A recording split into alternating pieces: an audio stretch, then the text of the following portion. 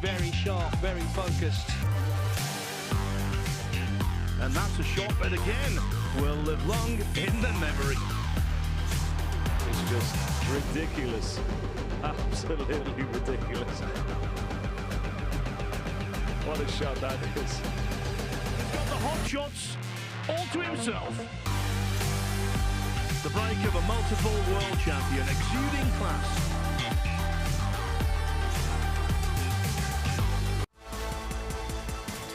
Leicester is a renowned sporting hub, home of former Premier League football champions, county cricket, world-class club rugby, horse racing, and of course, the Mattioli Arena. For 20 days in July, this venue welcomes the BetVictor Championship League, the first world ranking event of the snooker season. This is day 9, where 2 more groups in the tournament's first phase will be decided. Over on table 2, Scottish Open champion Lei Pei Fan headlines Group 19, that also features Ryan Davis, Long Ziwang and Matthias Baranowski. You can see every ball potted over there on the Matchroom Multisport YouTube channel. Here on table 1, it's Group 12. Welshman Dwayne Jones and Leicester's own Louis Heathcote are waiting in the wings. But first, it's Paul Deville against this event's champion in 2021, Dave Gilbert. Another day at the BetVictor Championship League is about to begin. Best of 4, the first frame, David Gilbert to break. Gilbert gets things going, and I can tell you that in the commentary box today, our guest commentator, I'm very pleased to say, hails from sunny Scotland, Ross Muir. Well, everyone, looking forward to this group today. 4 great players. I'm sure we're in line for some great snooker throughout the day.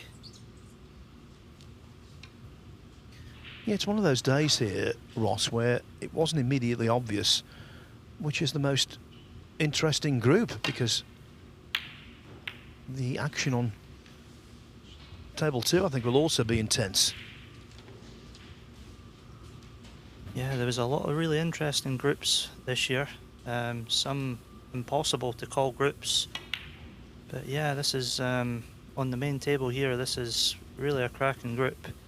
Dave, probably marginal favourite for the group, but I think there'd be a case for all 4 players in this group.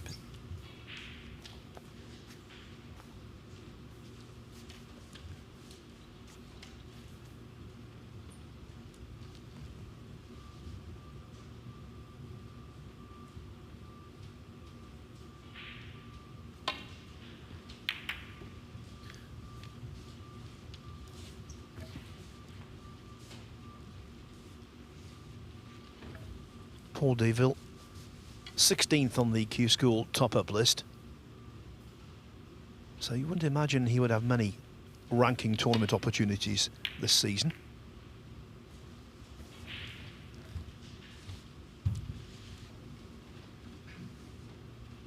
Very good players, Paul. He's definitely picked up a few good wins over the last couple of seasons as a top-up, and I'm sure we'll see him as a full tour card holder at some point in the near future.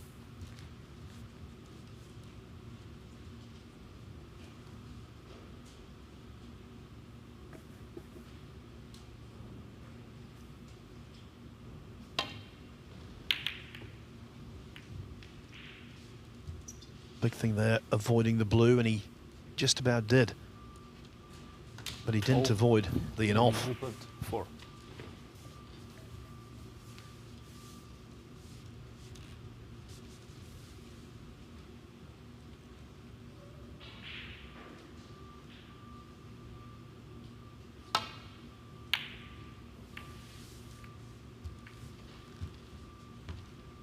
Not the worst kind of frame to kick off the day. It's these kind of frames where you really need to just see how the table's playing, just get a feel for how the cushions and cloth slide in and general pace, and you can use that for your advantage throughout the whole day.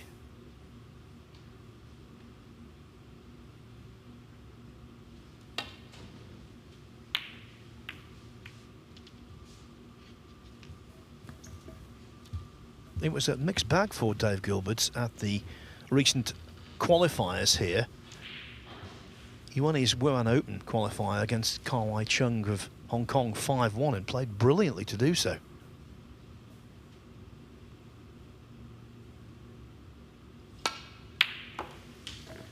Potting balls like that, he made breaks of 64, 105, 120, 91 and 70. But it wasn't the same story, unfortunately, for Gilbert next time out. He lost his British Open qualifier 4-0 to Matthew Selt.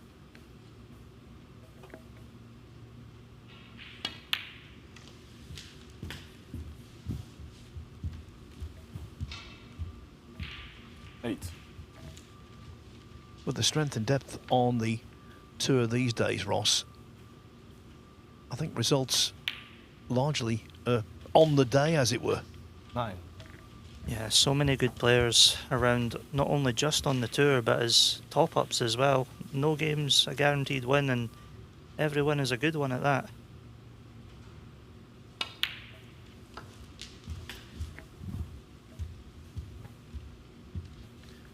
But he's a really 16. smooth cueman, Gilbert. Has his name on this trophy 4 years ago. Beat Mark Allen in the final 3-1. Allen, up until the final, had been by far the standout player of the event. He'd made a whole succession of big breaks. He'd 17. dominated matches, and going into that final, okay, it was only best of 5, but most assumed he would win. But it was Gilbert who got the last laugh.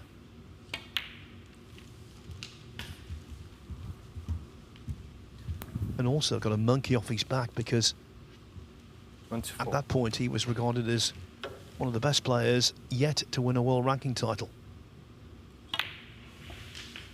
Tick the box here. 25.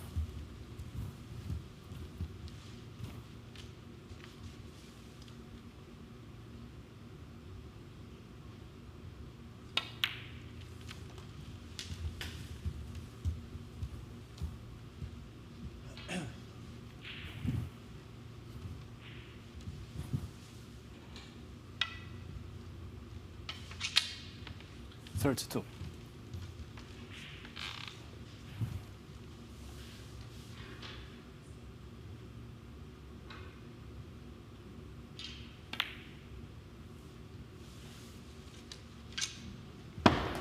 David Gilbert, 32. Was that because he was stretching, Ross, do you think? Yeah, those shots are... It's a bit of a blind pocket, but yeah, he'll be really disappointed at missing that. Probably, as you say, full stretch might not have helped the scenario.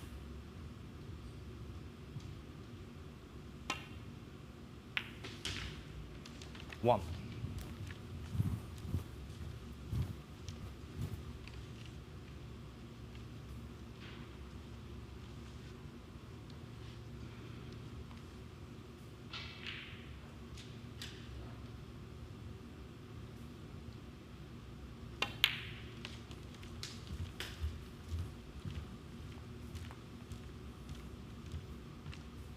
Eight.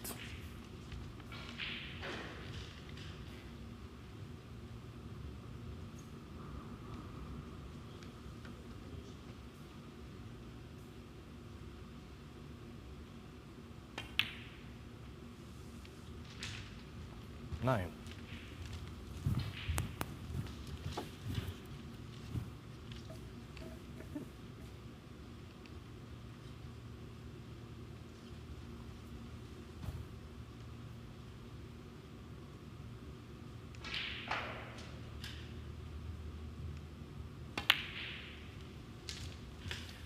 You mentioned the fact, Ross, that Deville had beaten some notable players on tour. Perhaps the most notable, Zhao Xintong, 4-3 in the last 32 of the English Open in 2021. Zhao, of course, now world champion.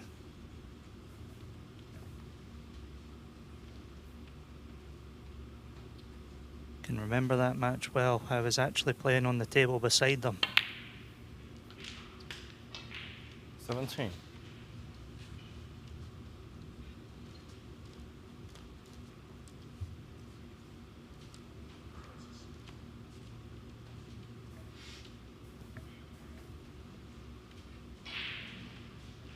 May opt to play a cannon on the pink here. Could screw past the pack as well, but let's see what he opts for. Very nicely played. Great opportunity now to put this first frame on the board. 22.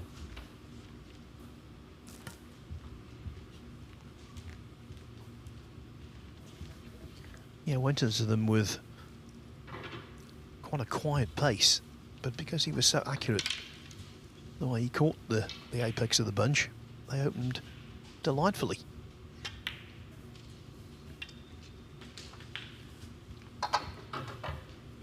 $23.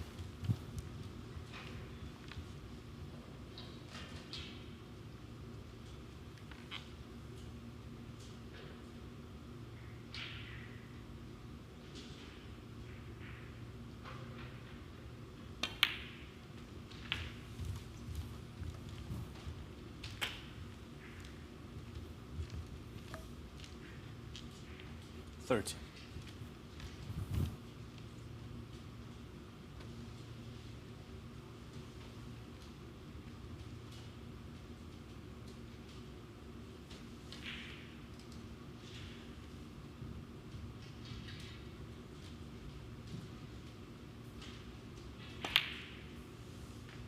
$31.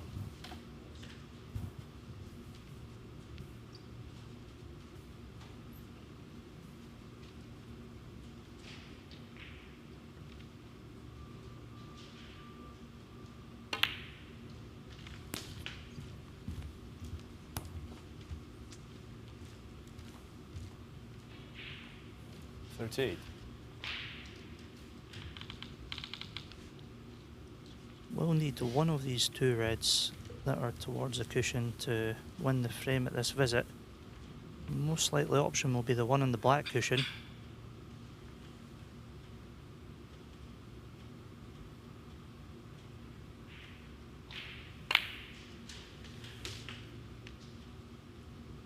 $39.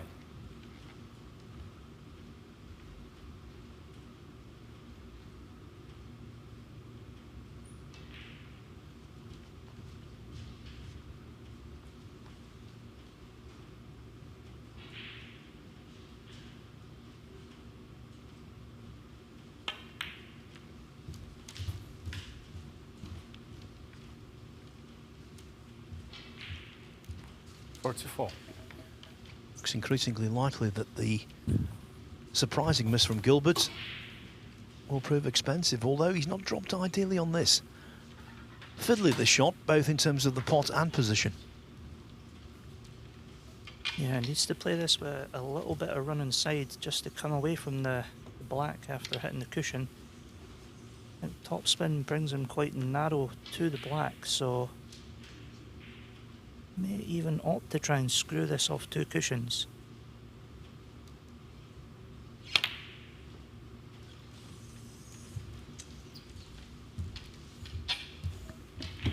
What a let-off for Gilbert. I can tell you on the other table, Lepe Fan will not be let off in the first frame. He's playing a Q-score top-up in Ryan Davis, and Davis is going to win the opener, although it's not over yet. 1.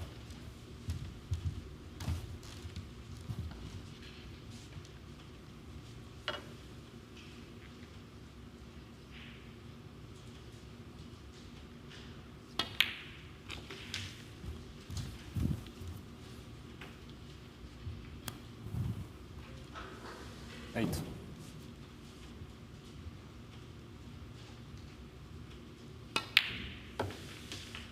9.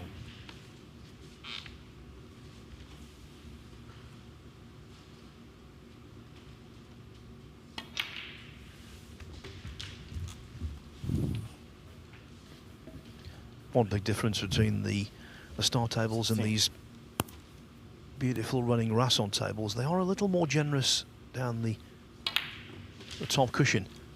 even playing at that quite crisp pace.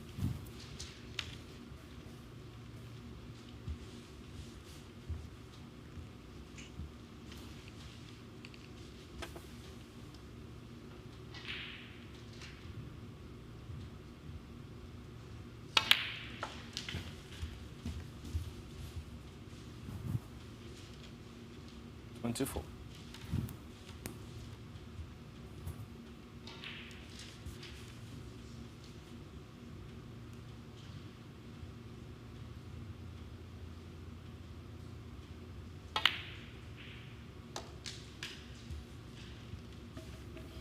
25. It's at times like this, Ross, when you're sitting in your chair, thankful that your opponent still needs one obviously very awkward ball. Not only that, he had a little bit of unintentional right side on that shot, which has just put him too close to this cushion for comfort. Probably going to opt to pot either blue or bot colour and play safe off the red, or look for safe spot, possibly coming off brown to get in behind yellow.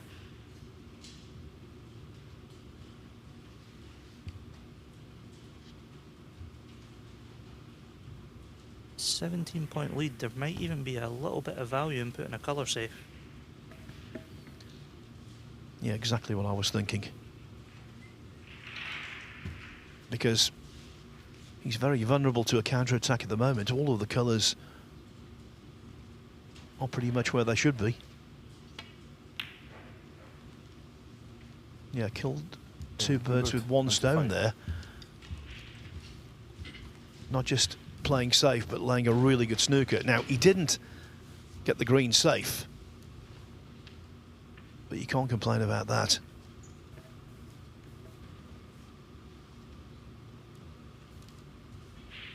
Yeah, Paul may aim to come off both block and black cushion here to rest onto the red. Coming off one cushion leaves the possibility of pushing it over the corner pocket, so twice up and down here and just settle nicely onto the red. Very, very nicely played.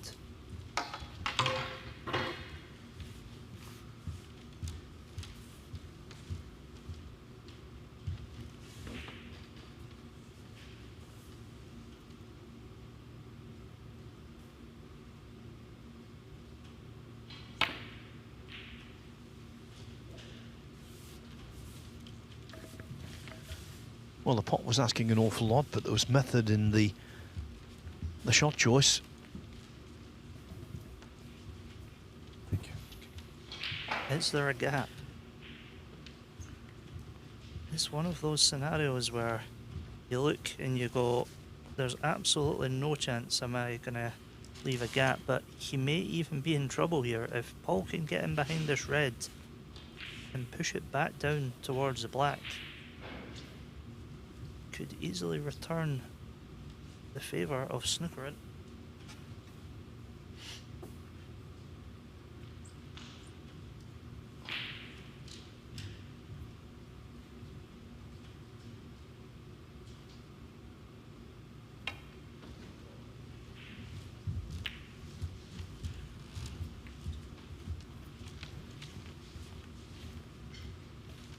Gilbert didn't get the gap.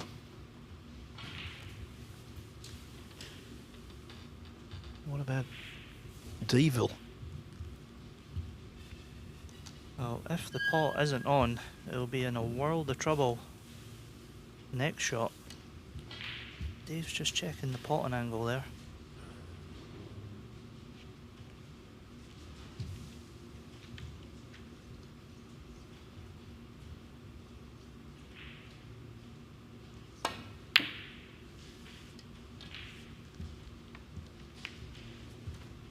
Oh, the little flick off the blue was just delightful from Gilbert's perspective, killing the pace of the red.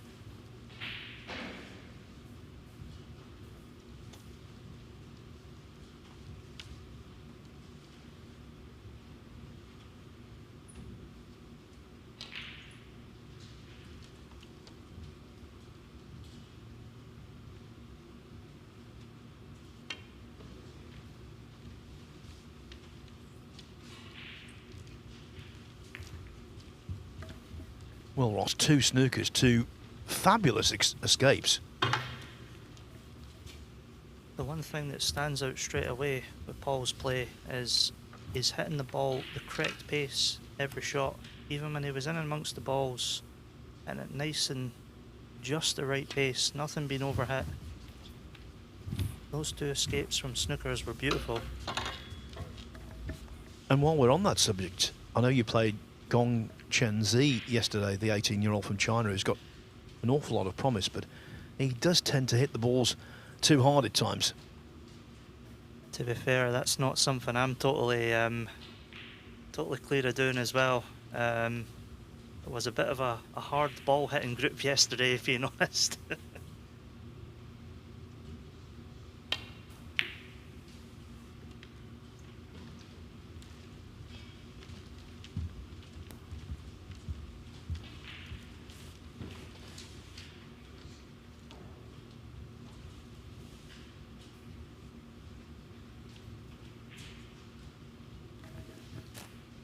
On table 2, Ryan Davis won that first frame from Lei Pei Fan with a 92 break. This first frame, intensely contested.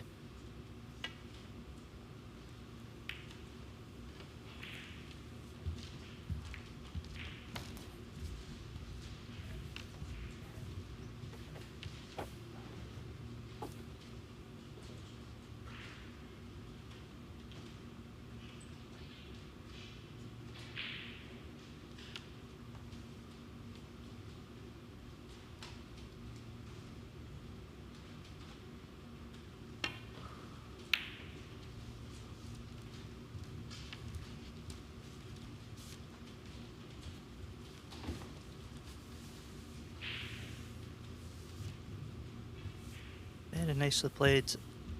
Not too sure if there's a gap big enough at the back of the red to kill the white, so got to be a little bit careful.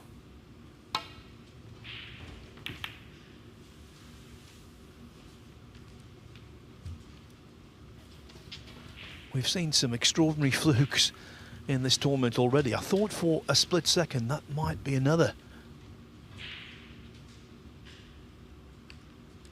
As it is, Deville's got the chance to steal. Yeah, and Gilbert doing his maths.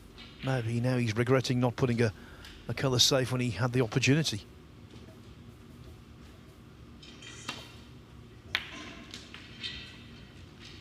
One.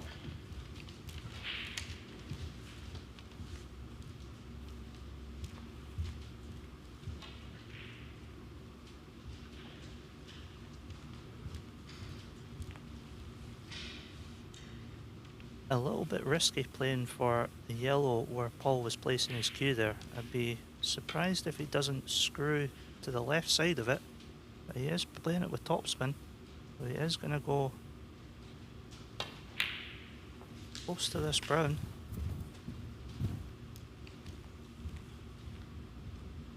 Six. When a player snookers himself, fully or partially, it's not always obvious before they play the shot, but that one looked highly likely, as Ross told us.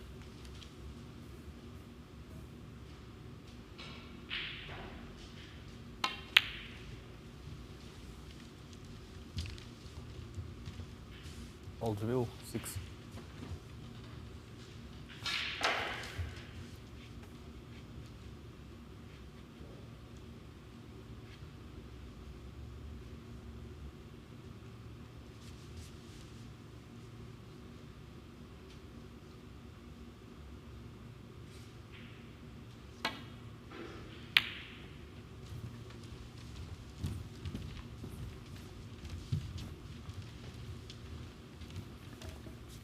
So 11 in front. Gilbert needs yellow, green and brown.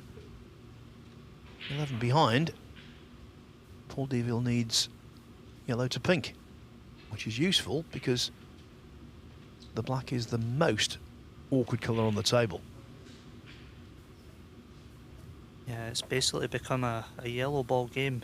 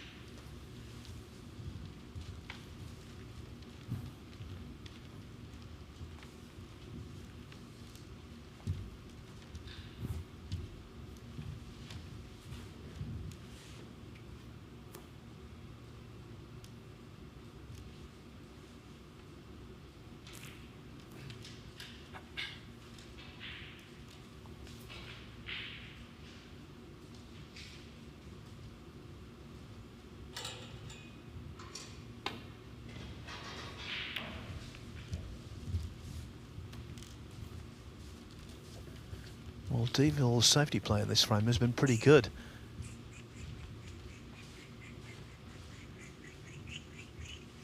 Doesn't look as though the yellow will go, but it can be deceiving. No, it did not go. Mind you, Gilbert's playing hardball as well.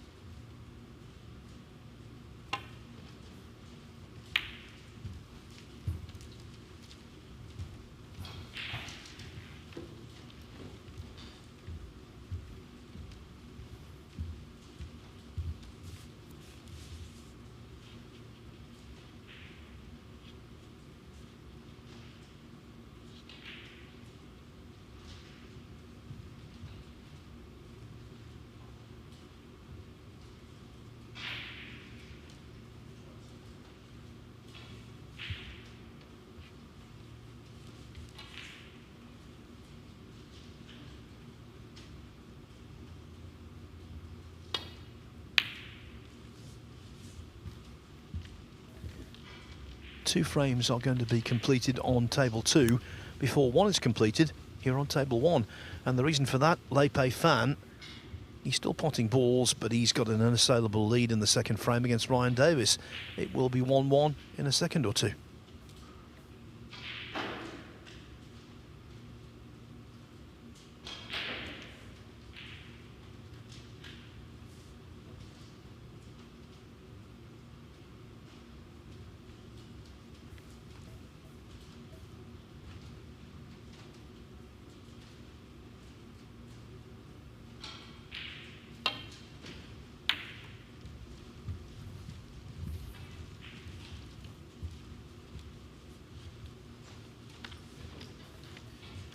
Like Deville's tactical play in this frame.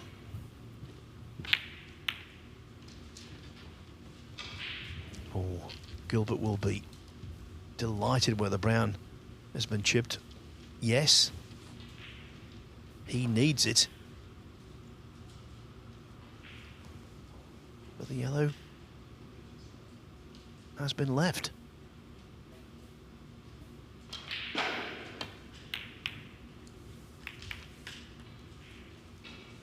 Two.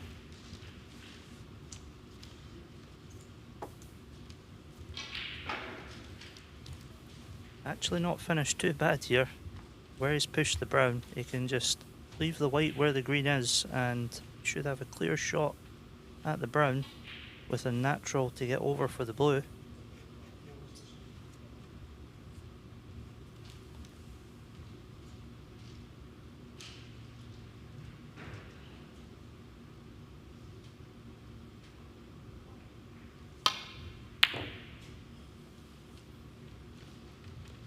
Oldsville, 2.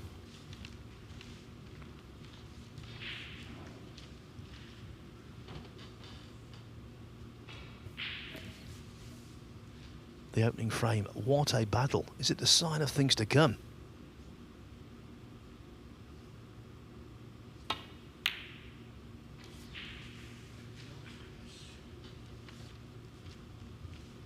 And the frame might revolve around that mistake.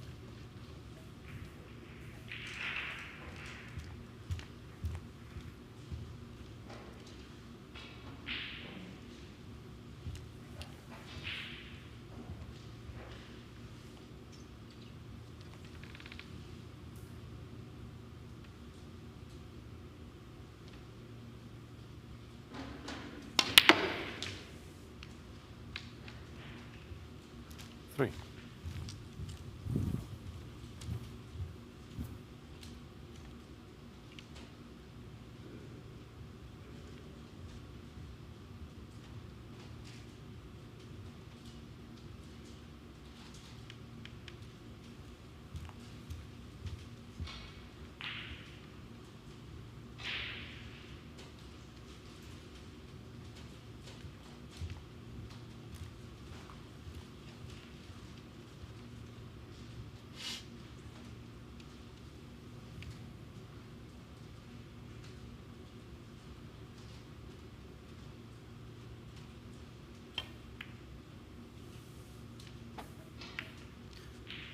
I think that was a case, Real Ross, of trick. trying to be just too precise. And what's more, he's brought the blue out into more open play.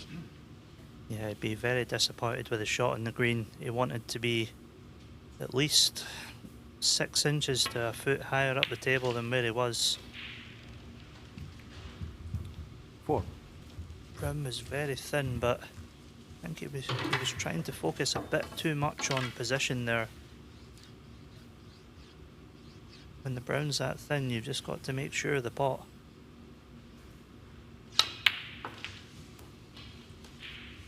Nine. Dave Gilbert missed a very good early chance to put together a sizable break. From that point, it became 15. a real tussle. David Gilbert. He must have thought at times he was going to lose it, but Paul Deville's mistake, bad mistake on the brown, proved decisive. Gilbert pots blue, then that was enough. He's taken the opening frame of the day.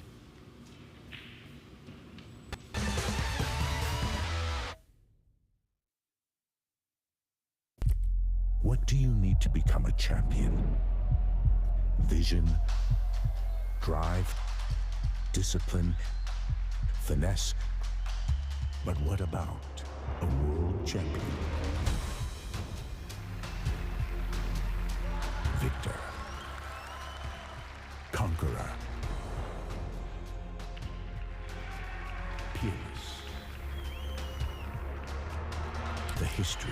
Reyes is the champion of the world. It's the king of the 9-ball ring. The biggest prize. The crown jewel of 9-ball.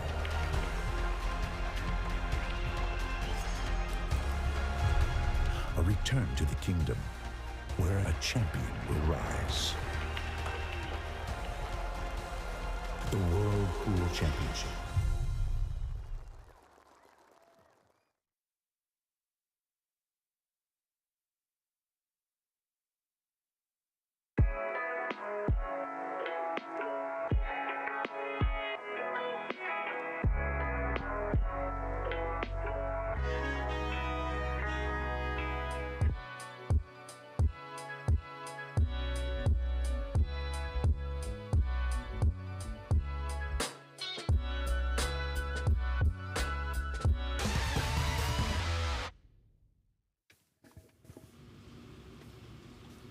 Plenty of breaks on table 2 so far today. Ryan Davis weighing in with a 92. frame, Paul Deville to Lepe break. Fan responding in the second frame with a 50.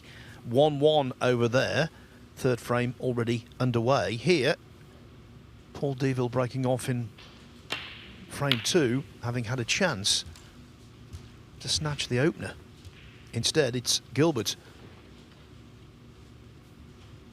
You wouldn't say he's off to a flyer, but that's just the kind of start you want in these groups. Get the first frame under your belt and then consolidate.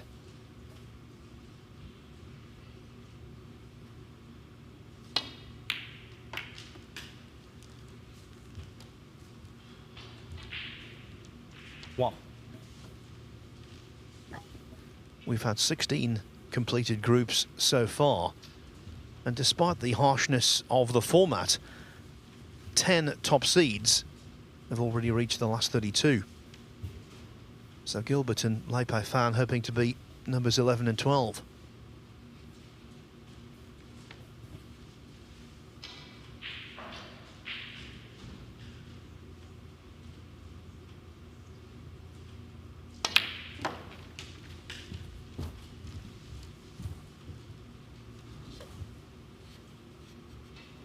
Three. Well, you have to praise that shot. Supreme position off the yellow. And suddenly Ross, 4. right at the business end of the table. Yeah, that positional shot on the yellow there was superb. It's just unlocked this opportunity here.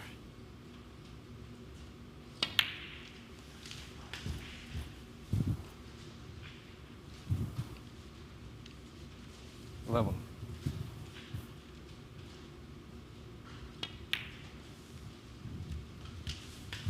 12. And although he might let me down, I will say this. The greatest strength of Gilbert's game is scoring. This is where he's happiest. 19. In and around the black spot. 20.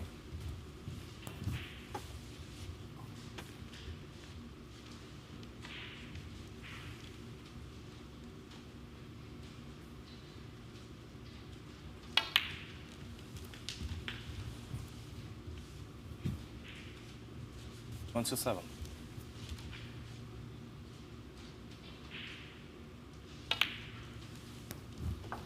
28. Still a little bit of work to do. Let's see what angle he leaves himself in this red.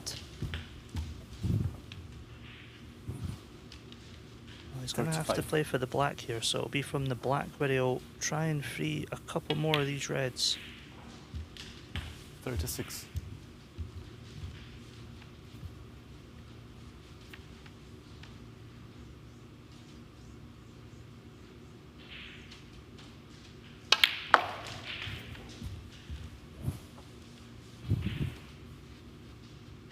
43.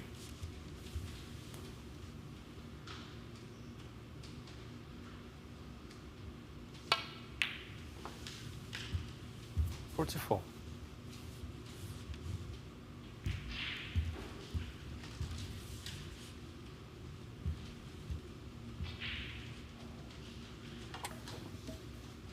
'He's got a very respectable resume, has Gilbert. A couple of times he's been to the last 4 of the World Championship. In fact, in 2019, having knocked out 46. Joe Perry, Mark Williams and Kyron Wilson at the Crucible, he was only denied a place in the final of the World by John Higgins, who won 17-16 after trailing for much of the match.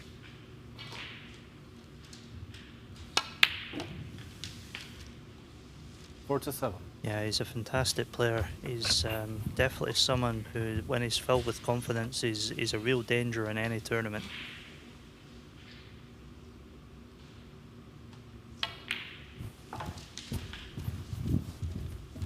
Yeah, I think the Achilles heel for Gilbert, he finds it very difficult to accept substandard performances. Gets frustrated if he makes mistakes. Yeah, I think we've already seen in this 53. match there's been a few comments made to himself, just trying to get himself fired up.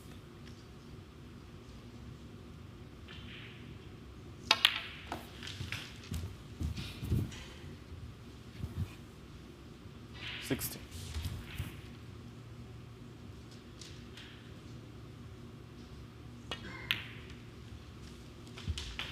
61.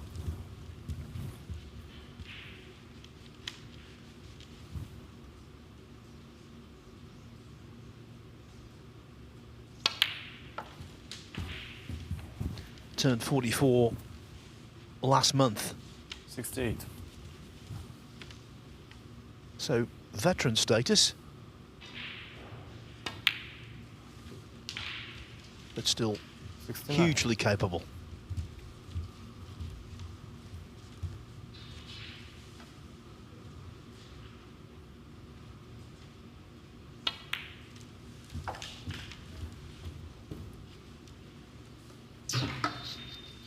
$74.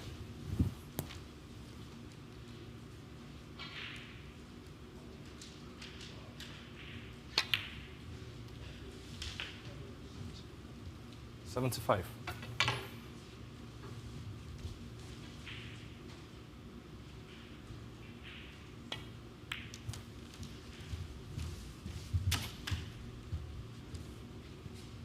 80.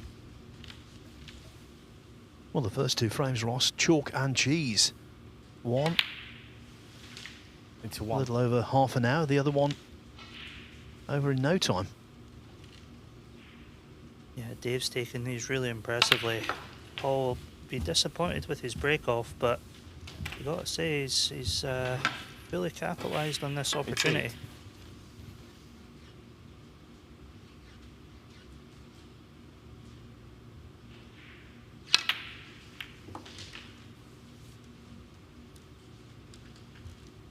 89. And I now expect to see our first century of the day in this group.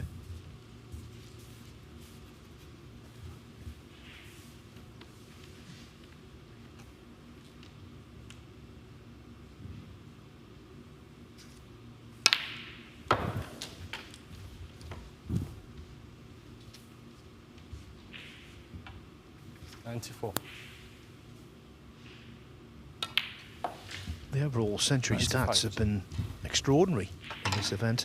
Gilbert needs this to be the 31st player to make at least one century.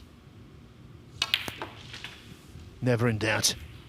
So that's 45 centuries in total in the tournament. 102. And given the format, these short matches, I think that's a really high total. 104.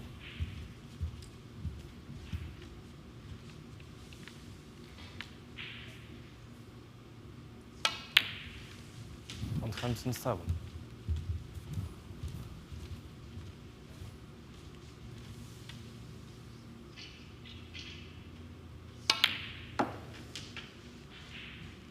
111.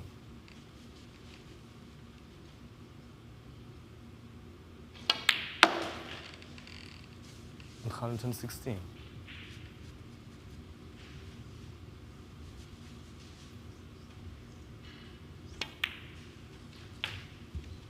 122.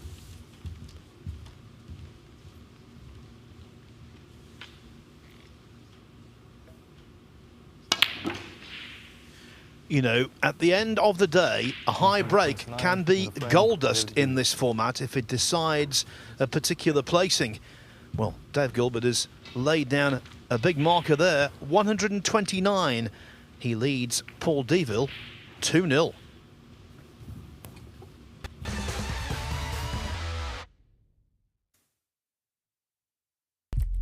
What do you need to become a champion? Vision, drive, discipline, finesse. But what about a world champion? Victor, conqueror, peerless. The history. Reyes is the champion of the world. It's the king of the 9-ball ring. The biggest prize. The crown jewel of 9-ball.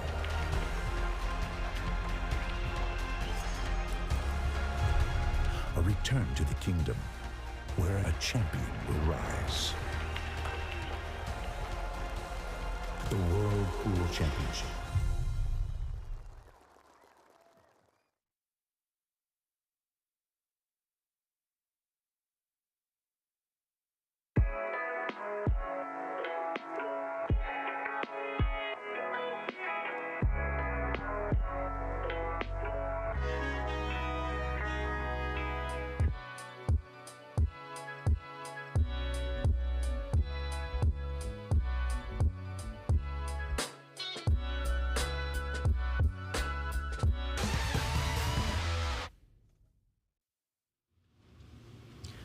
There is something about competing in the BetVictor Championship League that makes Dave Gilbert strap on his scoring boots. Now, when you consider, way back in 2015, he made his first 147 in pro competition in this event against Zhao Guodong. Then he made his second, also in the Championship League, against Stephen Maguire in 2019.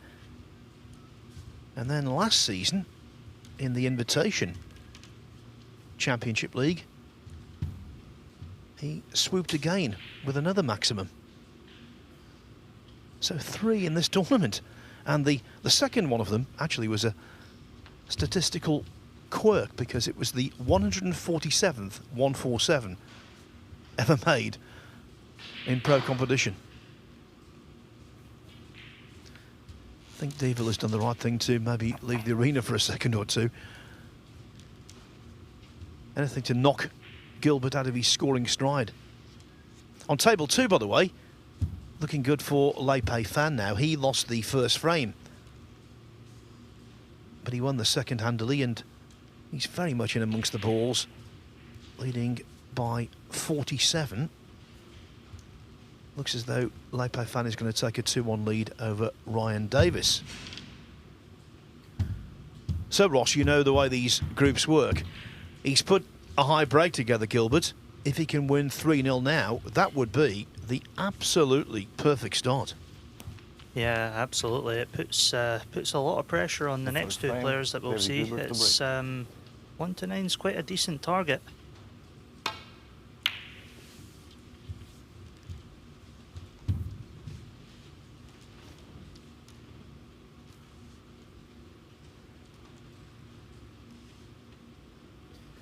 Yeah, so just going back to that 147 info I was giving you, Gilbert's made 3 147s in pro competition, all of them in this tournament.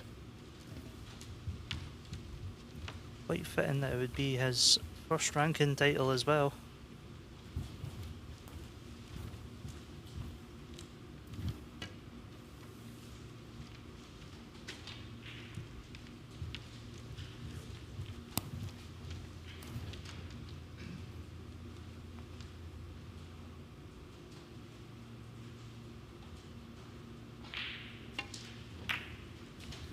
So the best that Deville can do now is a draw. But if you draw your first match, you're still very much in contention. Lose, though, then you're in trouble. Yeah, every frame is crucial for deciding the final standings of this group, so Paul giving it everything to try and get something out of this match. Well, let's put it this way. No one has lost their opening match and won a group in this year's tournament. A couple of players have won a group despite losing a match. Alfie Burden lost his 3rd match, but he'd gone into his last match, that 3rd one, knowing only a frame was required. He won the first frame of the match and then, obviously demotivated, was beaten. The other player who lost a match and won the group was yesterday, Pang Junzhu, but that was the second match. He won his first and his 3rd.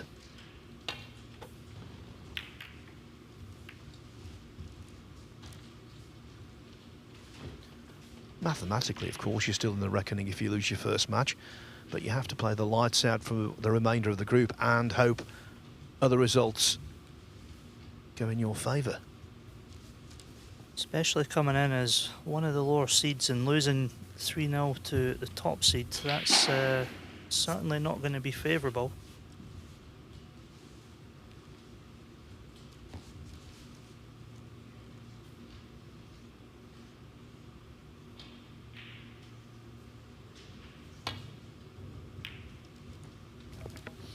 Felt sorry for Oliver Lyons yesterday. He was 2-0 up in his first group. Or in his first match, I should say, against Jiang Jun. Early in the 3rd frame, Jiang tried to power in a red. He missed the red. The other balls were scattered everywhere. He had an outrageous fluke, made 70 odd, and eventually got a 2-all draw.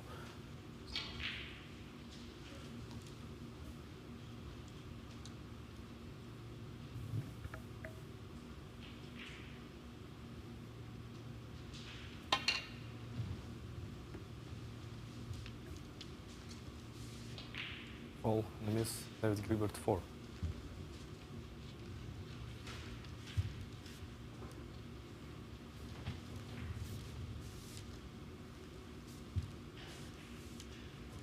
Dave looking to be aggressive here, opening up the reds and trying to get a good cue ball here.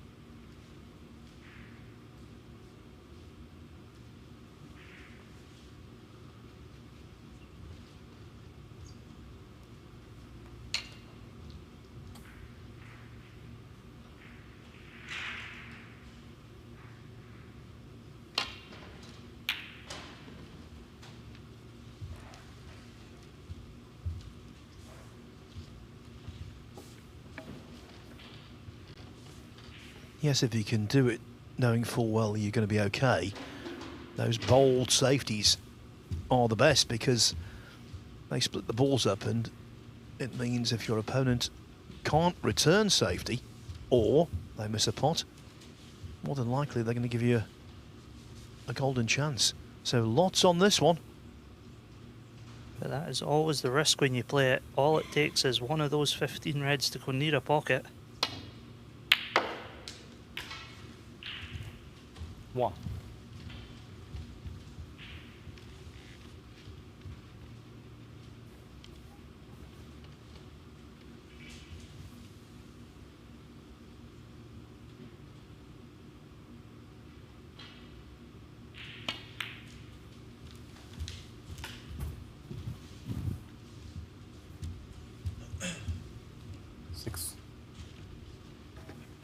Good standard on the other table. I can tell you Lepe Fan has taken that 2-1 lead over Ryan Davis.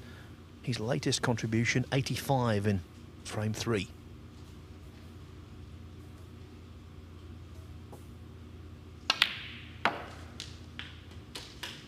Eight.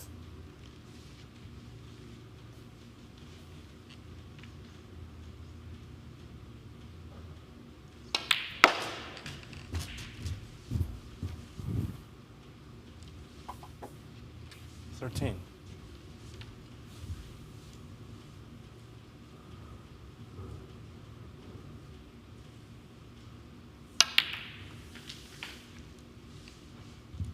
Fourteen.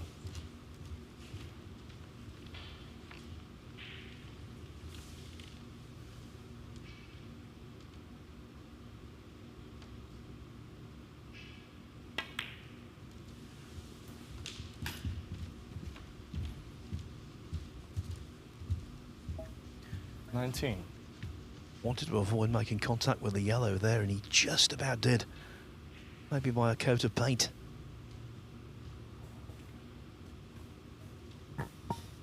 He's opting to play for blue for the reason of the black is a little bit awkward if he were to pot it. Probably looking to clear black or pink spot before he chooses to pot one of the two of them.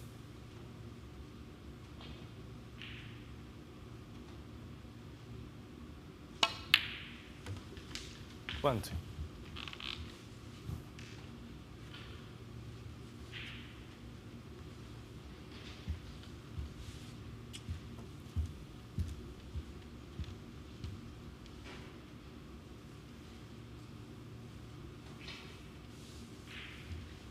When the pink's respotted, I'm not too sure if this red will pot into the left black pocket, so he has a little bit of work to do here.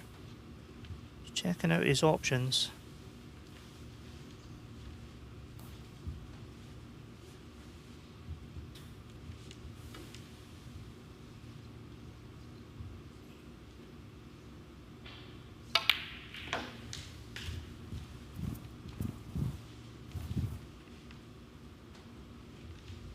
26.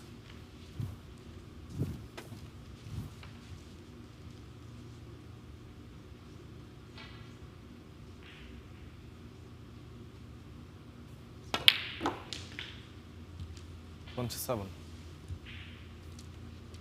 Nice angle just to flick this red off the black spot.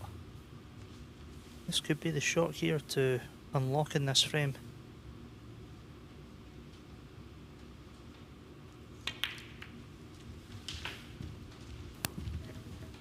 And the whole mood of this match could have been so different had Deville edged that opening frame, which he might well have done. 34.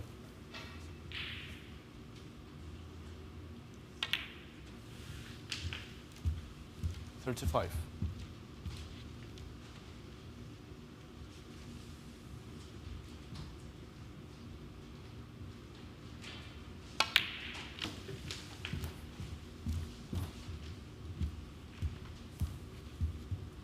41.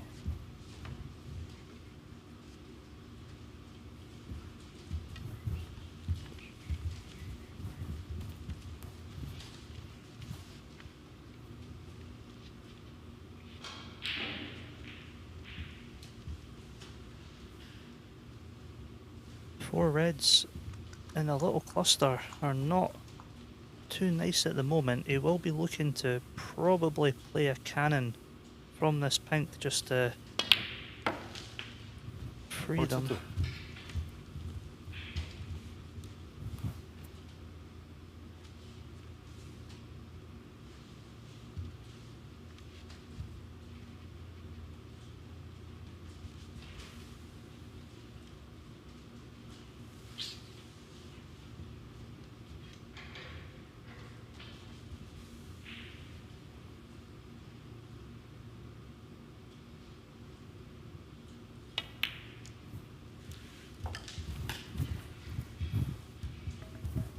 It began as something of a slog. 48.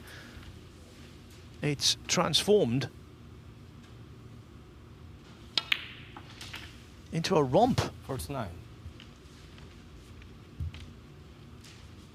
Gilbert dominating frame 2 and looking like doing the same in frame 3. Until then. 55.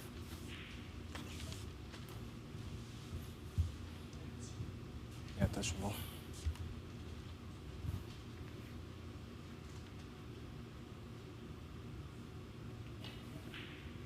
Well, Ross, touching ball helps with these safety choices, but he's still very annoyed to be out of position.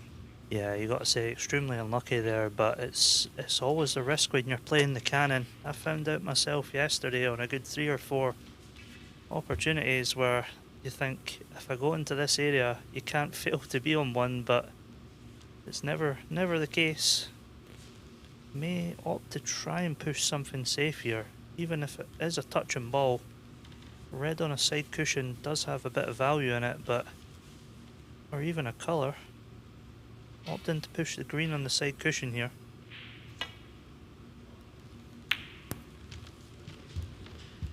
David Gilbert. A 55. much more sensible approach on that green than Jack Lazowski showed last night in the second frame against Gong Chenzi when he just had a wild slash at the green. When Gong needed 2 snookers, Lazowski went in off.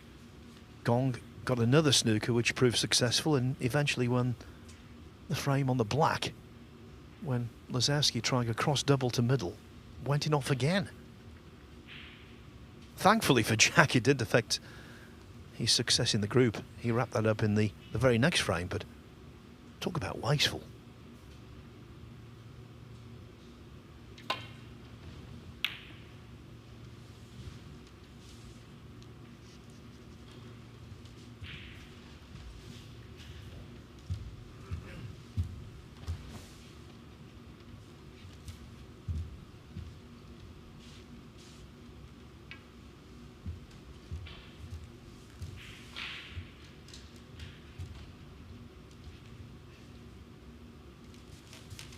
Now this shot could be the last big test he has to pass in the match.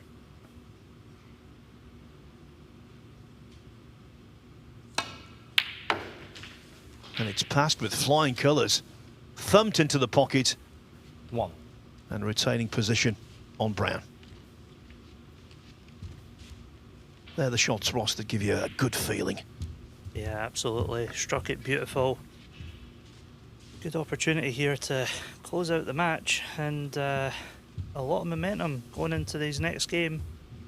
Played really good these last couple of frames.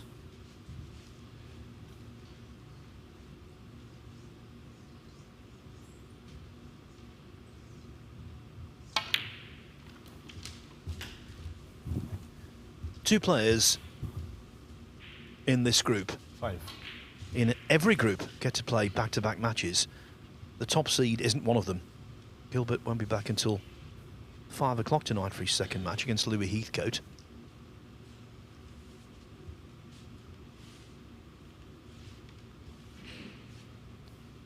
This one isn't over yet, though.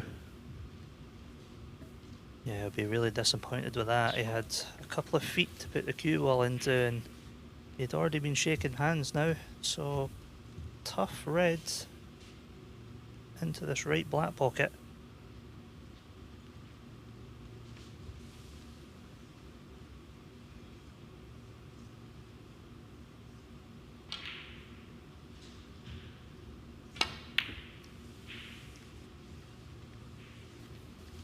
I think that is one of the toughest balls to accurately sight. That kind of shot.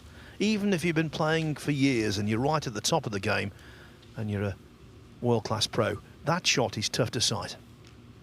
Absolutely, and I think the left middle bag was in his thoughts as well, so I think he just tried to pour it a little bit thinner. But still in command in this frame. He's got the insurance ball of the green as well.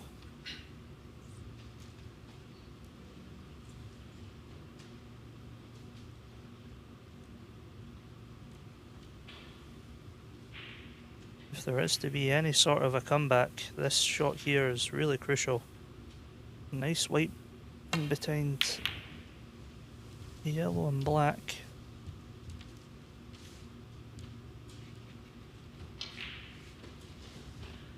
I think he's just got there, so pretty good safety shot from where he was. Being 64 in front with 67 on, at some point Deville will need blacks. And where it is against the yellow, or very close to the yellow, that's another thing in Gilbert's favour.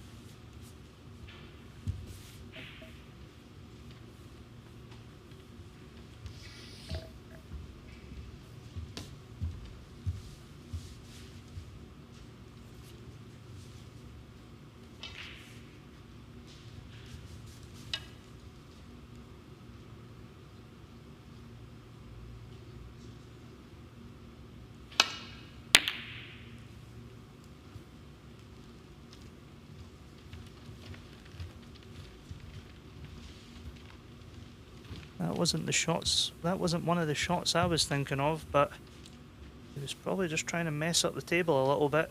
Half a chance here for Paul.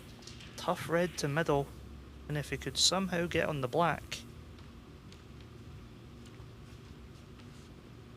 He's looking at a safety, so obviously doesn't fancy that red to middle bag.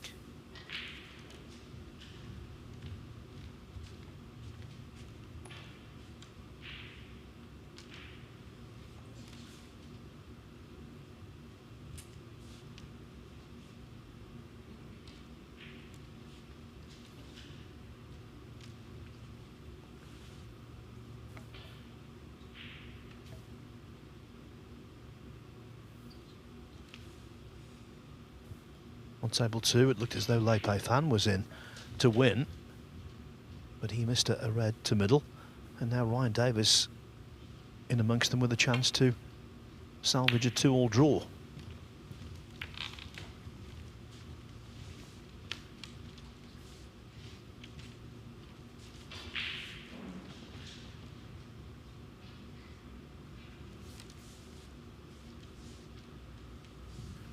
So this is frame and match ball. He has missed a pot like this before, overcut it.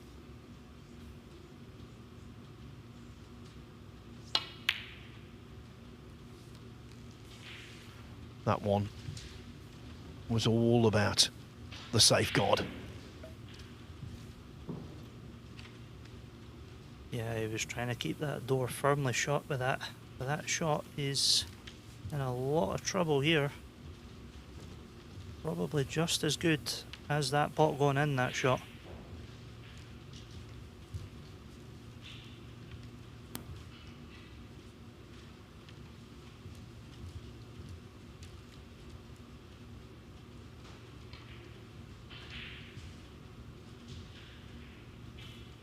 To use that football analogy, this is like being 3-0 down with 5 minutes left, kicking against the wind.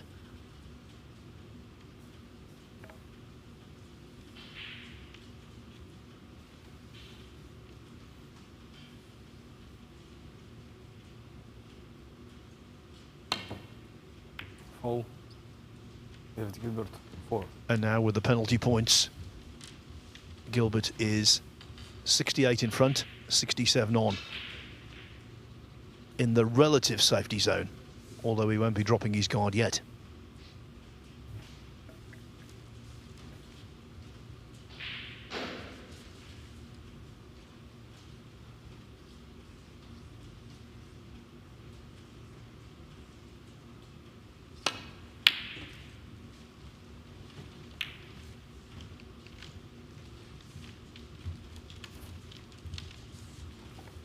He obviously didn't see Jack Lazowski last night. That was one of those shots that you don't play in that kind of situation where balls are running wild around a table.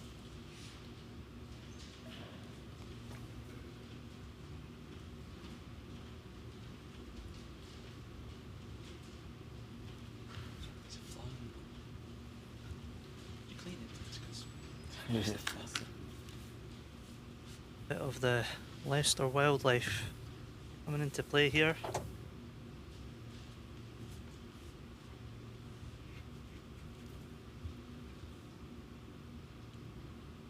It's actually not the worst table for snookering. If he could pot this red and the pink, there's still hope left in this frame.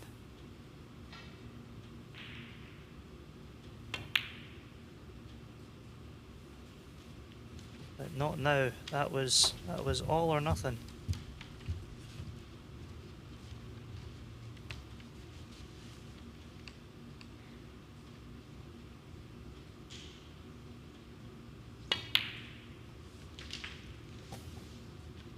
During that first frame, which was quite a lengthy one, who would have thought the first match on table 1 would have finished before the opening match on table 2? But that's going to be the case.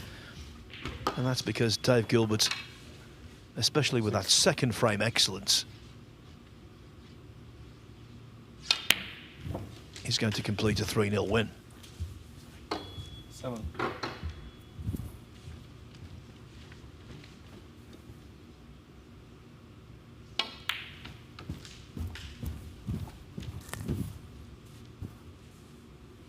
Well.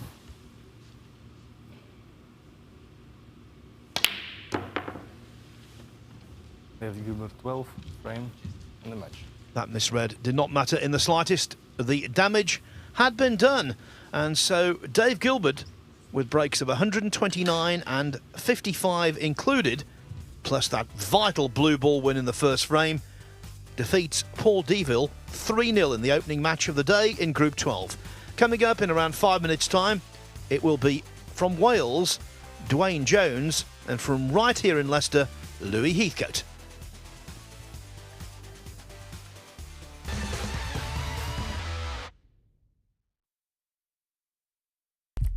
What do you need to become a champion?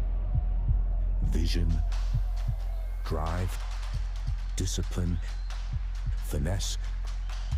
But what about a world champion? Victor, conqueror, peerless. The history. Reyes is the champion of the world. It's the king of the 9-ball ring. The biggest prize. The crown jewel of 9-ball.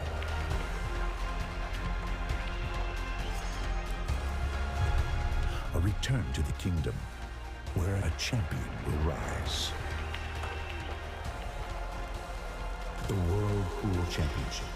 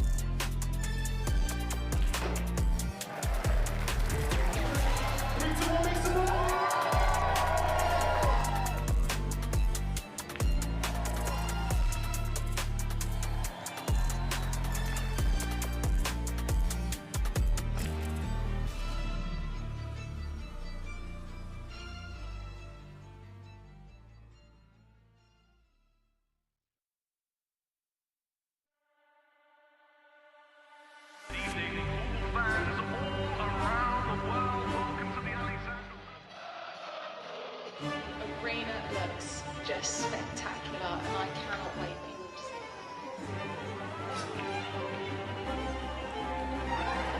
Julius, don't worry. Yeah, but plenty of guys that need to be ready. We're the champions. You need to come take it. Hey, you want to follow me in there next? Yeah, I know you're ready. All we've been doing is speak English, but please speak, because I ain't still working.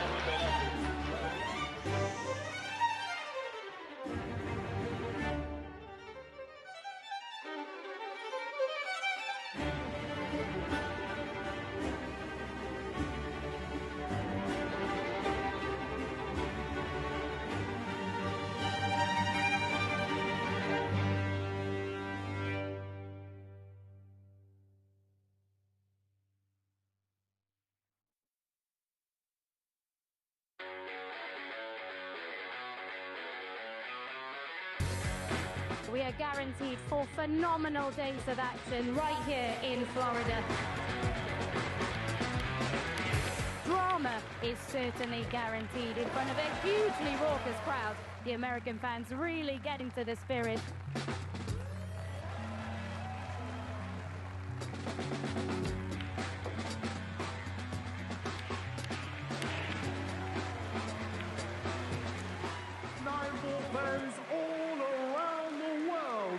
So much history, so much prestige, and it all comes down to this.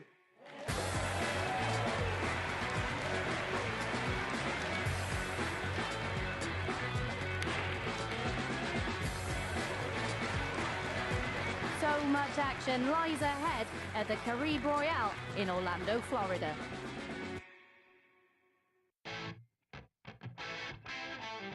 We're back at the Harrah's Resort in Atlantic City for the US Open. It is one of the most prestigious events in the calendar. Record breakers, history makers, it's that time. Let's play 9-ball.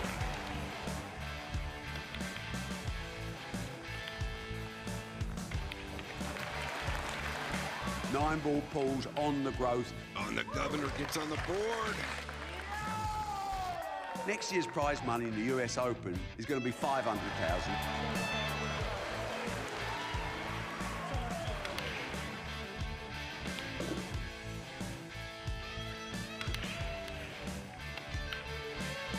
The man they call the Ghost has left everyone for dead. We will take this sport to places it's never been, and that's a bloody guarantee.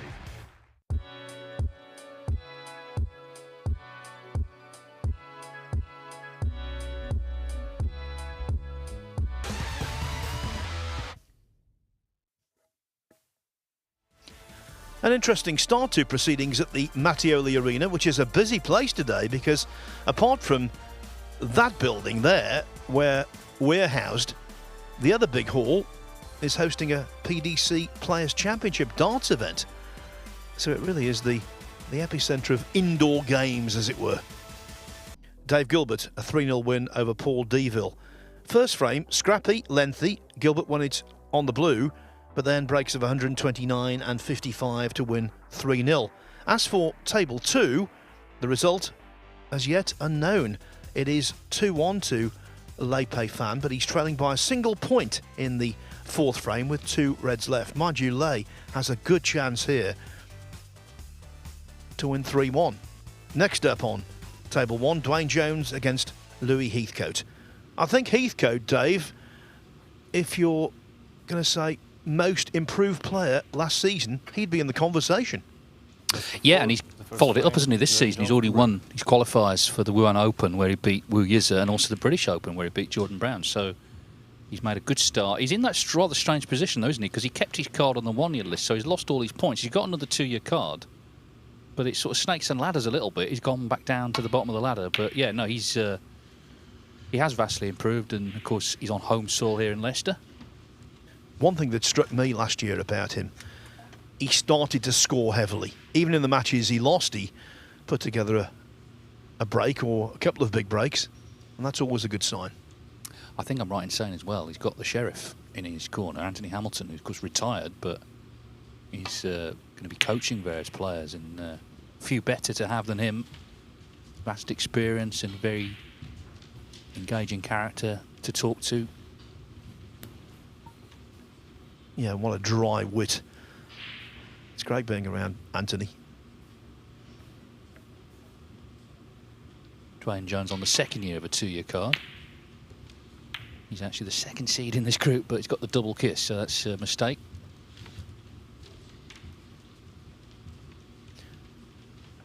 No, I was telling you that Leipzig fan had got a great chance to win his opening match. Well, it looks as though he's going to make the most of it.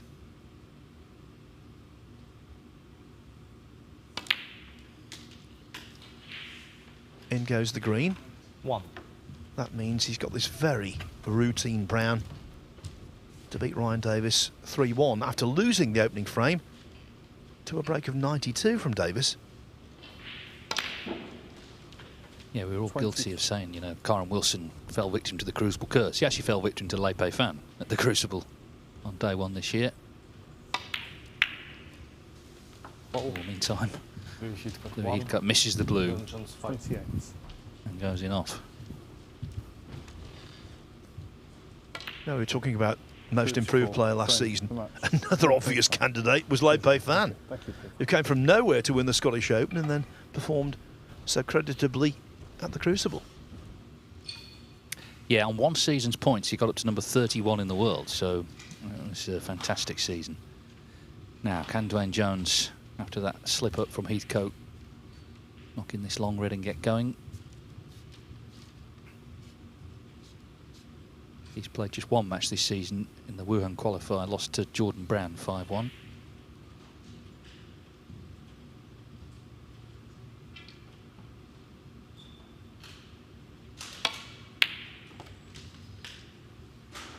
Wow, that was beautifully struck. Yeah, he just caught it slightly thick, so that made whether he would stun away from the pink enough debatable, but I think he has.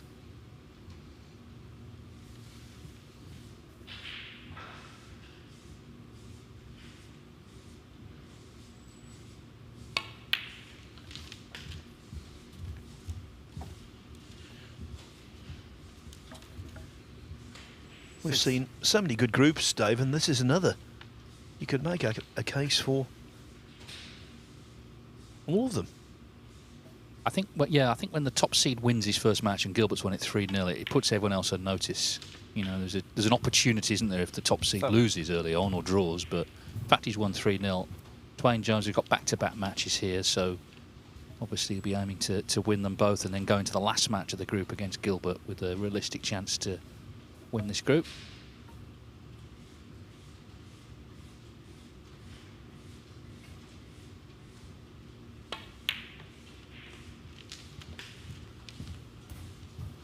He's experienced one of the great atmospheres in snooker, the one table 14. set up at the Tempodrome in Berlin, German Masters. He got to the semi-finals there in 2019. Had the chance to walk out in front of nearly 3,000 fans.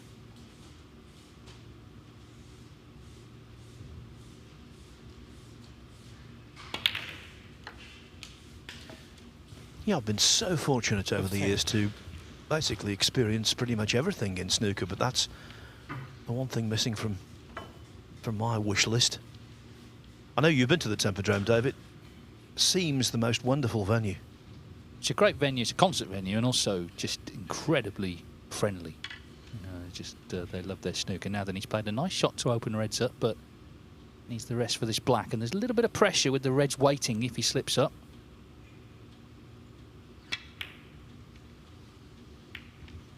But he hasn't slipped up, so this is a very good chance now to win the opening frame. Yeah, the German Masters firmly established now as a very popular stopping off point for the tour. Karen Wilson won a dramatic final, of course, this year in a decider against Barry Hawkins 10-9.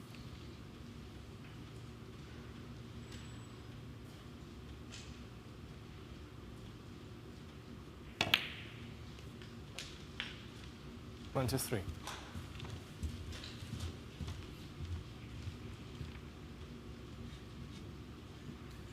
I think the temperatures in Berlin at that time of year for the German Masters are very different to what they are here in Leicester right now, and apparently another heat wave is on the way. The AC in the Mattioli Arena working 30. Overtime.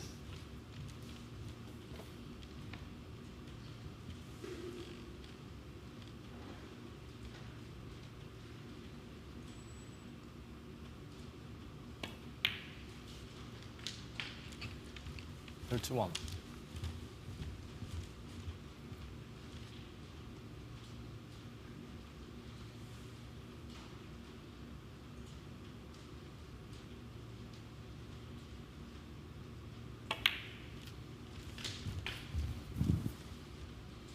Well, I'm sure he will feel he should win the frame here. 38. Heathcote was in first, but looking to split the reds off the blue. Actually missed the blue, went in off. And then we saw Jones knocking the long red with the ball in hand. Cue ball, that is. 39. Second match on table 2. Just about to begin. Long Ziwang of China against Poland's Matthias Baranowski. Yeah, one of 3 Polish professionals now. New on tour this season, came through the Q school.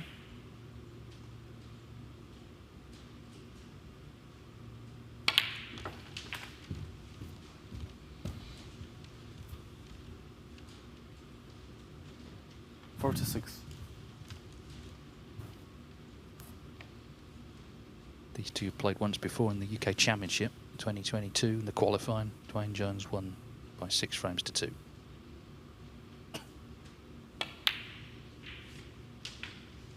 $47. Yes, and in that match he did what he's doing now. Really scored.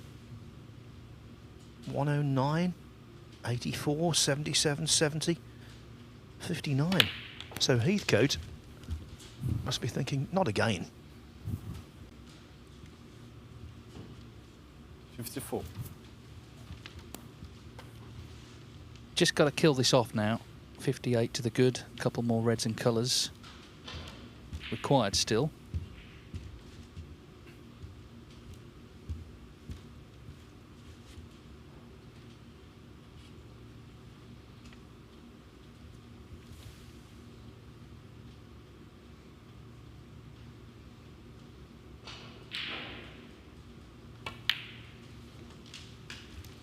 $55.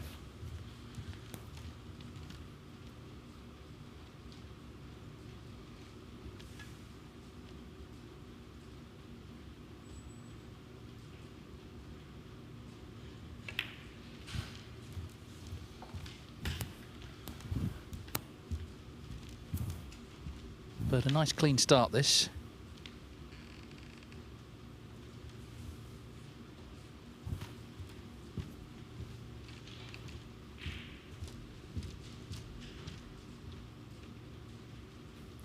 All spots 61. occupied, so the pink has to go near its own spot in a direct line towards the black without touching another ball.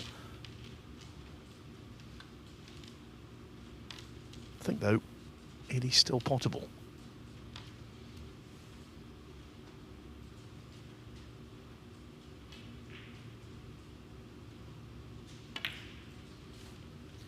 There's your answer. 62.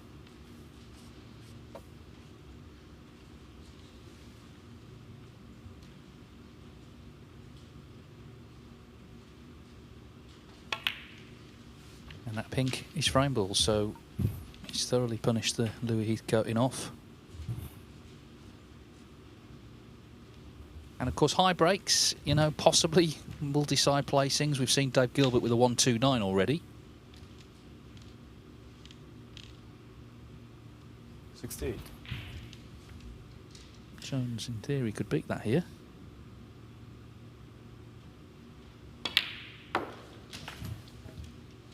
Yes, it's quite an easy commute for 69. Gilbert from his home in Tamworth. Not inconceivable. He might have popped home in between matches, but if he's keeping tabs on the scores, he will want this to break down a little earlier than 1-2-9.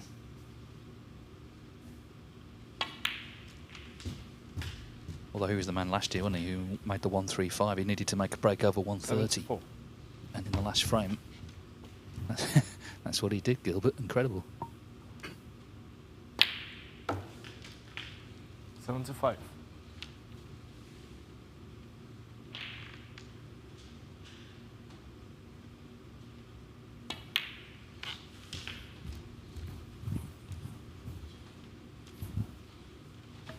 82.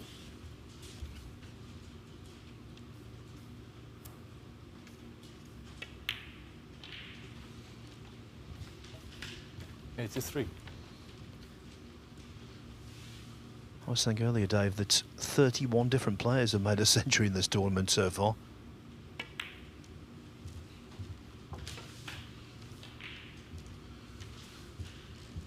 '88.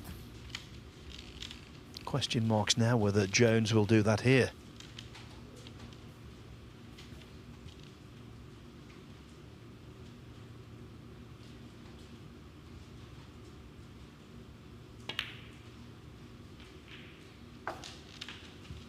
'89.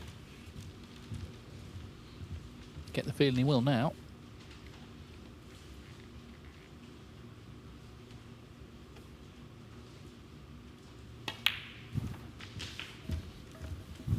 So the break goes to 96. Now it will be interesting to see whether 96. he's aware of the break situation.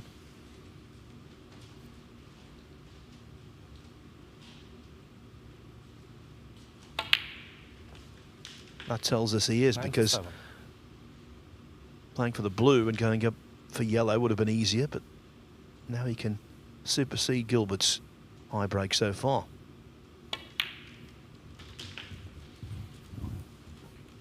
Well, a wonderful start. This century for Dwayne Jones in the opening frame.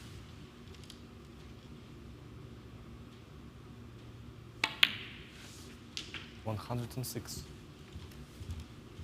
I commentated on Jones last year in the UK Championship qualifiers. He played Stan Moody. He really struggled. 109. And yet here, well, this is world class.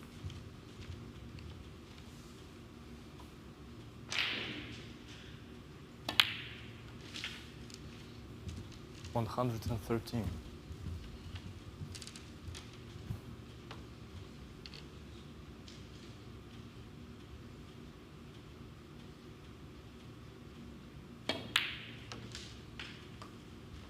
'118.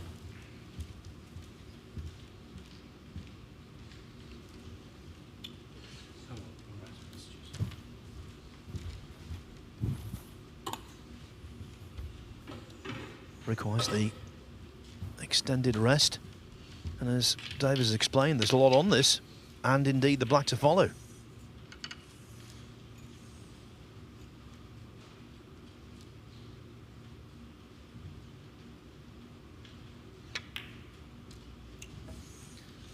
Well, Dave Gilbert breathes a small sigh of relief. Nevertheless, that is a very confidence-building start for Dwayne Jones, who wins the first frame against Louis Heathcote with a very nicely compiled century.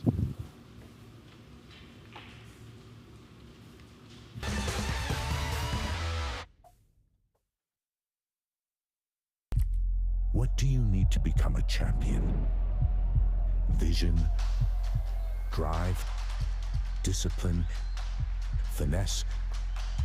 But what about a world champion? Victor, conqueror, peerless. The history. Reyes is the champion of the world. It's the king of the 9-ball ring. The biggest prize. The crown jewel of 9-ball.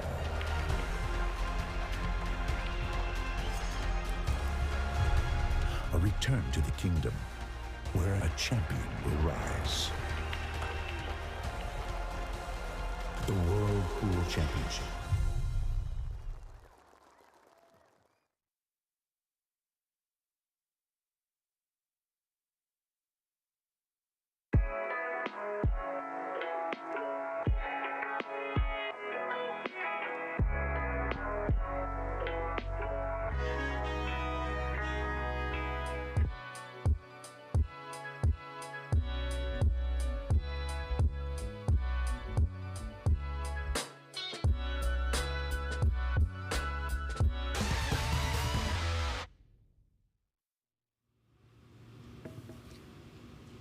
We've seen some good snooker so far in the BetVictor Championship League, day 9 at the Mattioli. The second frame, Louis Heathcote to break. Dwayne Jones off to a flyer. Louis Heathcote immediately in some trouble. Yes, a draw would be okay, but given the fact that Dave Gilbert has made such a quick start, you get the feeling a draw would be more beneficial to him than either of these two. Yeah, Gilbert's dream scenario is that the next 2 matches are drawn, this one and Dwayne Jones, Paul Deville, and then if he beat Heathcote at 5 o'clock, he'd win the group. But obviously that's all out of his hands. Louis Heathcote only really made 1 error there and was just thoroughly punished.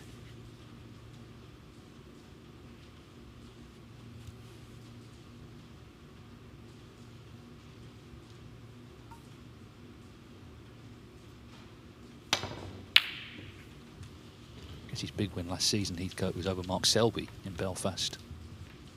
Commentated on that. It was one of those sort of late night thrillers. And went on to go to the quarterfinals.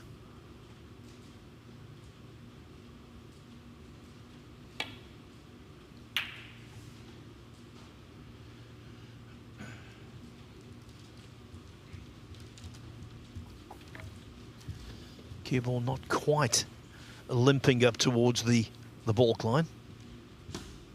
Yeah, that win over Selby must have meant an awful lot, apart from the prize money and the ranking points and the fact it was deep into a tournament, because of course Selby is from here in Leicester as well, so Heathcote would have held him in very high regard.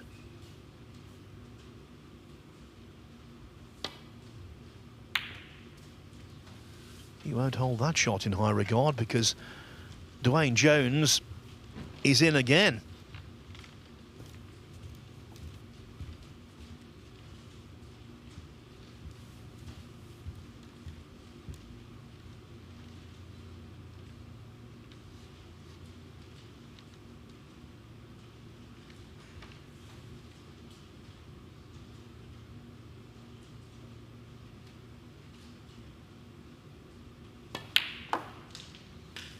One.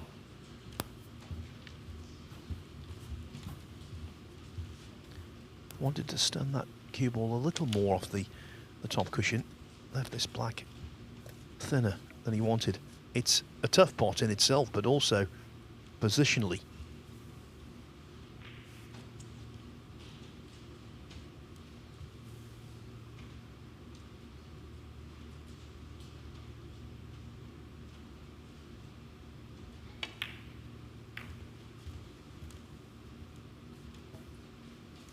Now these pockets have been quite generous when you're playing at slow pace. I think he thought that had a chance of dropping, so did I. But it refused to. It teetered on the brink, as a few players have here at the Championship League this year.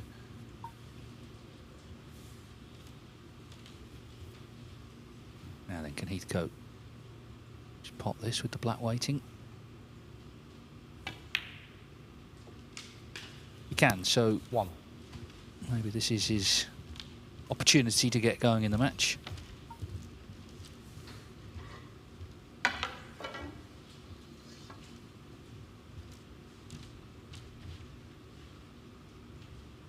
They call him the Hoover. That's his nickname.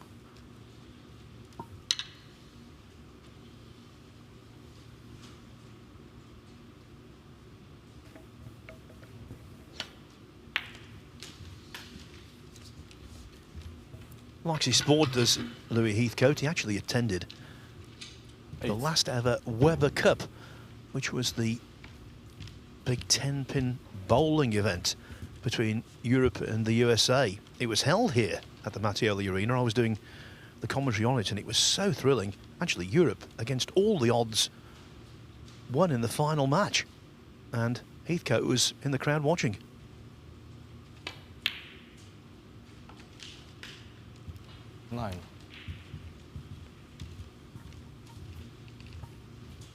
So what you're saying is after you did the commentary, they never had it again. Exactly. I finished it off.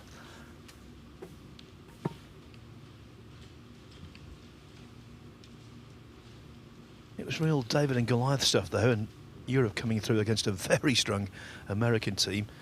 The crowd were going crazy.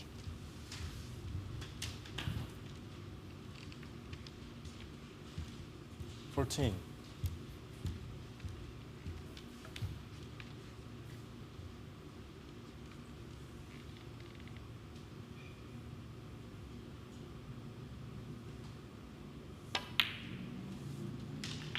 $15.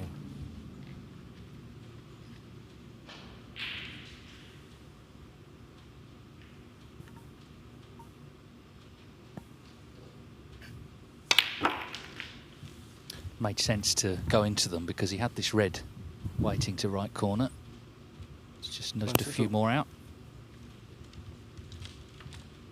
Made 14 centuries last season, of the 58 he's made in his career. Highest break on tour 137. 23.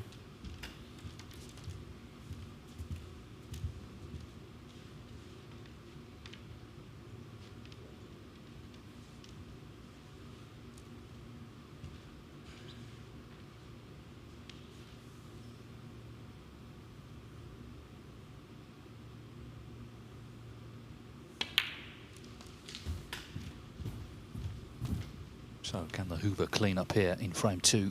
30. Ensure that we have 2 more frames.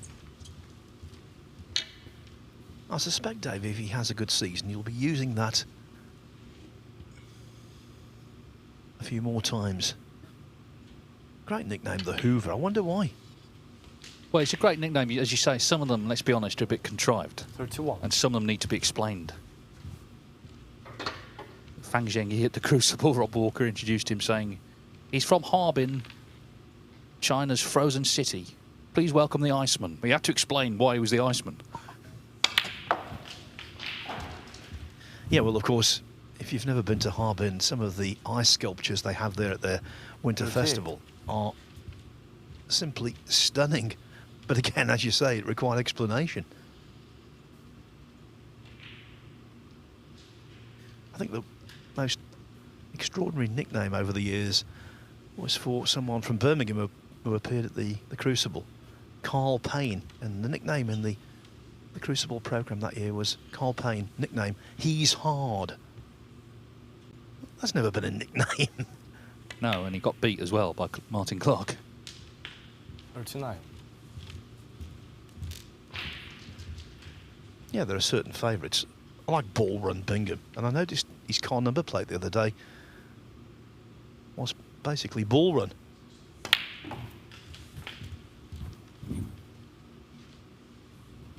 Well, coming up to a crunch time now because he's still going to need a couple of reds in the cluster, so he's going to have to disturb something soon, and if that comes off, then the frame you feel should be his. So building up to a key shot here.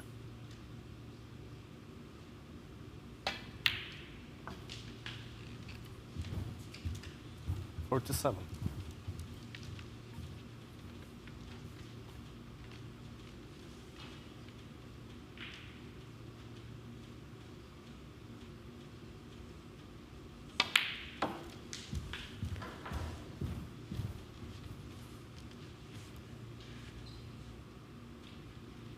$52.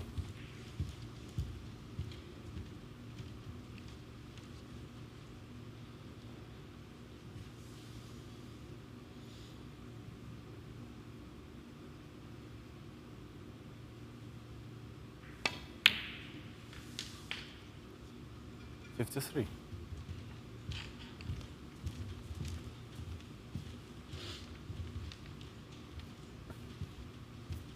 Well, as ever, don't take your eye off the pot. That's the other important part of the shot.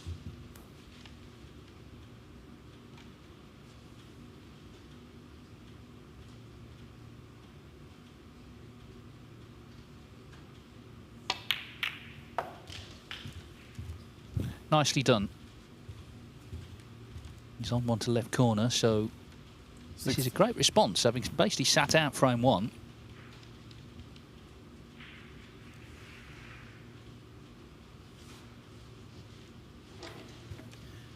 think it's fair to say, Dave, the evidence is stacking up. In terms of overall standard, this is the best ever ranking Championship League. Yes, we've seen some truly awful frames and 61. a number of pretty bad matches, but generally speaking, the standard has been supremely high, considering the format.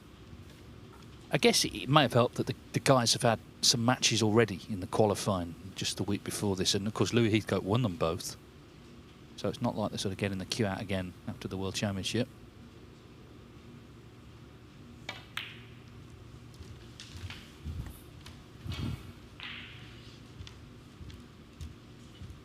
.66. So can he hit back with a century, maybe set a new high break target?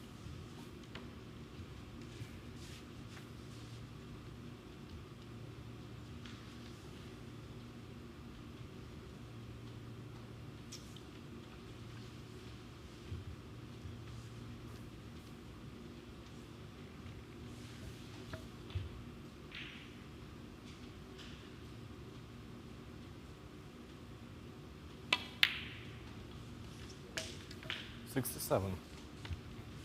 So now the frame is basically secure. Yeah, that big century is in his mind.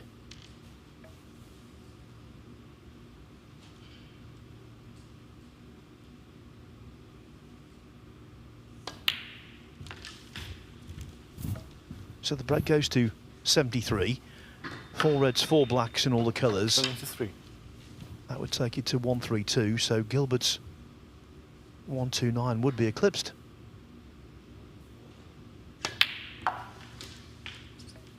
.74.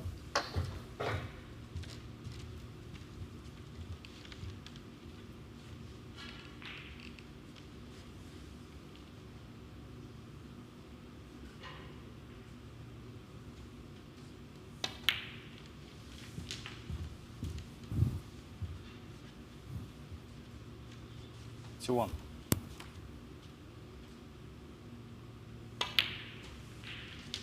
.82.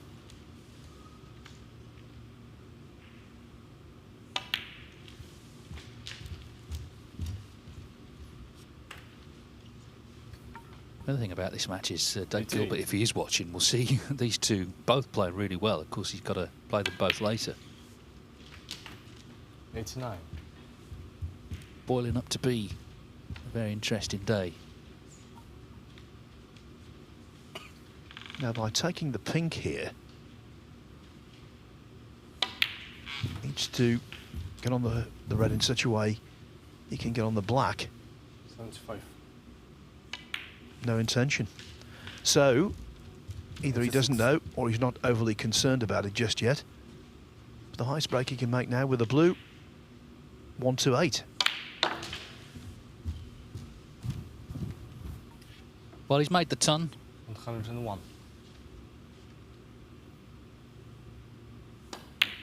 It's actually second of the season. 103. They have a new award now, the WPBSA Player of the Month, and there was a short list. He was on it for those 2 wins. Obviously, there hadn't been much snooker played in June. There wasn't that much to go on. Marco Fu won it, but Louis was right that he was considered as well.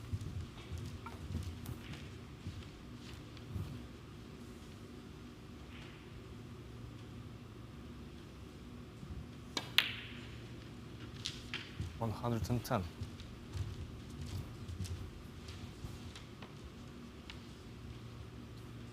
Both lower ranked players, both yet to do anything in the game that would make them remotely household names, and yet the first 2 frames have been superb. 121.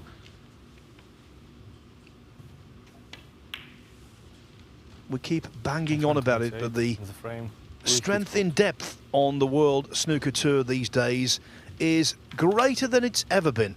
That was a classic example, those first 2 frames, which have been shared.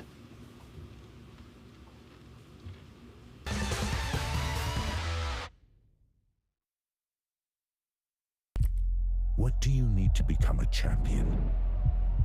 Vision, drive, discipline, finesse. But what about a world champion? Victor. Conqueror. Peerless. The history. Reyes is the champion of the world. It's the king of the 9-ball ring. The biggest prize. The crown jewel of 9-ball.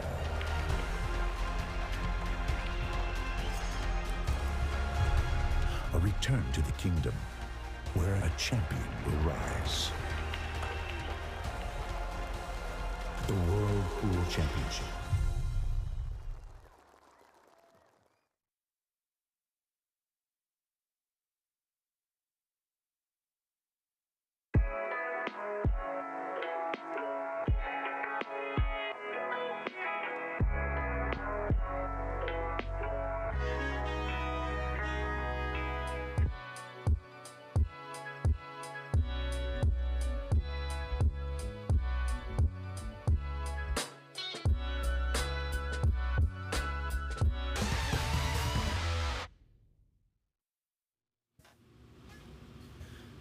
Matching centuries, 1-1.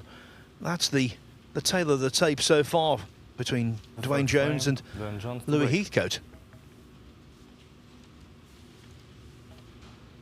So whatever the outcome now, Dave Gilbert will be topping the table at the end of this match, whether it's a 3-1 win for either Jones or Heathcote, or the preferred score for Gilbert, which would be 2-2.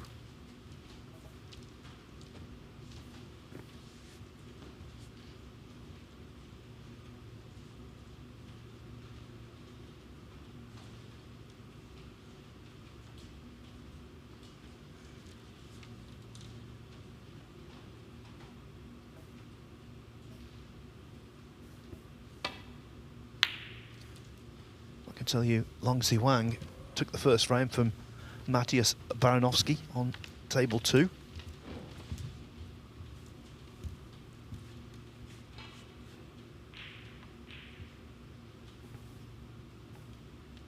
Long Zi Wang is a fine player who, in the last 112 of the World Championship in the spring, came close to beating the eventual world champion Zhao Xintong. Ooh, the red coming back off the far jaw. How costly will that be?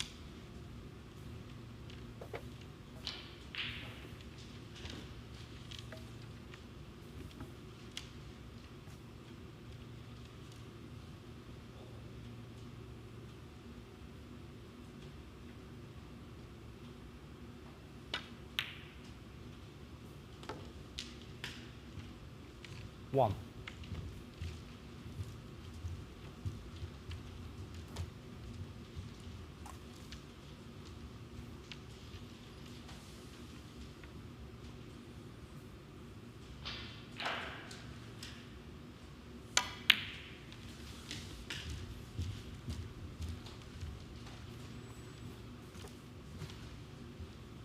Four.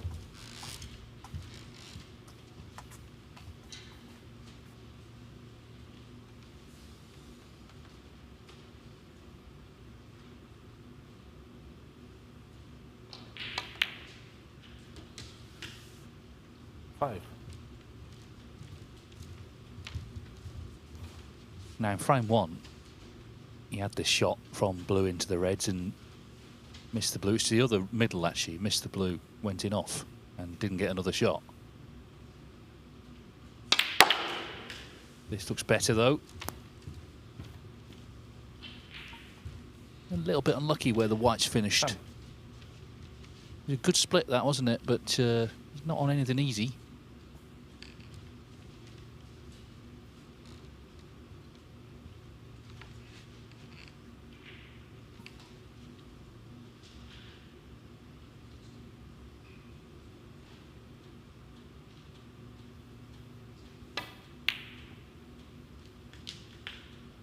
Oh, that's a shame.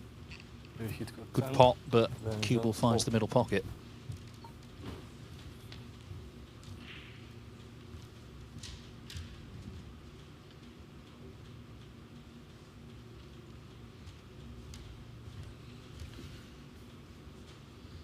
Luck does play a part in these groups, there's no doubt about it. Oliver Lyons yesterday, luck was against him. He was on the receiving end of 4 flukes and 1 timely fluked snooker I saw.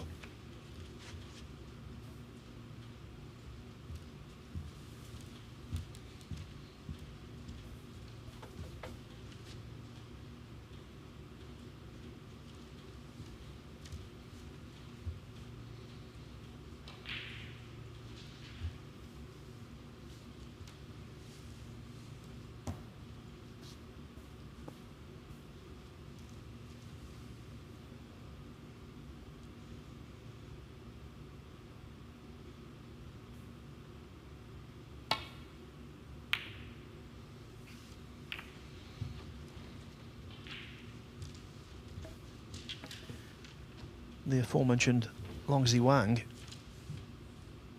got a chance to score again in the second frame against Baranovsky.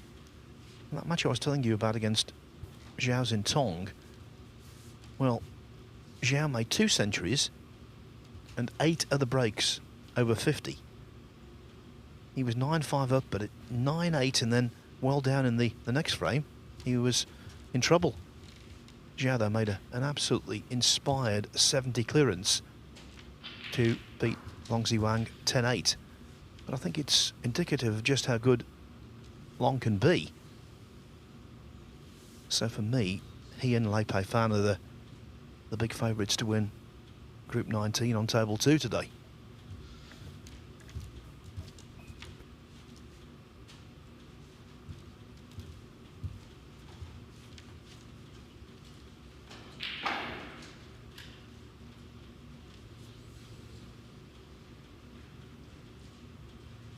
Of course, he's opened these reds up, so got to be so careful not to leave something on.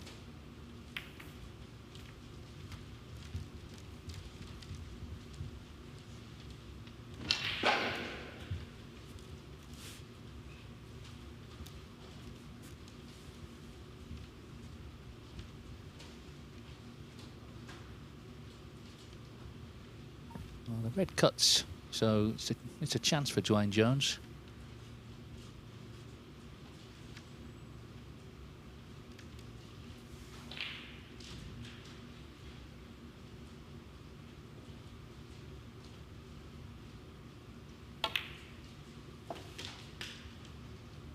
Managed to avoid the baulk colours. 1. His best tournament last season, Wuhan Open, got to the last 16. He beat Luca Brissell in that.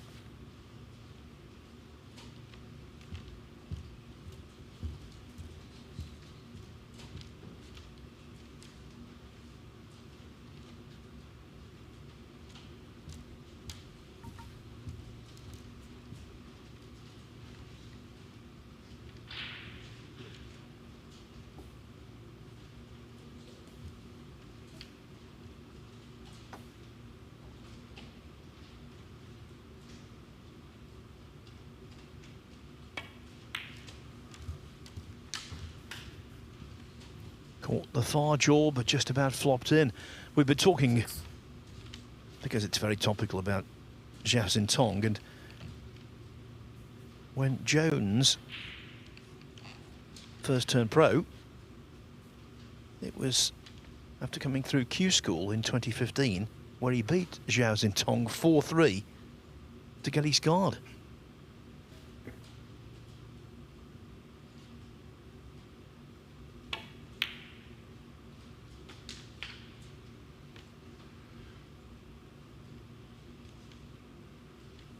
It's a bit of a 7. high wire act, but he's still going. Yeah, Xintong's not in this because he's went back to China after the Crucible, where he's been making all sorts of appearances. His latest was on the front of a fashion magazine this week. So clearly he's heading for superstardom. They've been waiting, haven't they, for a world champion, and a lot of people thought it would be Ding. But Zhao Xintong is the man who's broken new ground.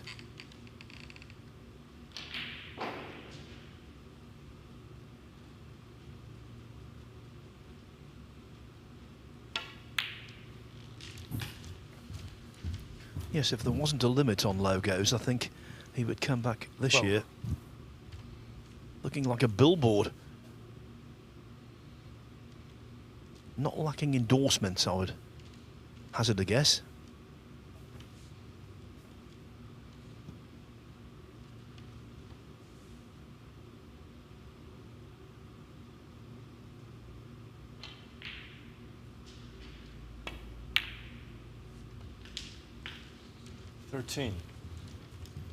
Kept this break going well. He's been not plain sailing. Now he's in better position to build a nice lead in the frame.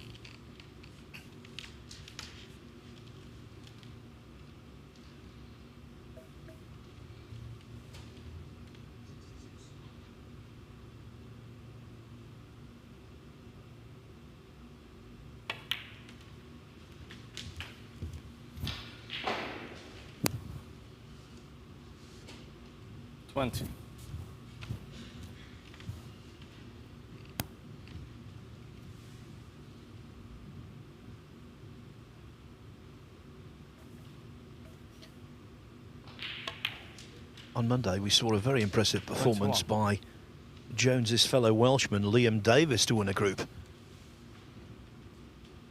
And it was overcoming Liam Davis in the Q Tour Global Playoffs in Sarajevo last year that gave Jones his tour status.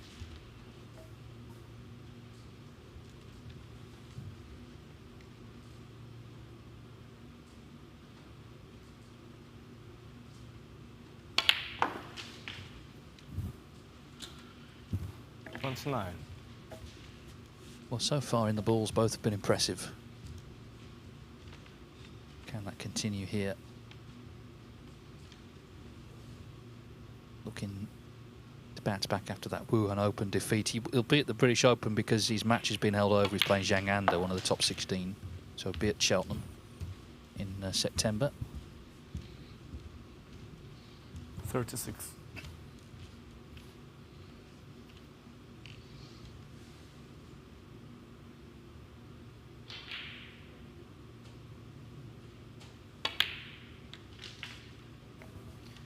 It is 2-0, Longsy Wang over Matthias Baranowski.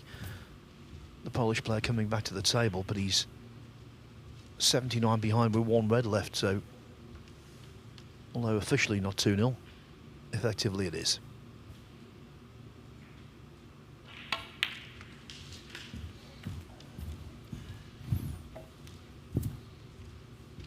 So definite opportunity for another frame-winning break here. We've had an exchange of centuries already. We've seen matches in this Championship League where players have really dragged each other down, and of course when you start missing, ball's gone cushions, it gets scrappy and it's hard to actually put anything together. But you can have the opposite as well. If one player plays well, it can drag the other player up, as it were. I think what we've already seen here, that if either player were to lose, they'll be losing having played well. Of course, Dwayne Jones, who wins this frame, can put himself in that position.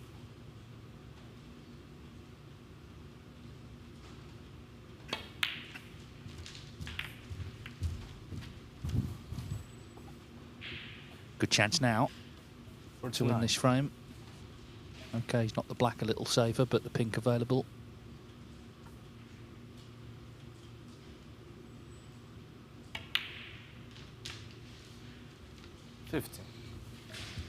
Yeah, and the black still is attackable.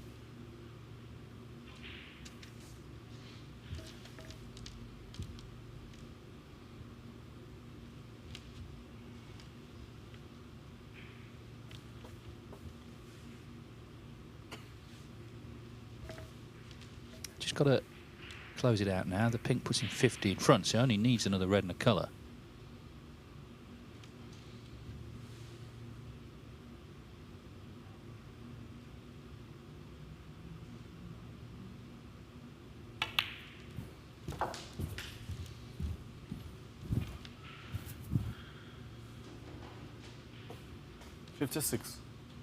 The referee, Dimitri's from Latvia, is only 19, but someone needs to tell him it's not always going to be like this every frame.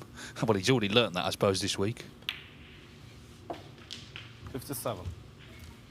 Also this, though, considering their lack of experience, the two Latvian referees have done a fine job. Absolutely. It's not only the players who are looking for experience, they've come over for this week and doing a very diligent job. So this is frame ball. And what a terrific start. This is high quality on both sides. 64.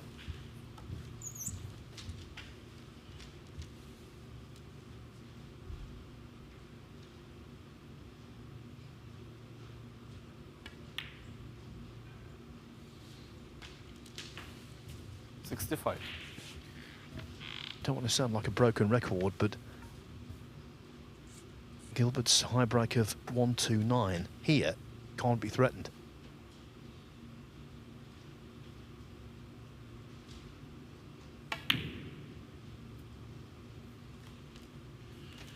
Ben Jones 65. In fact, the break ends earlier than a century, but it's more than sufficient to give Dwayne Jones the lead at 2-1. High quality stuff at the Mattioli Arena.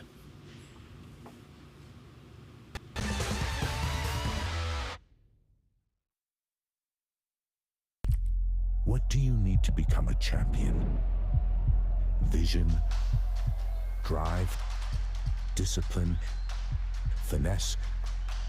But what about a world champion? Victor, conqueror, peerless. The history. Reyes is the champion of the world. It's the king of the 9-ball ring. The biggest prize. The crown jewel of 9-ball.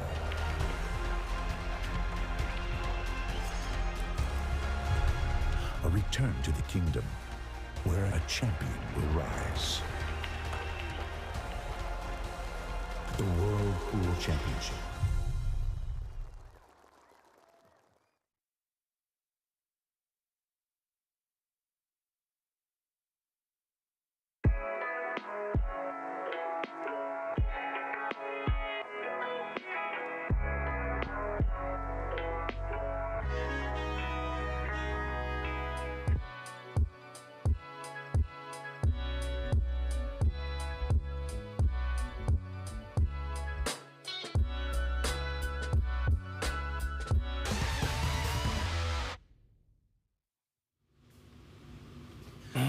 We like to see drama, we like to see tight frames, black ball finishes, all that kind of stuff.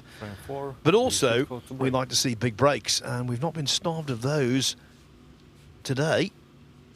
If you're just joining us, Dave Gilbert straight into his stride. Made 129 in a 3-0 win over Paul Deville. In this match, we've had centuries from both players. Jones, though, in the ascendancy, looking to claim a maximum 3 points.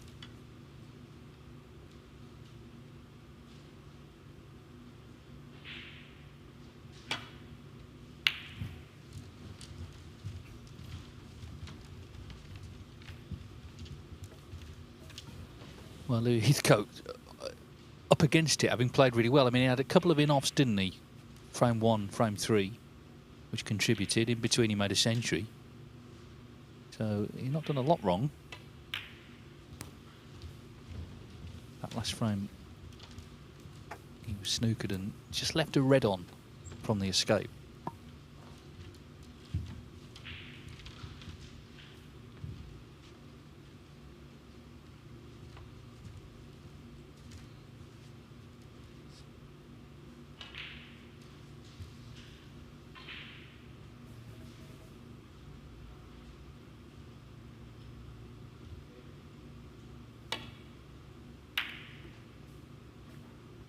As a snooker player, that must be one of the most hard things to accept. You can play a match and lose, making very few mistakes, and you can see someone else make a boatload of mistakes and win.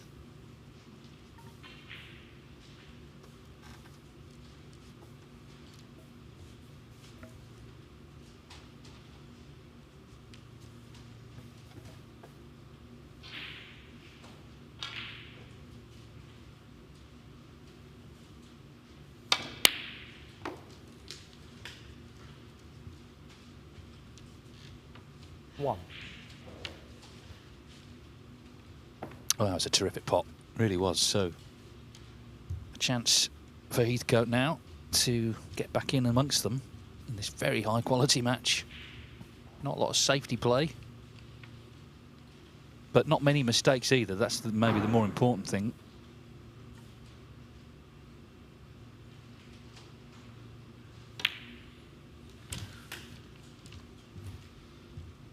Leicester have got such a good coterie of players. Obviously, Mark Selby, head and shoulders above everybody. Tom Ford won the shootout here last year.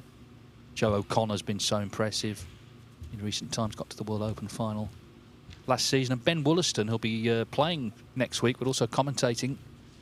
Of course, beat Selby first round of the Crucible. And it was 12 years since his debut, so that was a very memorable result and World Championship for Ben.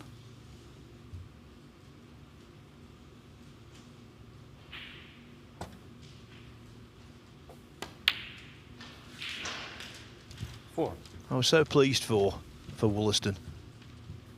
It wasn't a classic in terms of standard, but it was really gripping.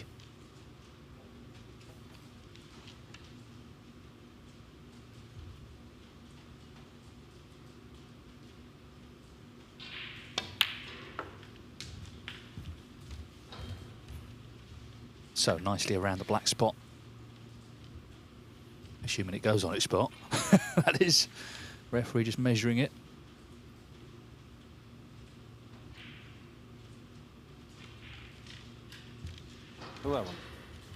Lots of referees from Eastern Europe these days, including the referee for the World Championship final this year from Bulgaria, Desislava Boshilova.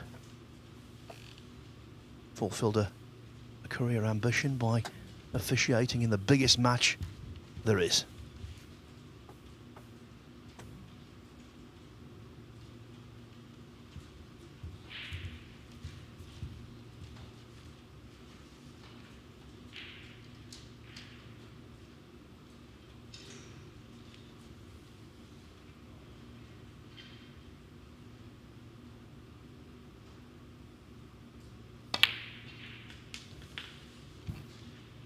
Well,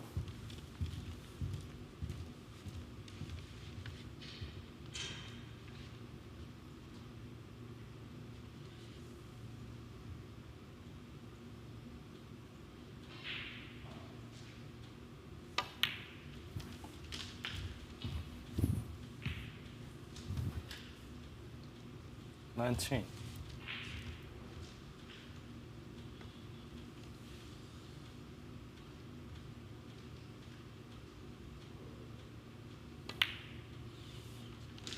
$20.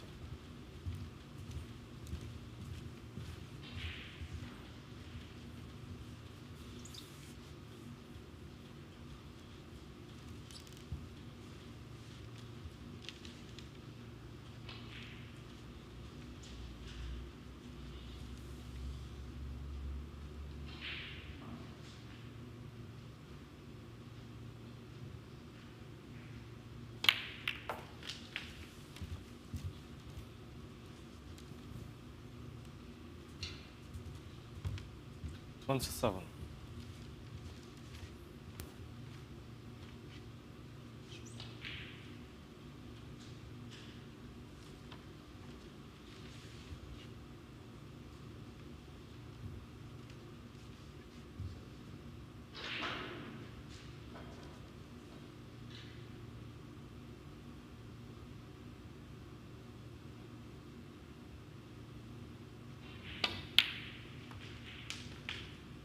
$28. The availability of black past a red to top right-hand pocket here made that shot so much more agreeable. That one isn't. That one is not. Heathcote, 28. In an attempt to hold the cue ball to maximum effect, might have decelerated there. Well, it's the first real mistake we've seen, isn't it? You know, there's no real expectation he would miss that. Certainly not from Louis Heathcote himself.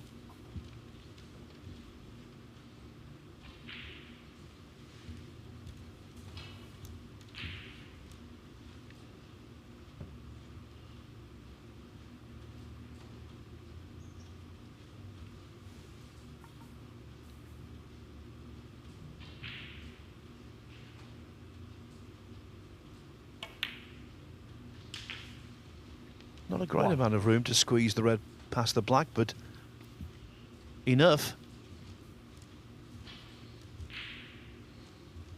Yeah, it could have been big pocket, but of course you didn't want really to pot it off the black and move the black. So the fact that it went is a bonus. And for all the good stuff we've seen, this is now a key moment of the match because we've seen a big error, and of course it could cost Louis Heathcote points in this match. From what he's seen of Dwayne Jones, I think he'll be very concerned now. Yes, and the dynamic is this could work out perfectly for Jones because he's on next. Stays out there to take on Paul Deville. And if he were to make a frame and match winning break here, he would go into that match full of the joys of spring. Nice.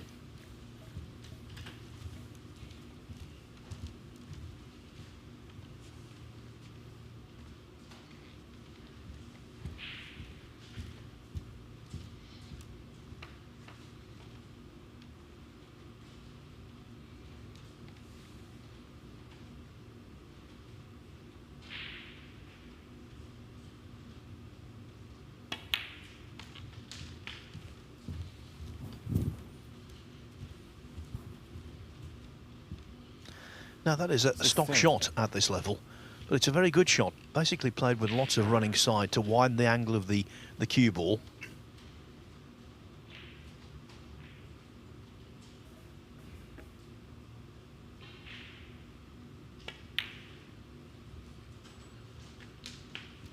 $17.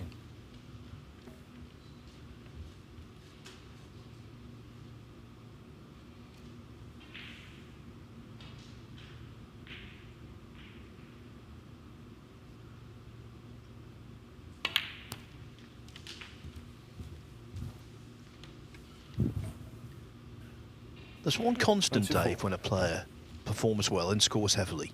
They always seem to have a good rhythm, neither too slow or too fast. And I think that's the case with Jones here.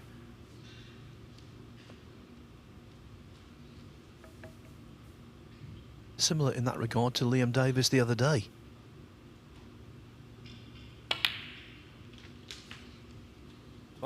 Both extremes of pace are to be avoided at all levels of snooker. You don't want to be running around being too hasty, but definitely you don't want to be too bogged down either.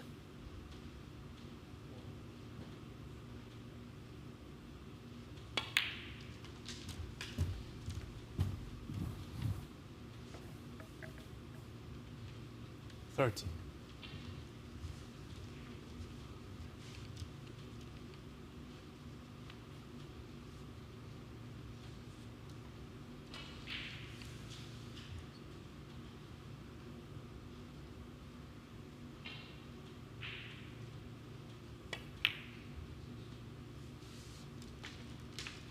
$31. Yeah, he's not the quickest player, but he's positive. He goes for his shots. He's got himself into a rhythm that works for him.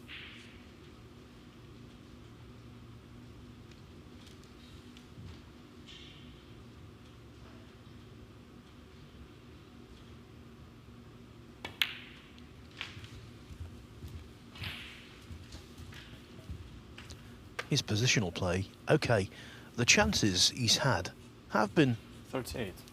Quite straightforward, but the positional play is really precise. Giving himself no undue stress. 39.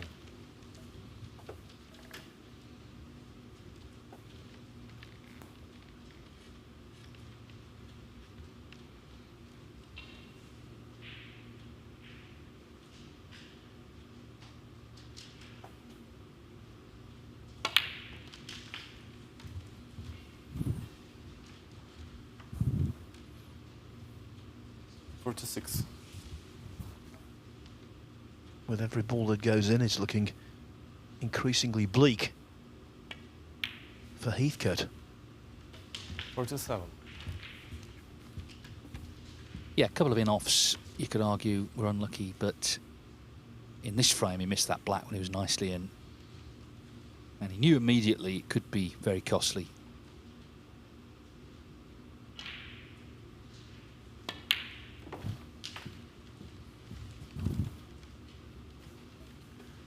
Jones takes his lead to 26 points. So with the two reds in mid-table in two high-value colours, you won't need semi-awkward red close to the right-hand side cushion.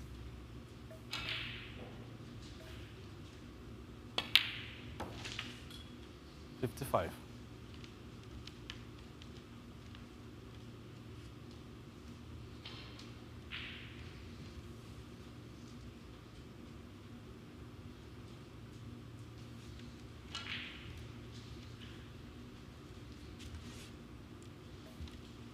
Just making absolutely sure about the juxtaposition of red and pink.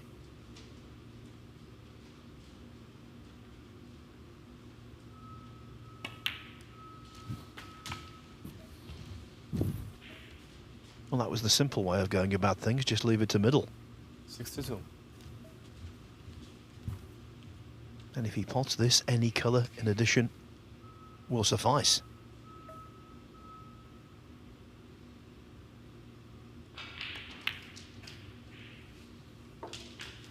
$63.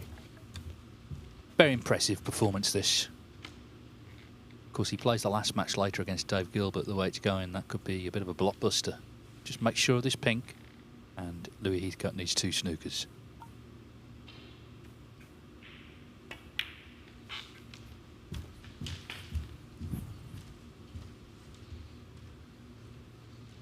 $69.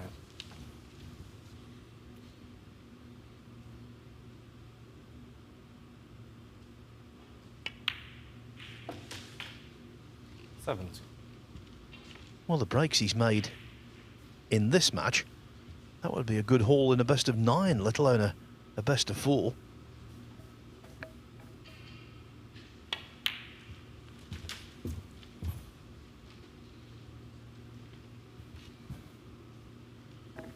$77. And twin centuries now very much on the cards.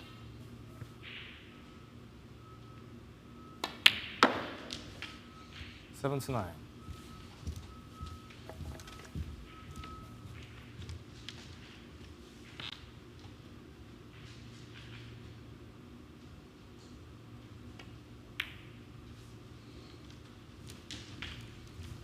$82.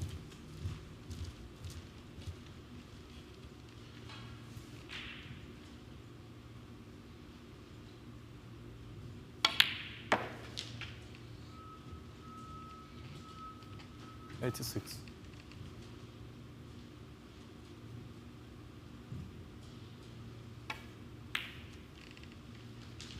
$91.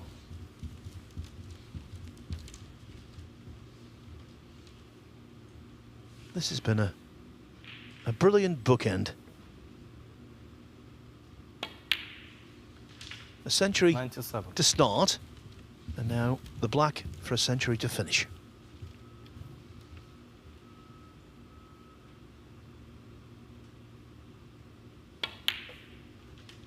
$104 and the frame. Really good stuff from Dwayne Jones. Breaks of 118, 65, and to clinch 3 points, a 104 clearance. Heathcote weighed in with a century as well. That was one of the highest quality matches you can imagine. So Dwayne Jones joins David Gilbert on 3 points, but Gilbert is top of the table because he didn't lose one. Jones did. Next up in 5 minutes' time, the Welshman Jones will be hoping to remain in a very similar groove, taking on Paul Deville, who has to win that match to retain any hope of progress in the tournament. See you shortly.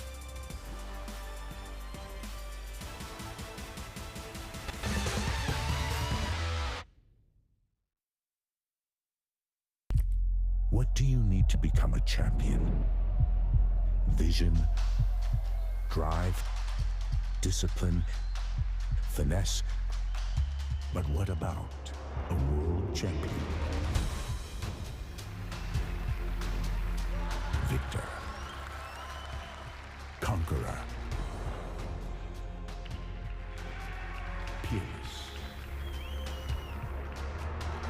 history. Reyes is the champion of the world. It's the king of the 9-ball ring. The biggest prize. The crown jewel of 9-ball.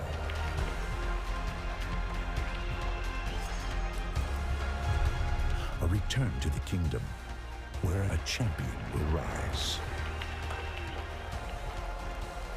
The World Pool Championship.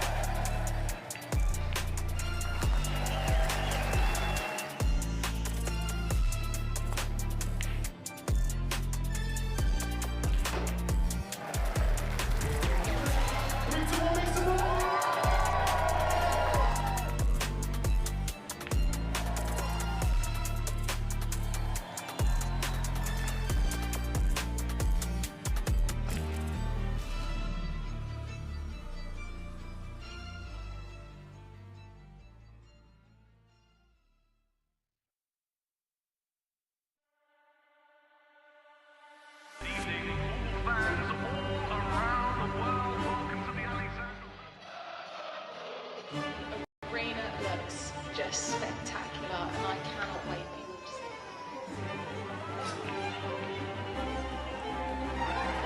Julius, don't worry. Yeah, but plenty of the guys that need to be ready. We're the champions. You need to come take it from me. You want to follow me in there next? Yeah, I know you're ready. All we've been doing. Can you speak English better, please, speak? Because I ain't sure what you said.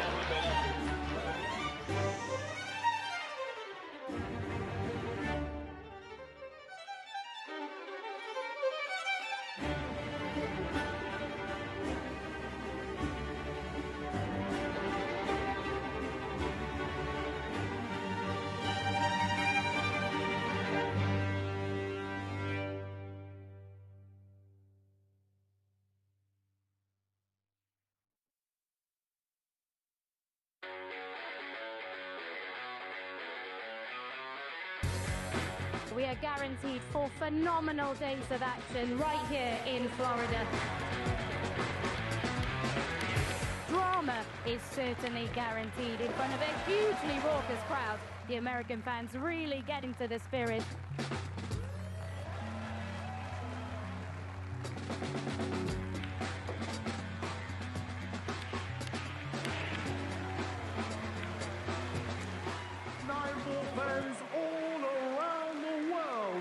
So much history, so much prestige, and it all comes down to this.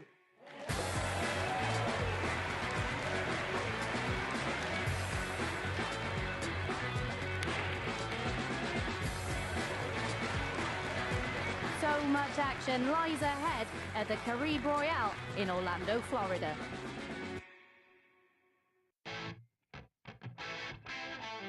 We're back at the Harrah's Resort in Atlantic City for the US Open. It is one of the most prestigious events in the calendar. Record breakers, history makers, it's that time. Let's play 9-ball.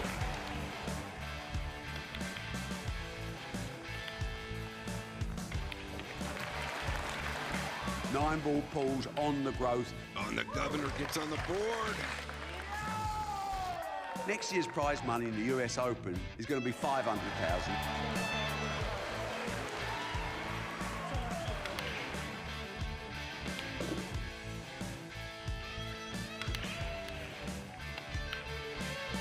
The man they call the Ghost has left everyone for dead.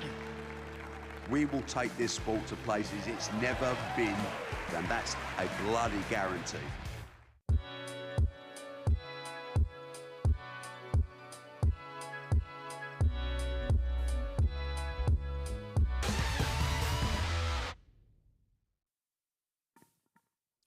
Well, it's been high quality stuff here at the Mattioli Arena so far today, the latest day of the BetVictor Championship League. We've actually had 4 centuries on table 1. Dave Gilbert had one against Paul Deville, 3-0 to Dave. Dwayne Jones had 2. Louis Heathcote won in the 3-1 win there for Dwayne Jones. So, of course, Gilbert and Jones play the last match later. Leipei Fan 3-1 up on Ryan Davies, and Long Zhihang is 2-0 up on Maciej Baranowski in the other match there, the second match. So some good stuff being played here. This is the scene around the Mattioli. It's actually very picturesque. We're in the city centre, but there's a nice little park and canal just off the back there. If the weather's nice, people can go and collect their thoughts in the sunshine. Now then, key moment here. Could be the end if Long can pot this. And pot it he does. 4. Still needs blue and pink though for a 3-0 win, and that would put him top for now of that group. Leipei Fan, of course, won 3-1. The last match will be an all-Chinese affair between Leipei Fan and Long Zhihang. Maciej Baranowski, new on tour through the Q School.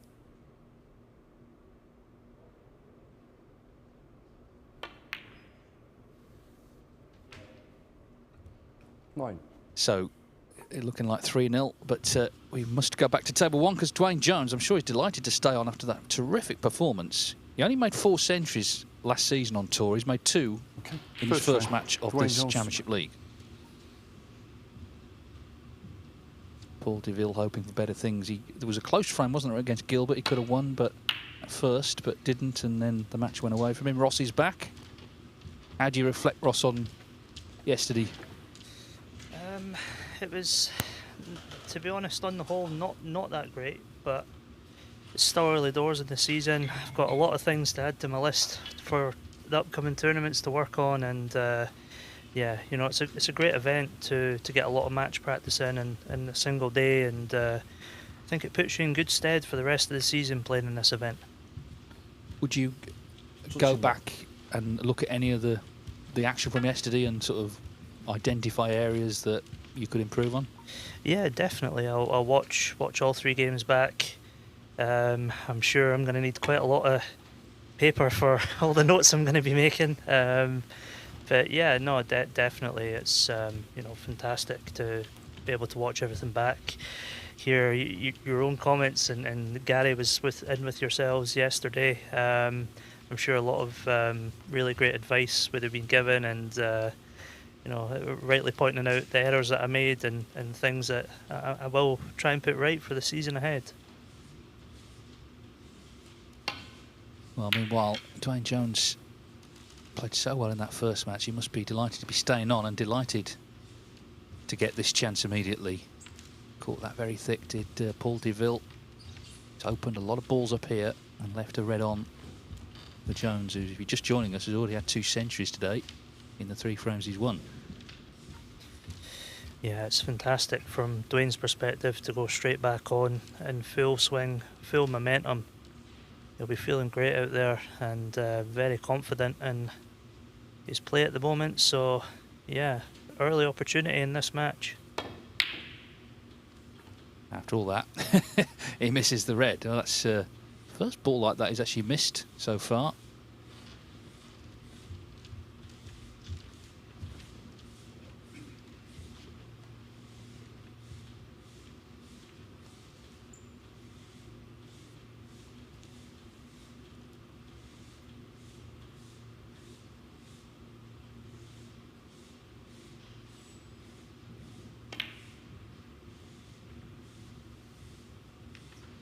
Although unable to take advantage, that's a disappointment, because Jones might not miss another ball in the match for all he knows. Of course, he's at university, but this has fallen well for him because the term is up for another year, so it's quite handy to be called up for this. He did play in Q School. 1. And that's how the field is topped up from the order of merit, because not every tour player enters. What I like about this event is everyone is treated equally, aren't they? It's the same format. There's 2 tables. They're both streamed. There's no held over matches or someone having to play 3 extra matches to get through. It's a leveler. It's only really the shootout, I guess, is comparable in terms of everyone has the same experience. Yeah, and not only for the tour guys, you know, the guys who have had the long slog at Q School, this is like a little extra incentive. My good friend Gary Thompson has just been invited to the final day as well, so you know, it's a great experience for these guys. It gives them, like you say, all games streamed. It's fantastic experience. And for someone, it could be a maiden ranking title at the end of it on July the 23rd. So second chance in the frame for Jones. Can forget about the miss on the initial red. Long Jiang won that match, by the way, so 3-0. And he stays on to play Ryan Davies next.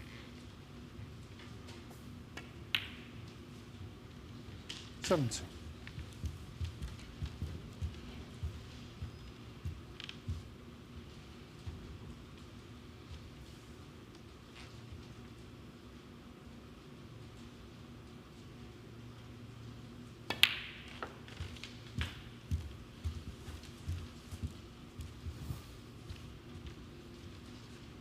$24.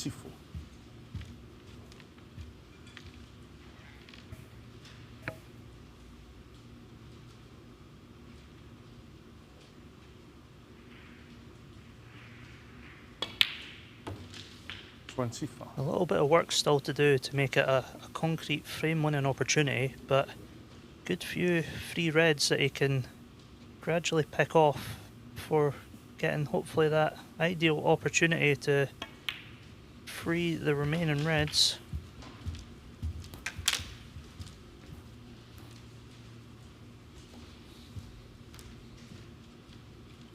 $32.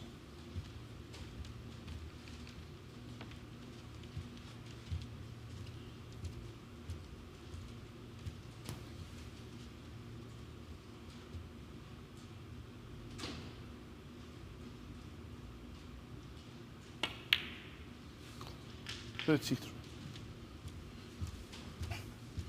He has played Deville before in the Q School, actually, 2 years ago, and he beat him 4-1.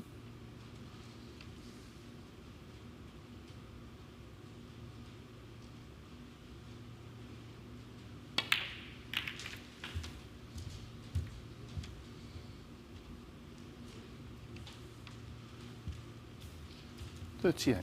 Could have ended up nicer there, but still got a chance of this red along the black cushion.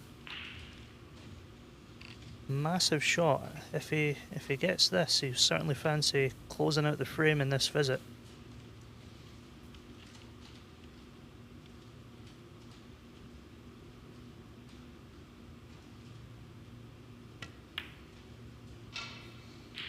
$39.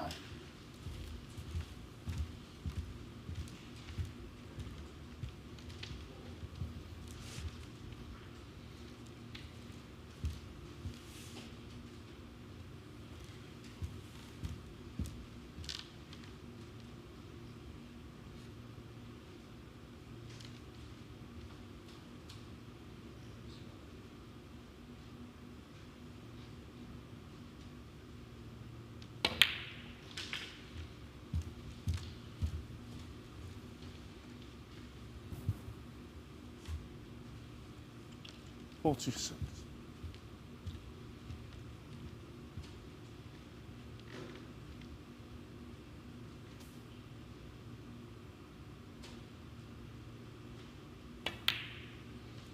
$47.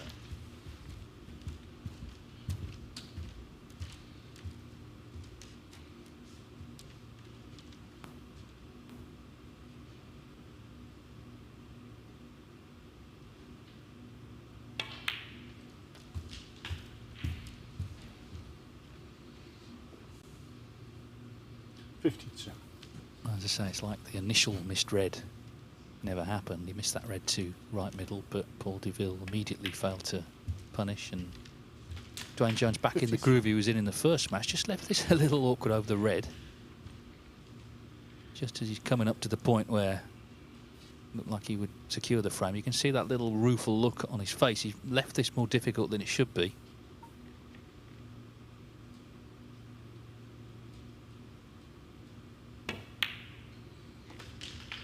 No problem though. Yeah, he's really hitting the ball so nice. Every shot timed really nicely. And that small lapse in concentration that he had on that previous positional shot to leave himself hampered, he could use that to get even tighter cue ball control. He's moving at a nice pace as well, not overthinking everything, just getting on with it. 61. Yeah, and we'll need one more red after this black for another pretty clinical frame win. And in fact a chance to make what for him will be a third century of the day so far. And this is only the fourth frame he would have won. 68.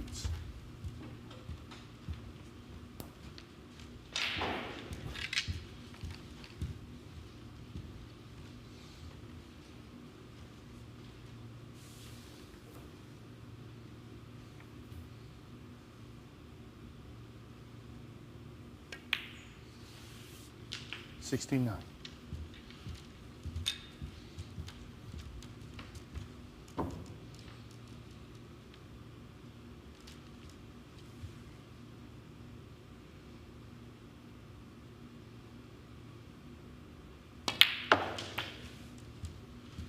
Great feeling for a snooker player this, because not every day of course he's like this. Game's very tough, but when it clicks, 76.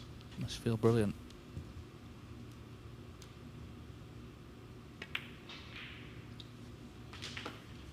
$77.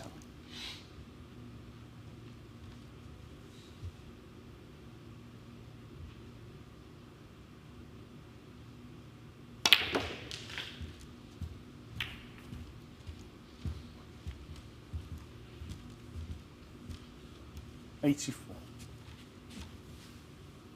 Just about clip this in.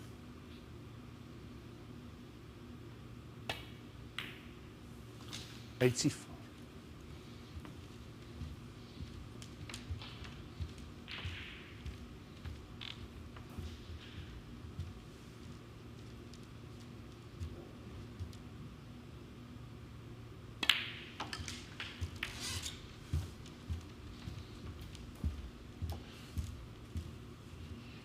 $90.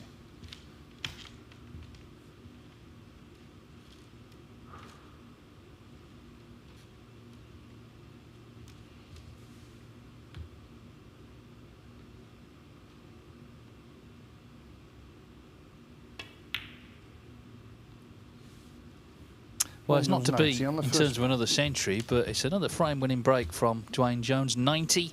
He's playing some seriously good stuff today, and he leads this match 1-0.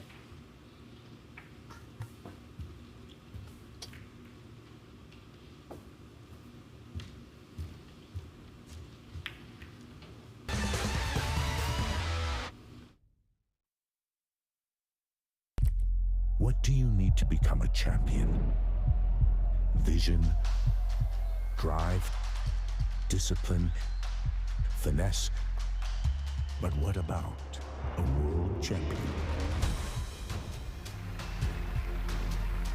Victor, conqueror, peerless. The history. Reyes is the champion of the world. It's the king of the 9-ball ring. The biggest prize. The crown jewel of 9-ball.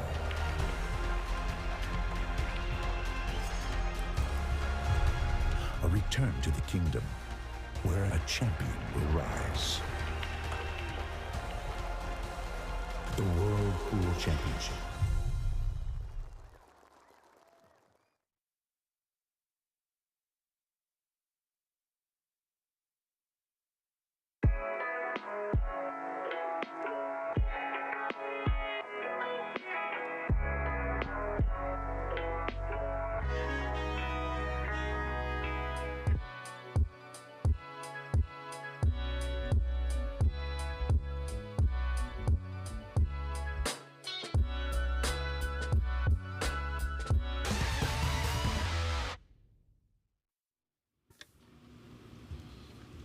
Well, Dwayne Jones made 90 there. It could have been a third century of the day. Most importantly, it was a frame-winning break.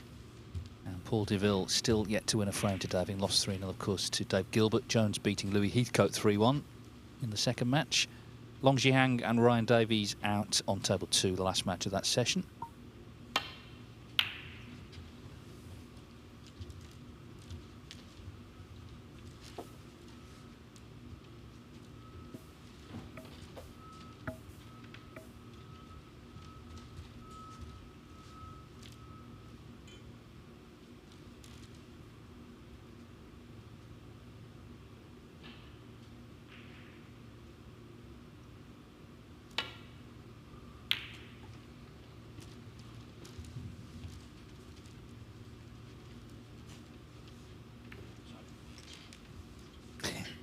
Well, playing well, and that's worked out well, just hampering Deville over the brown.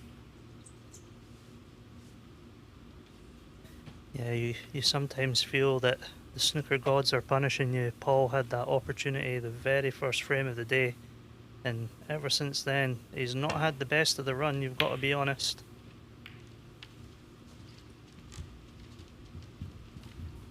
They're always on duty, those snooker gods. They don't skip any tournaments.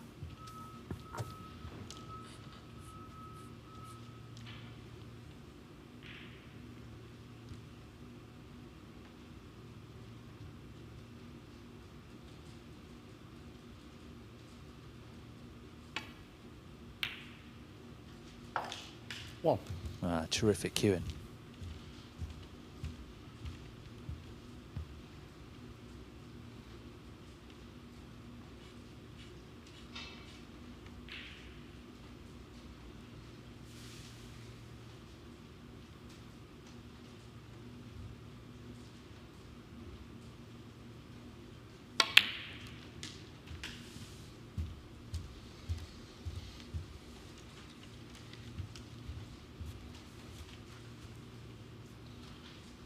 Three.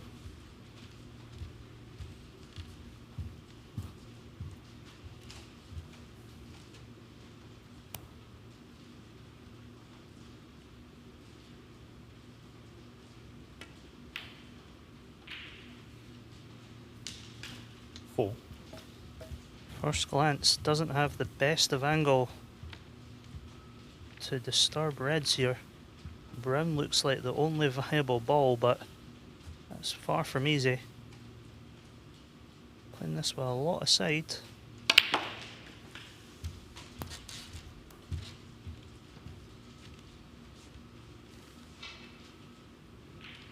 Nine.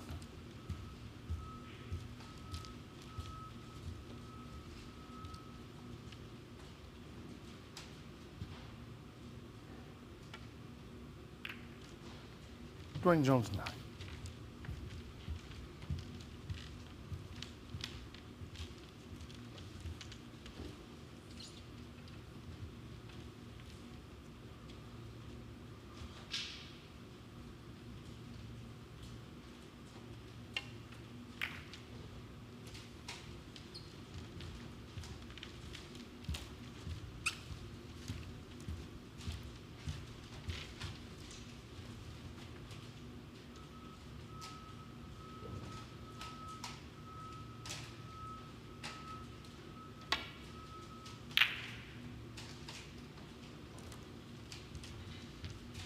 Well, that's opened everything up.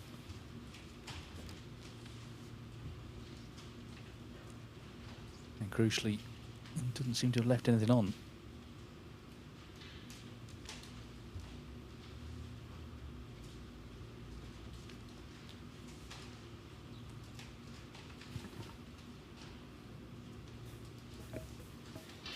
And it's actually a little bit of trouble for Paul here. He's trying to not leave the shot to nothing red on the right hand side of the pack, so he either has to play it quite thin to get to the left side of the yellow, or get a bit of cover behind brown or green.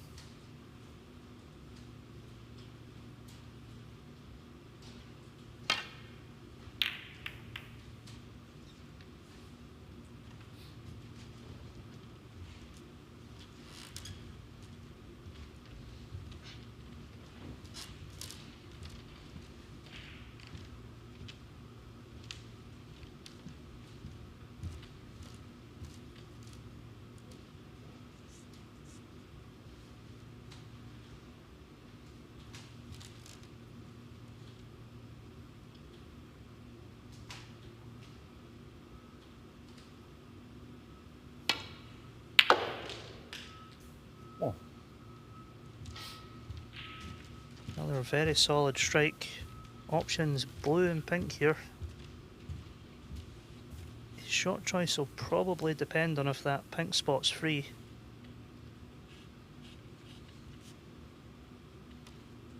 May opt to take the blue and then play for the red on the pink spot.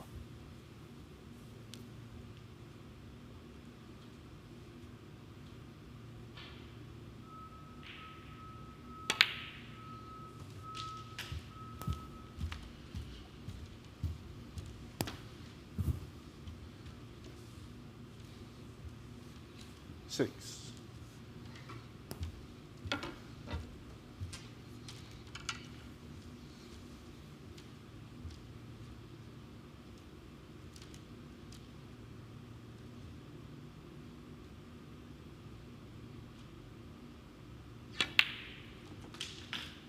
Seven. Just wait for me.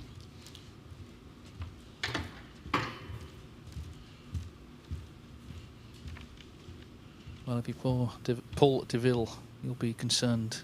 I'm sure he kept an eye on the previous match, saw how well Dwayne Jones was playing.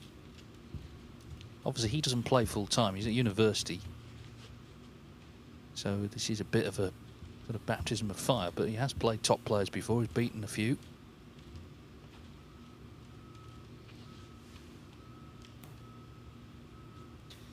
Yeah, including the current world champion. So we all know Paul can play some great stuff, and yeah, he's just needing a little bit of an easy opening, I think, just to get a bit of rhythm back into his game.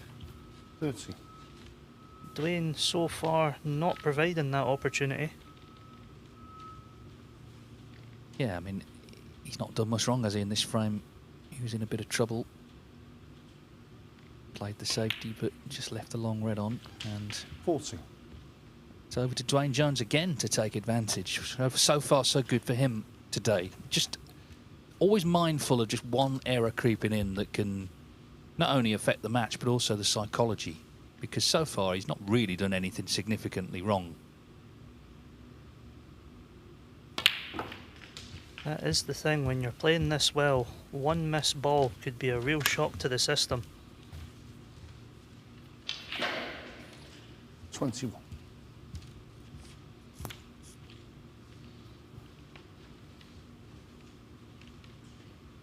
Just left this a little awkward in terms of just playing the shot. But no problem. And whenever there has been a shot like that, he's just got on with it. Seems to be just looking really confident. Yeah, you can see he's fully in the zone, having no gap in between first and second match for him. That's, as you can see, he's still riding that wave in full flow. Well, he has the chance, of course, to get to 6 points if he beats Paul Deville here. Really puts the pressure on Gilbert, who's got to play Louis Heathcote 30. at 5 o'clock. And Louis played well, actually, against Dwayne Jones. He had a century, but it was just a real high-quality game. Just one missed black from him in the last frame was very costly.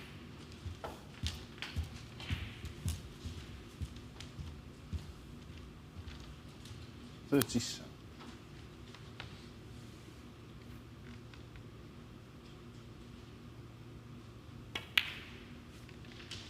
38.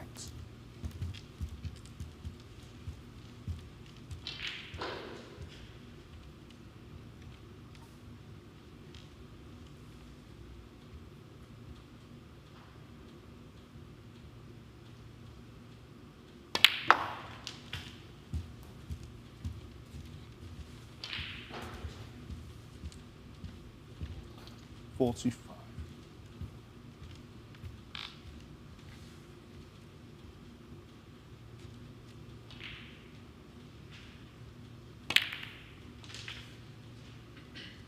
46. Well, I guess he won't mind knocking the pink safe with a 55-point lead. He would like to, I guess, to have been on it, but it's a bonus, I suppose, as long as he can continue the break by knocking the blue in.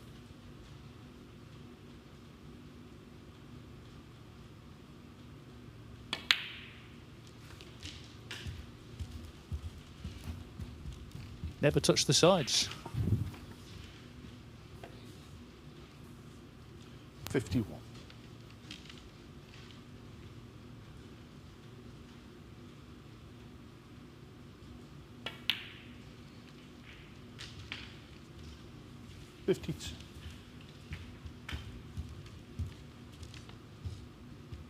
So the black to lead by 68, 67 on.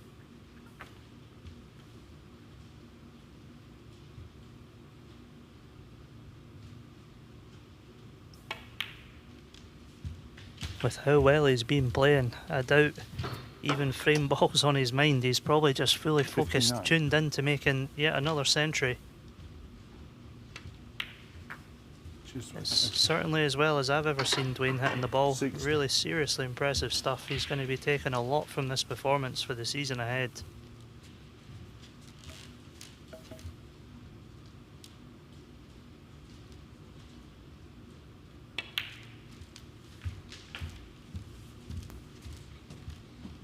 Yeah, you can sort of see it in his stride around the table, you know. He 67. looks like someone who believes in himself.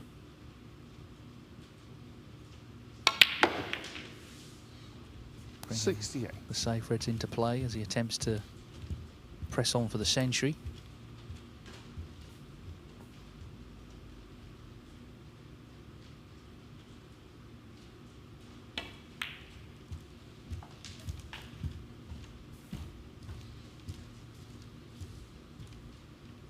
$73.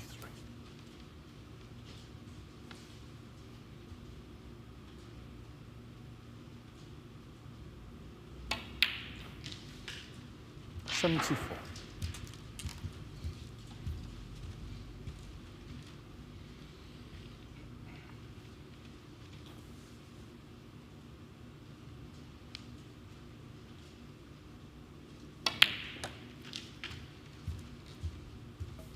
May have just overhit this a fraction. He's still on it. 76.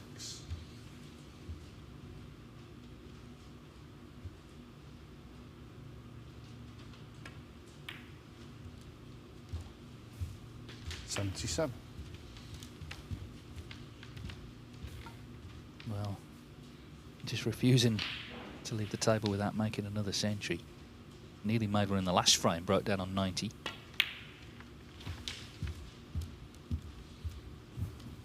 Well, it's going to have to be a double now. 84.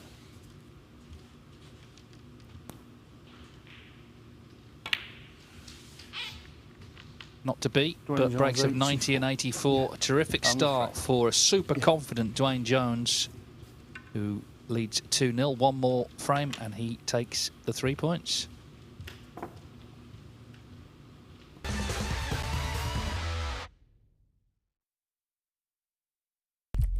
What do you need to become a champion?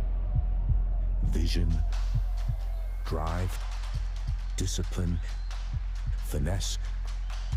But what about a world champion? Victor, conqueror, peerless. The history, Reyes is the champion of the world. It's there. The king of the 9-ball ring. the biggest prize, the crown jewel of 9-ball.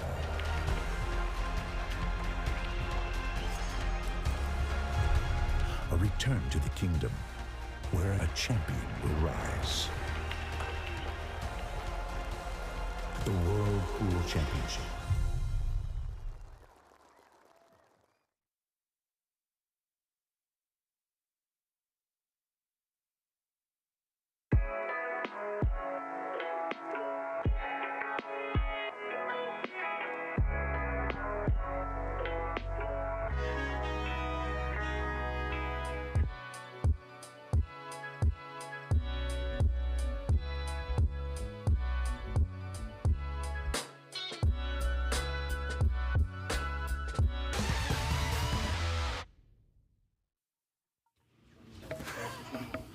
Well, Dwayne Jones all smiles, and you can't blame him after the performance so far. But, of course, he'll be looking to make sure he gets the 3 points, and ideally, of course, a 3-0 win, because that will match what Dave Gilbert did against Paul Deville earlier, and it's shaping up to be Gilbert v Jones decider last on today. Louis Heathcote not out of it yet, though, because he's got 2 matches still to play. Just waiting for Paul to come back. We can just show you table 2. They're in the first frame there. Long Zhihang and Ryan Davies. Long beat to Matthias Baranovsky 3-0. Ryan Davies lost his first match. He won the first frame, but lost the match 3-1 to Lei Pei Fan. So Long is in the position Dwayne Jones is in. He can go top on 6 points if he wins this match. Snooker's needed here. 2 of them. Ryan Davies off the Q School top-up list. And Long Zhihang, part of that very strong Chinese contingent on tour. Got to a semi-final last season in Wuhan.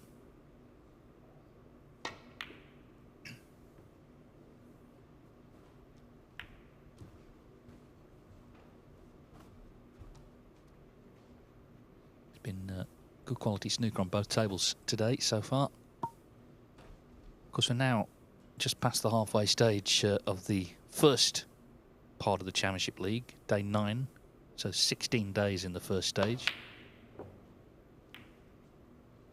And then we have 4 days of stage 2. And the last day, 2 groups, and then the winner of each play a straight knockout match, best of 5 to decide who is champion. It's a long event, 21 days, but the players play 3 days, a maximum of, so they're not expected to be here the whole time, obviously. In fact, Stuart Bingham, having won his group on Saturday, went straight to China to play pool. Matchroom Multisport YouTube channel for table 2, but let's see if Dwayne Jones can continue this terrific performance today and get the match won.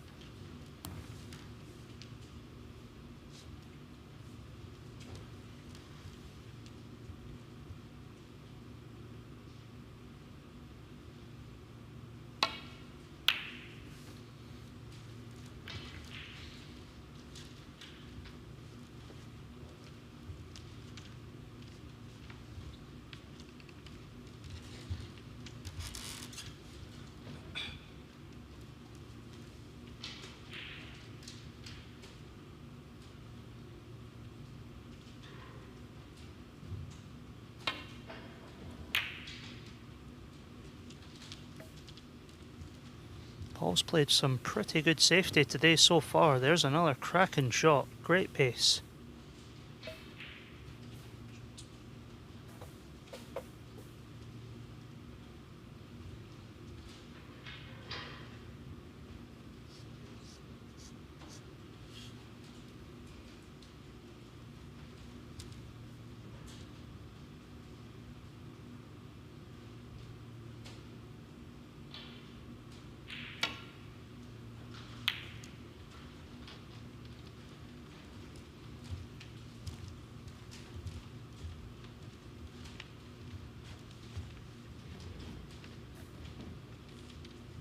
He's got a couple of options for pots here. Probably worth going for one of them just to try and kickstart a bit of momentum.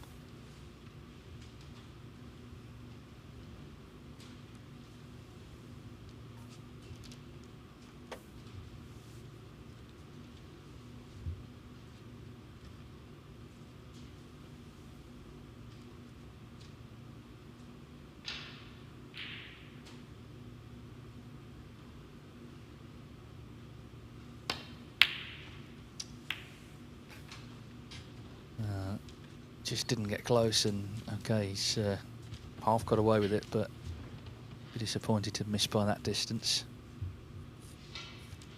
I mean, it's true you get 3 matches here, but we've seen players already to make a bad start just sort of fade away.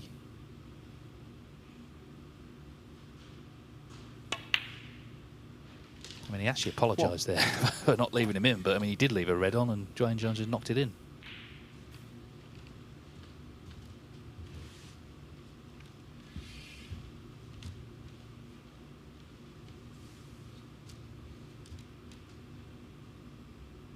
opting to try and open a couple of balls up here.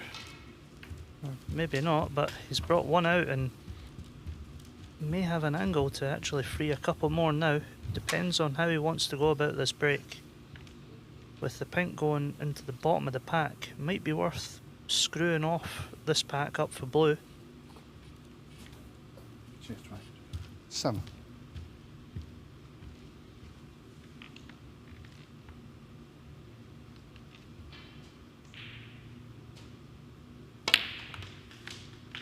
Eight.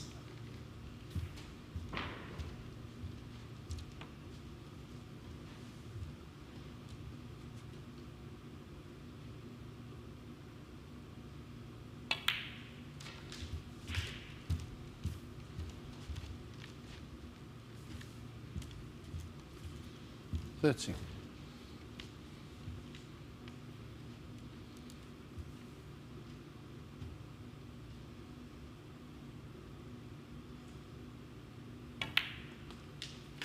$40.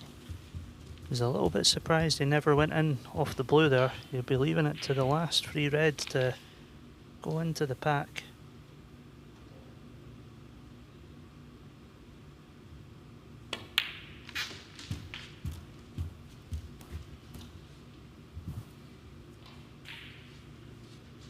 $21.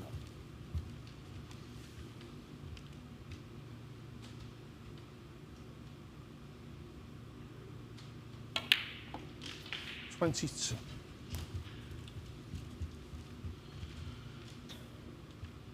Wants to catch this pink full ball. Bit of a risk if he catches the pink a little bit thin that the white could drift off back into baulk. But he's got to make sure that baulk first. 22.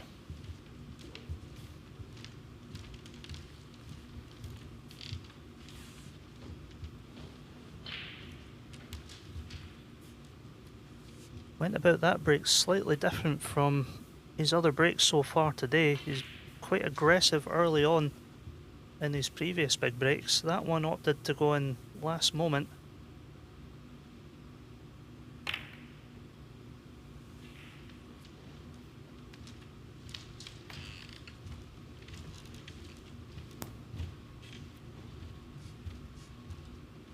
Just to confirm, Long Shihang has won the opening frame on table 2 against Ryan Davies.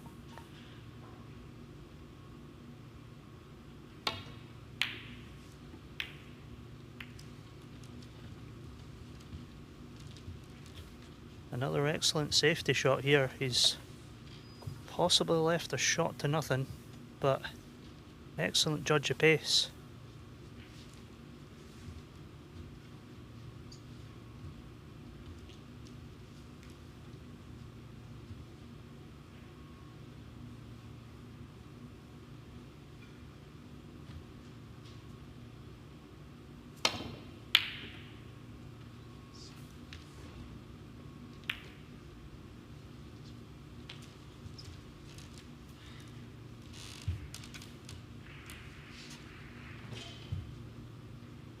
Shots like that never easy when you've been kept cold for the last few frames. Paul's still looking for just that easy opportunity to get hand on the table.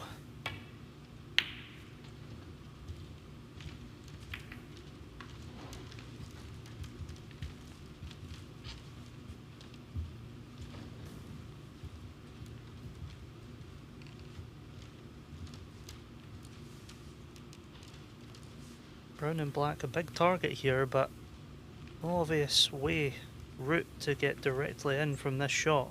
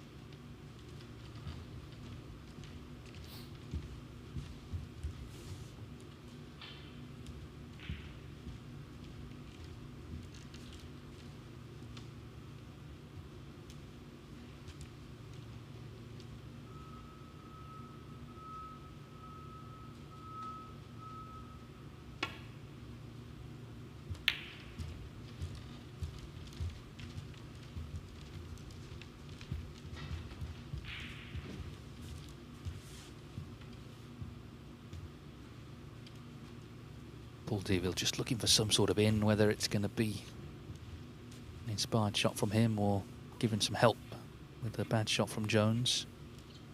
Whatever, just try and win a frame. Could still draw this match, of course.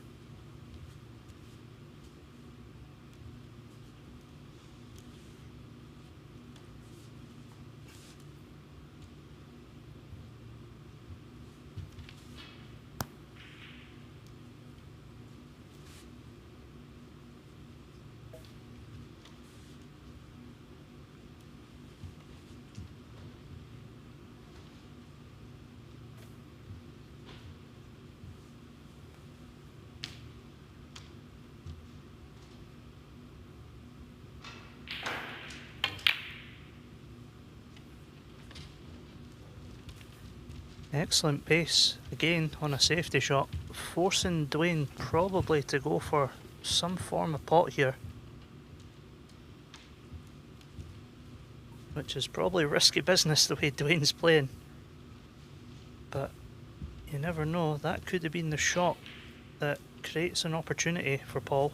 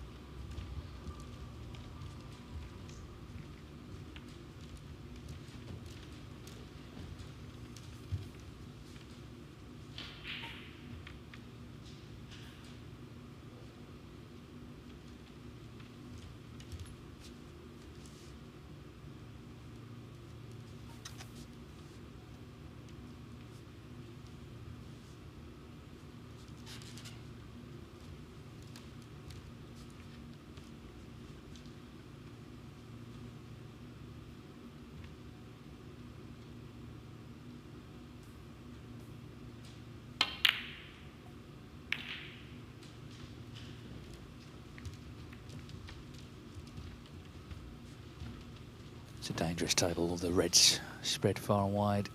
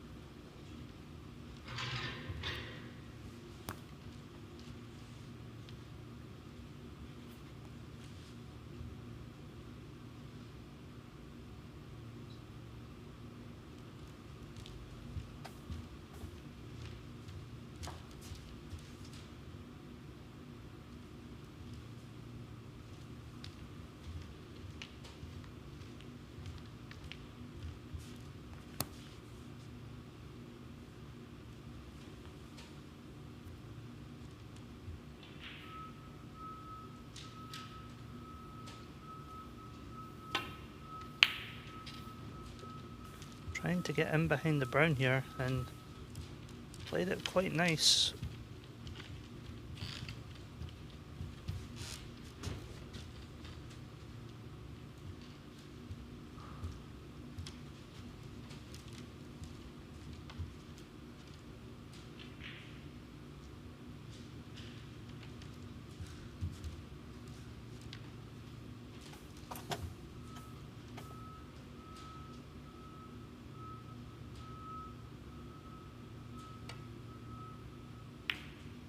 Another containing safety there from Dwayne.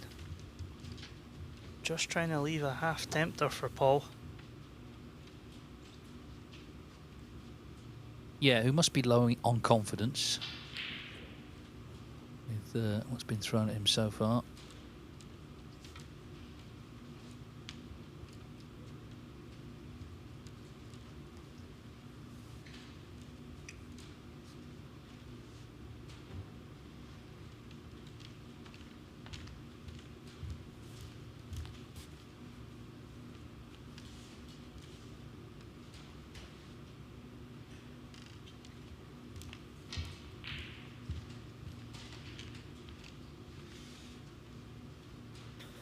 Eyeing up this very difficult red.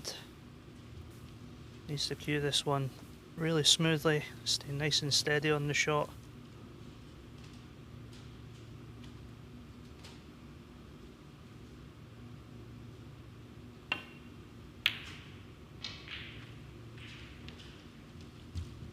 Just not happening for Paul.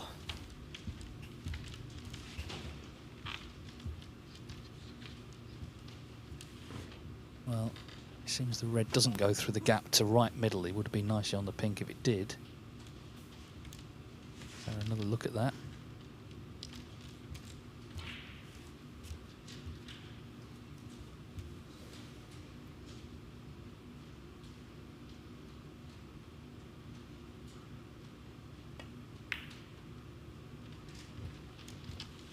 So a bit of a standoff.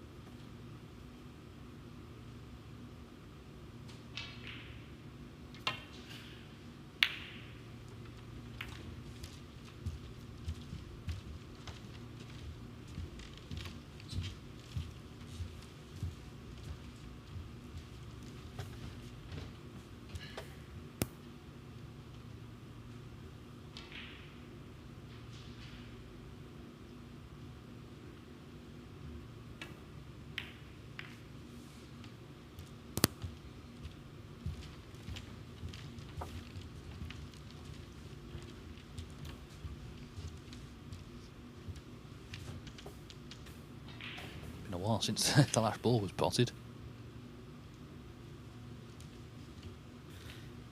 It's a bit of an unusual scenario, isn't it? Red's in the middle of the table, but just constantly landing just a little bit awkward.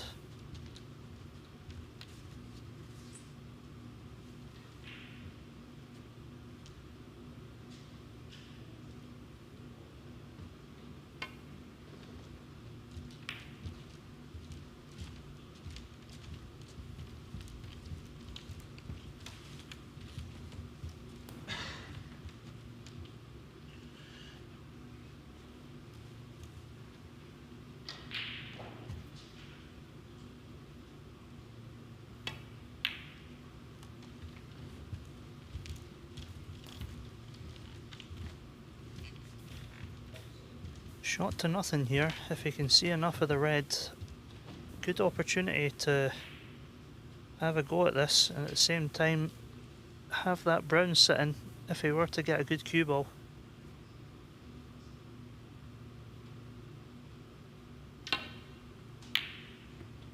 Chose against playing it, and this could be a good result if it goes tight to the black.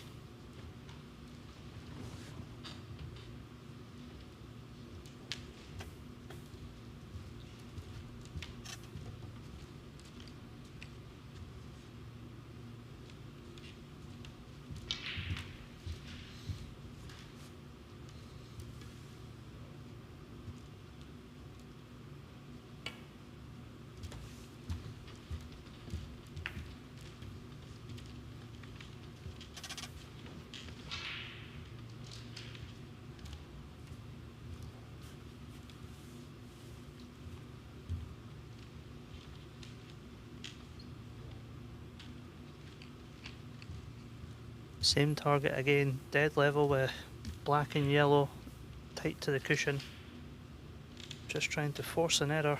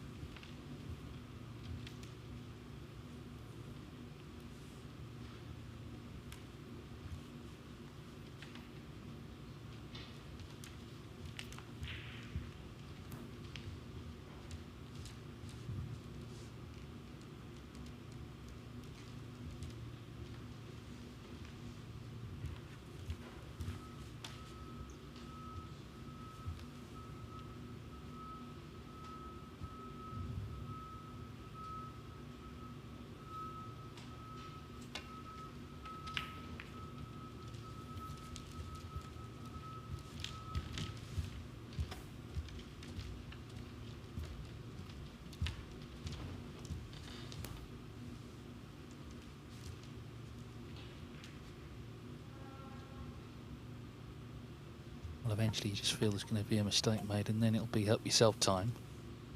In Jones's case, of course, he already made breaks in 90 and 84, so you'd be very confident of winning frame of match. Paul Deville looking for an easy starter.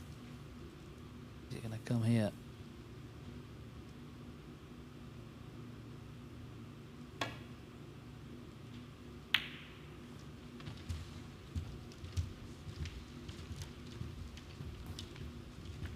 Answer no.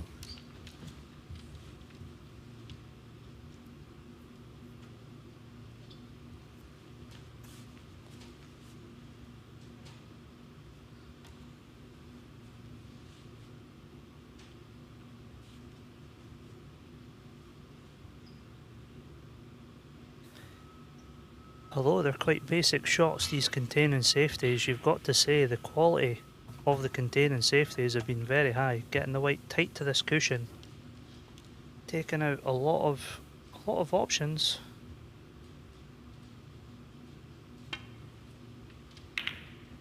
But that could be a big mistake there from Paul.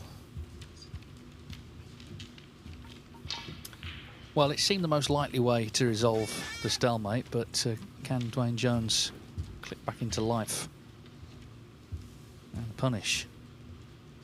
It's a long standoff before a reasonable chance came along, but this is it.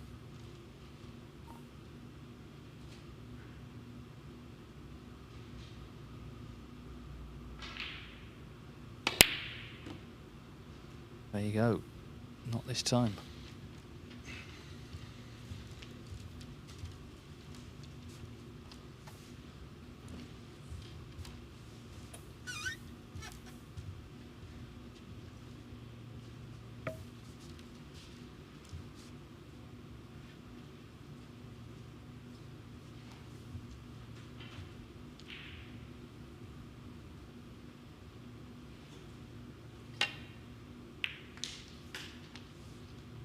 One.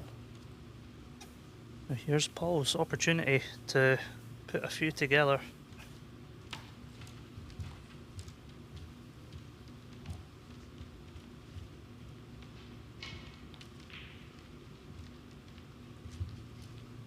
It is just one of these head-scratching moments in snooker where all the good quality safety doesn't yield an opportunity, but then you hit a bad one and your opponent misses, and that's how you get in.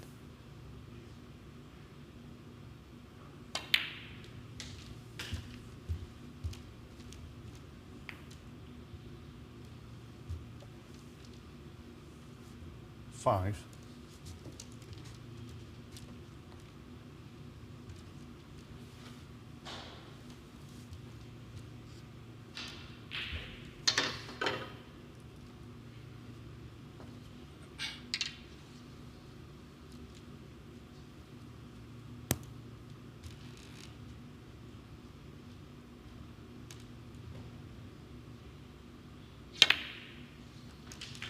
Cheers, Paul. Thank you.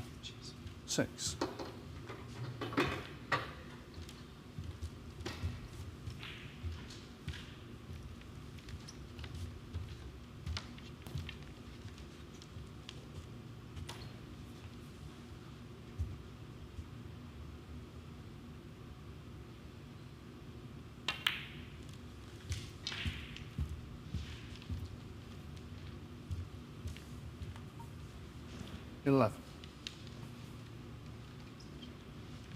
So Paul Deville trying to plot a course to winning his first frame.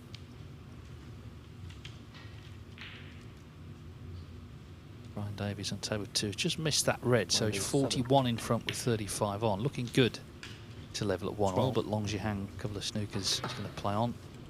Remember, Ryan Davies beaten by the top seed in that group, Lepe Fan 3-1. Long beat Matthias Baranowski 3-0. So already it's Lepe Fan and Long. It would seem their match later will be the decider, the last match of the group.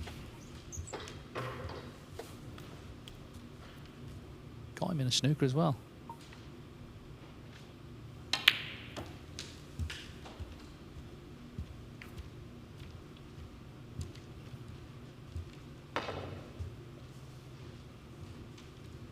50. Well, he's hit it second time of asking, so Ryan Davies hanging on in that frame.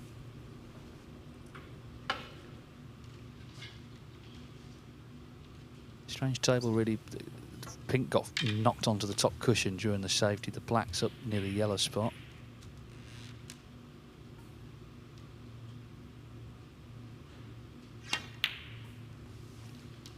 Thank you. 60.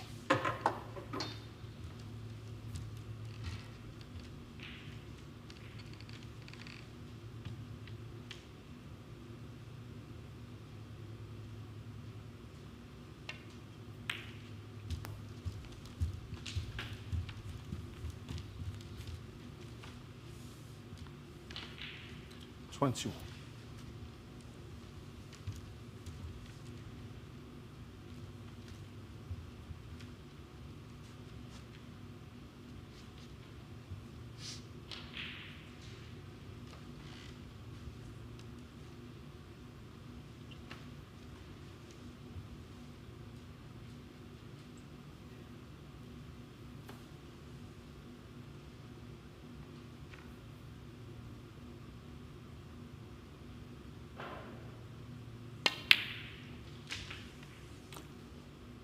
$22.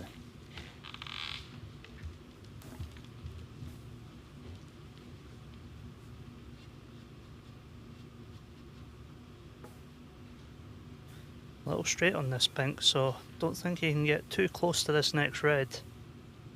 He is opting to screw this.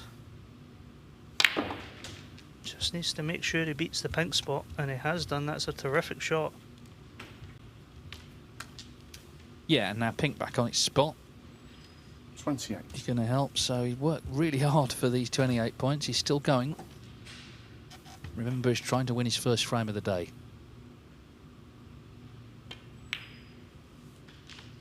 $29.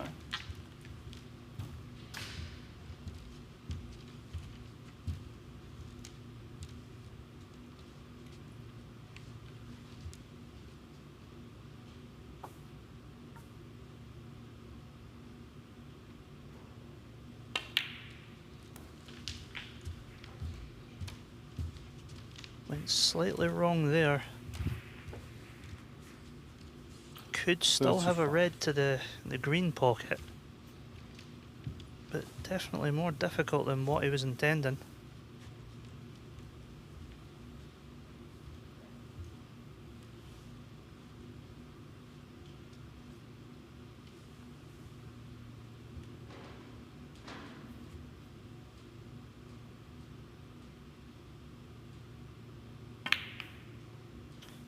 Looks a bit wide. Vaudeville, 35. It was a far from easy opportunity that. Although the balls were all in open play, they were all sort of covering each other, so yeah, just he'll be disappointed, but at least he's had hand on the table. He's had a little feel which he hasn't had for a wee while. Just seemed he was starting to work out the puzzle there, and it's gone wrong, so a lot of work for 35 points. 13 in the frame.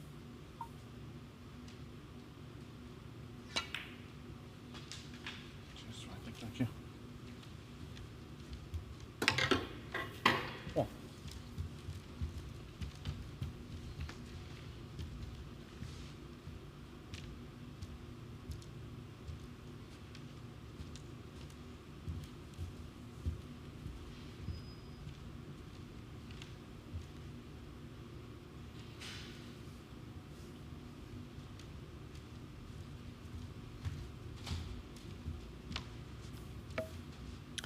May opt to hold the blue spot here.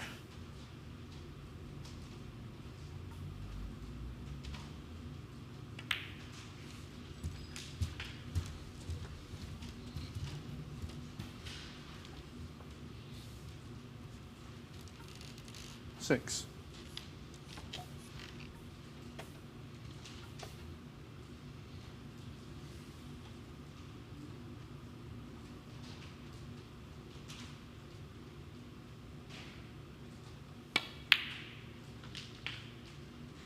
Seven. Very unfortunate there. Hit it nicely, just Absolutely perfectly on top of that red. Still got a shot at the green. I don't think the pink really has much value.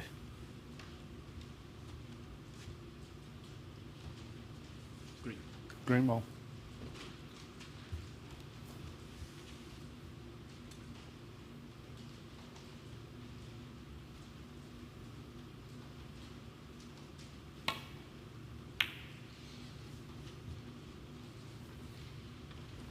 Dwayne Jones 7. Well, it's all or nothing, and he hasn't potted it.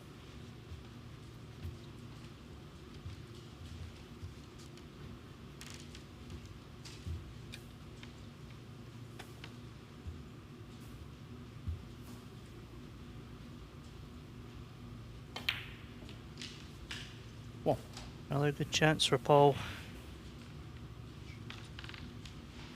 He's probably 2 or 3 shots away from winning this frame now. Red nearest the cushion is his problem ball.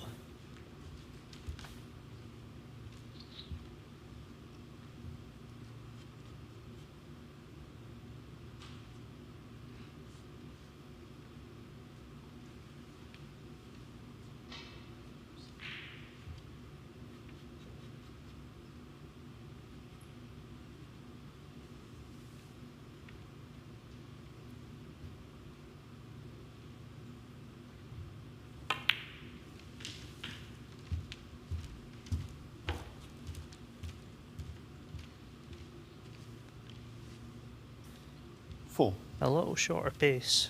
The red is still on. Could opt to come around 3 cushions for the pink into this bottom left black bag.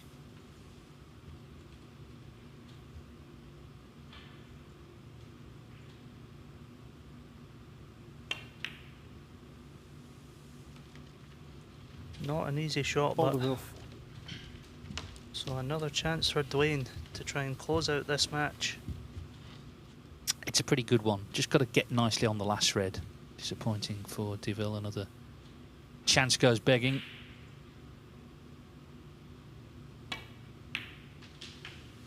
Oh. Well, he knew his head went down, but that had not worked out, so he can put him in trouble.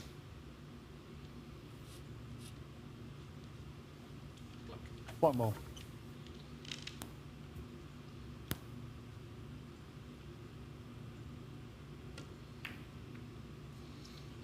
Dwayne Jones 1.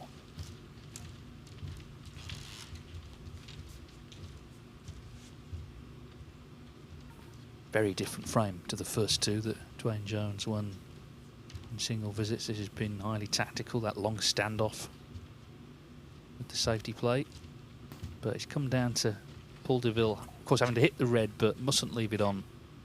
Otherwise, it's probably going to be 3-0.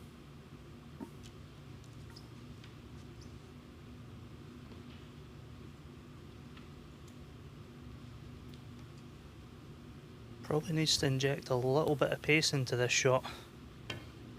He's opted not to. But he could be leaving it here if he misses this red. Miss. Dwayne Jones 4.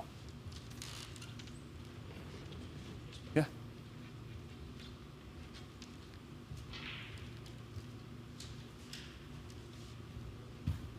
Well, Rob Spencer charged with the replacement.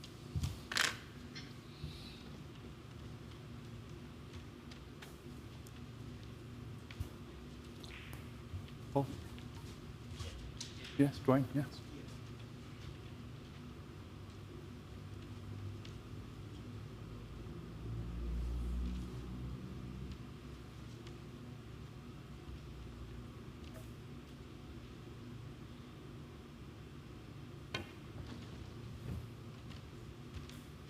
I think he may have left it this time. Miss. Dwayne Jones 4. That was always a risk playing it at that pace. Well, it feels like it's about one good pot here. Right. No replacement this time. He's going to take the red on.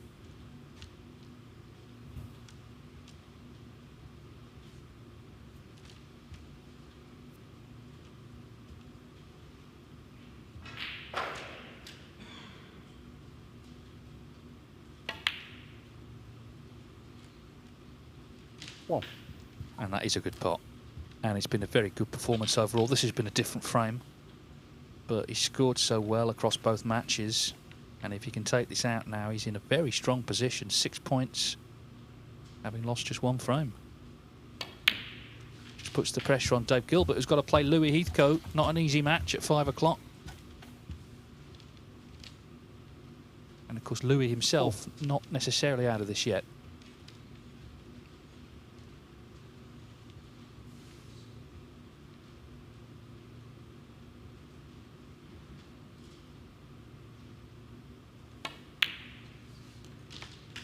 Six.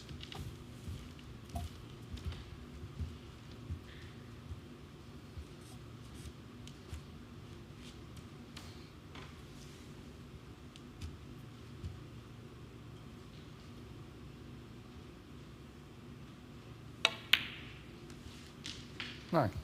Just a little bit further to travel than normal for the blue, which is on the black spot. So if it's going to go wrong, it'll be here. But Dwayne Jones not in the mood for things to go wrong today.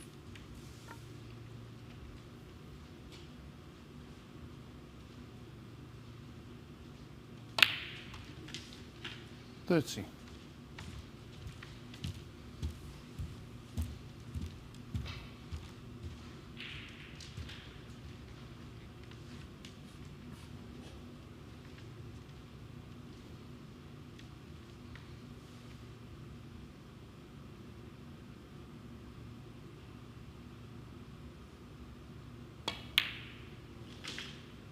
$18. Yeah, it's good stuff. So snooker needed, but if the pink disappears, it's all over.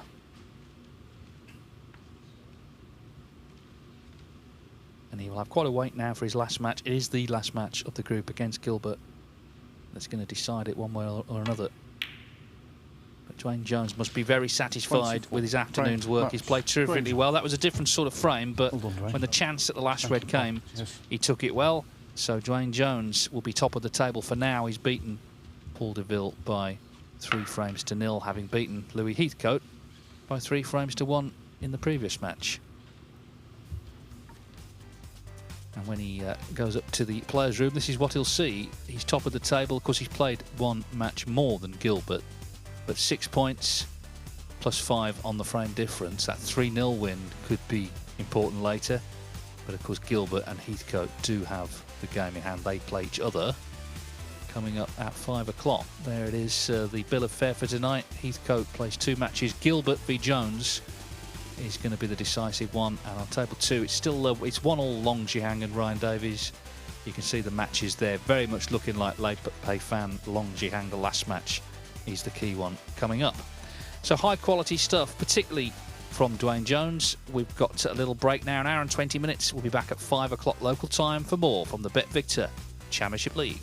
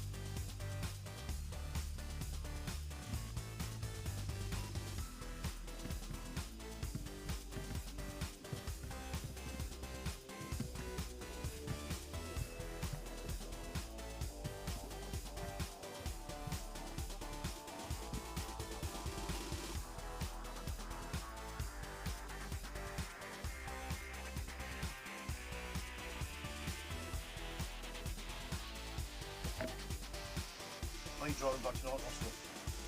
Still weighing it up. Got the room booked, so see how okay. You know the first two on you? Oh, right, that's Leicester. Right, yeah, that's right, yeah. Normally, it's between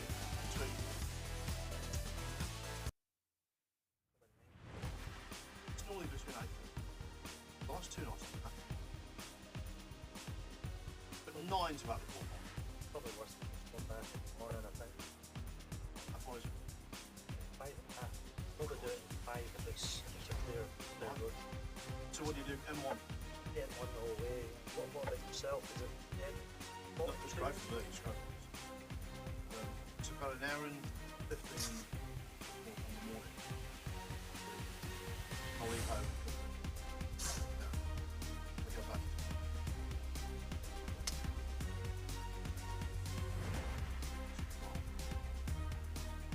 The only place you always get trouble is going through the motorway.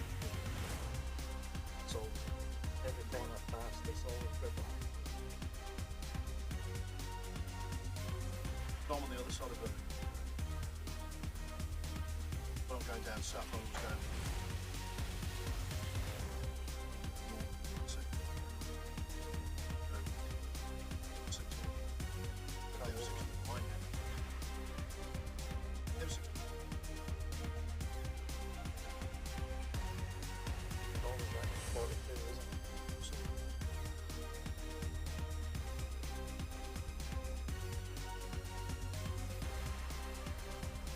So the old Edinburgh.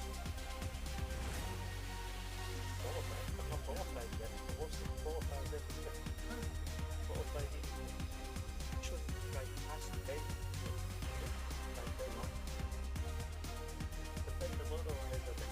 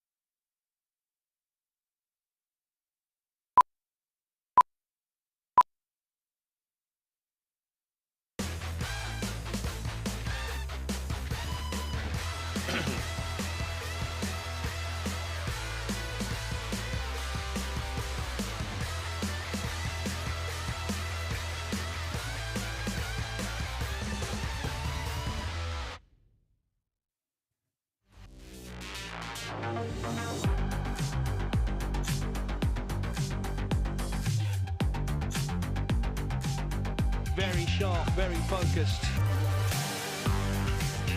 And that's a shot that again will live long in the memory. It's just ridiculous. Absolutely ridiculous. What a shot that is. Got the hot shots all to himself. The break of a multiple world champion, exuding class.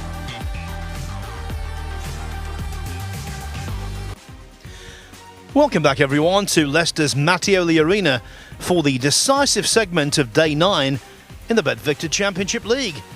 There's a Players' Championship darts event taking place here, but those guys weren't the only ones to hit the bullseye today.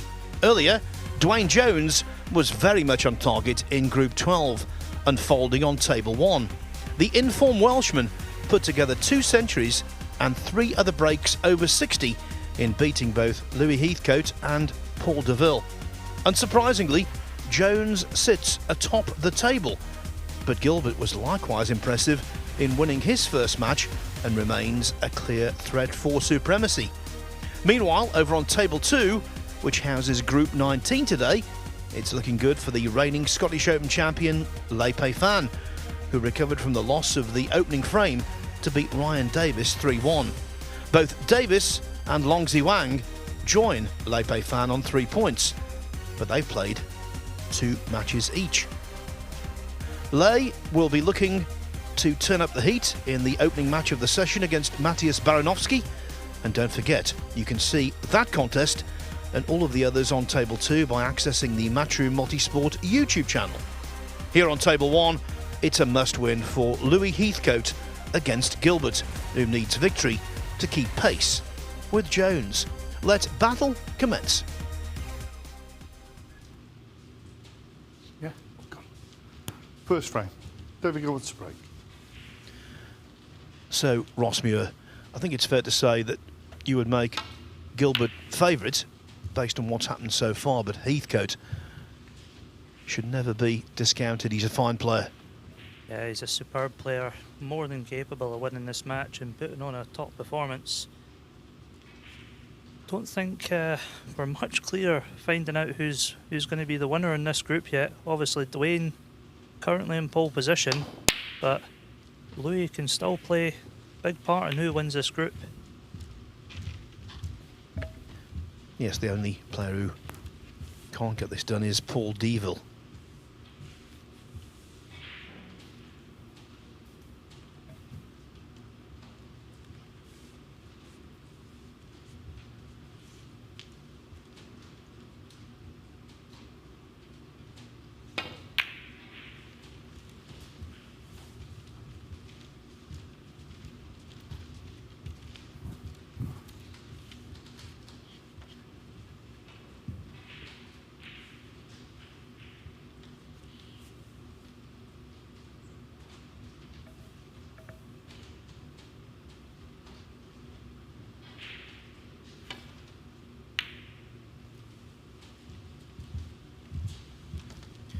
If you're joining us for the first time today, basically Gilbert in his opening match against Deville won 3-0, but the frames are quite difficult early on because Gilbert won the first, a lengthy affair on the blue. Then that's when fluency kicked in. Highlighted his win with breaks of 129 and 55. And that 129 could be really useful because it is the highest break of the group so far. Next up, Dwayne Jones in a very high quality affair against Louis Heathcote prevailed 3-1.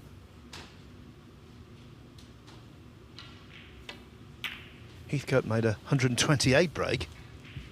Jones countering with 118, 65 and 104, and following up with a 3-0 win over Deville, in which he put together contributions of 90 and 84. Well, so from that you gather the breaks have been flowing. And who's to say there won't be another one here?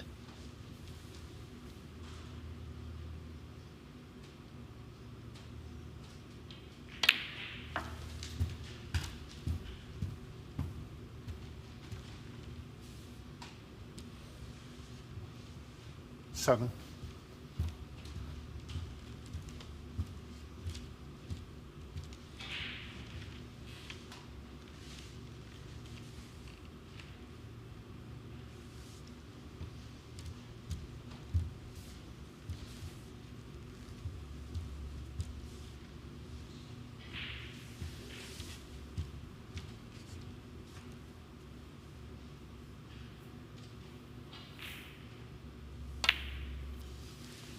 Eight. Rossi definitely wanted to play the red that was closest to the pink there, but he clearly just couldn't get through. So a good recovery shot. Yeah, the previous shot in the pink, he just overran it slightly, but that's a really good recovery. Always difficult those into a blind pocket. Back in prime position now. 50.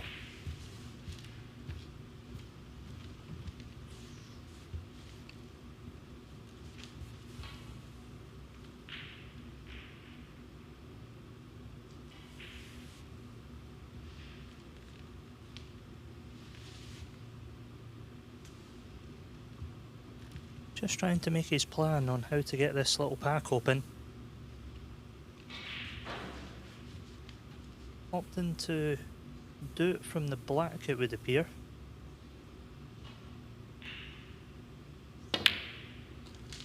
$60.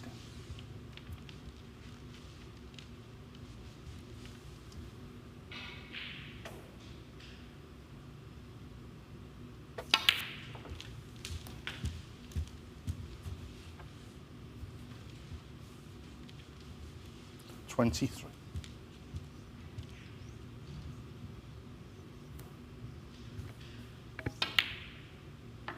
24. We said it earlier, but I think it's worth repeating that break building is the central component of Gilbert's game. That's where he excels to the max. And scrappier exchanges, I think it's fair to say, not quite so effective. But when he's on this kind of form, 32. You never get the impression he would miss.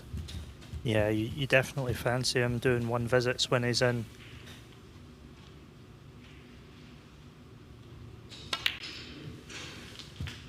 Still trying to leave the perfect angle to do something with this pack. 38.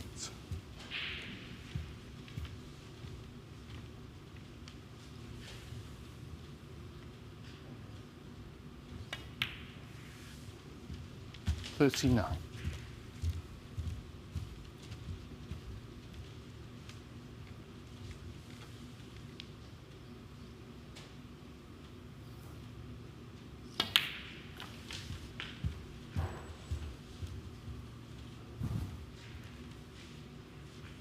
$46.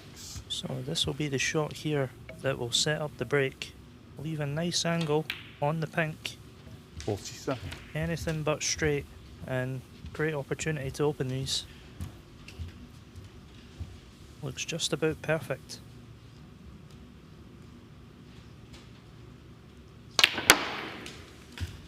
And that's worked out perfectly. Gave it some welly to make sure the cue ball went through the pack. And now 53. It could, I'll go so far as to say it should be a frame-winning visit. Certainly the way the breaks have been flown in this group so far, that wouldn't surprise me.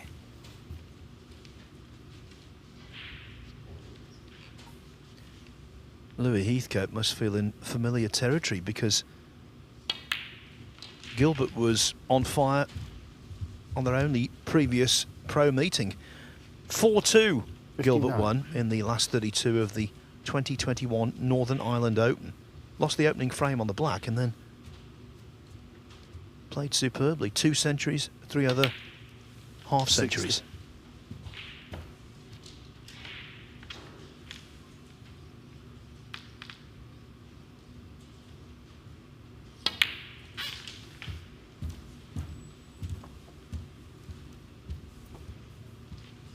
67.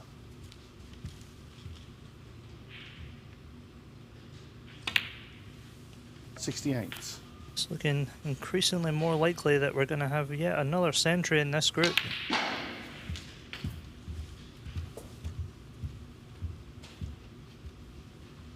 $75.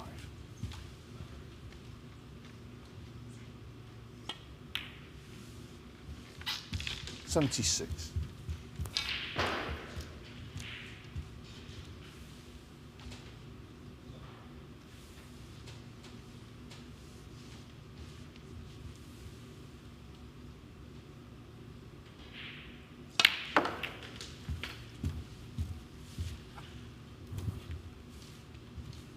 83.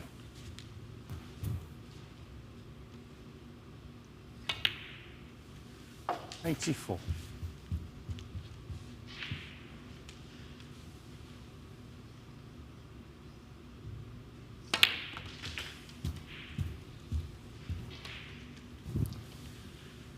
91. 92.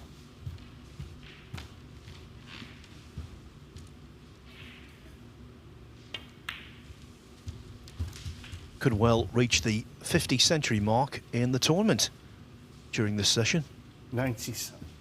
Dave Gilbert just a couple of pots away from 49th. 98.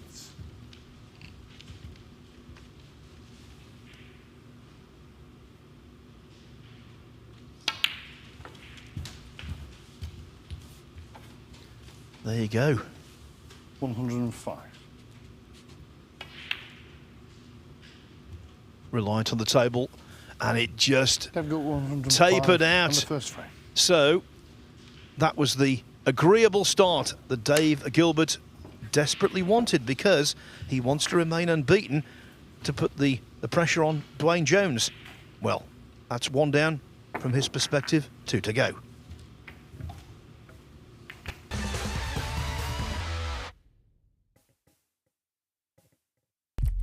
What do you need to become a champion? Vision, drive, discipline, finesse. But what about a world champion? Victor, conqueror, peerless. The history, Reyes is the champion of the world. It's the king of the 9-ball ring. the biggest prize, the crown jewel of 9-ball.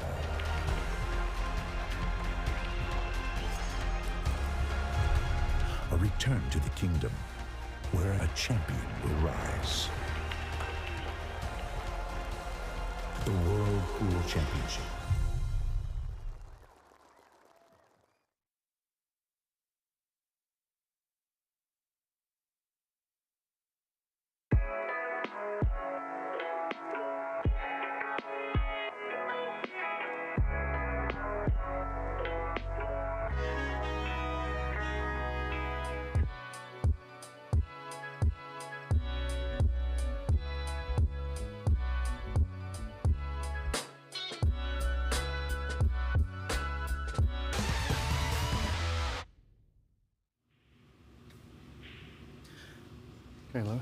Dave Gilbert gliding around the table for his century there to take a 1-0 lead over Louis Heathcote. On table 2, the first frame of the session still in progress, still very much in progress. Lepe Fan leading Matthias Baranowski 30-0. And Lepe Fan has just knocked in a red to give himself a chance to build on his lead.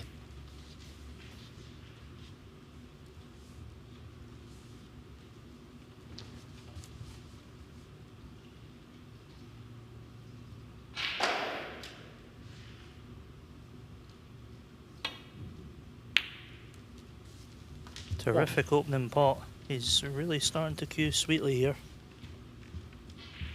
Not too sure what his angle in the black's like. Possibly the bottom right red on the pack may pot to right centre. What?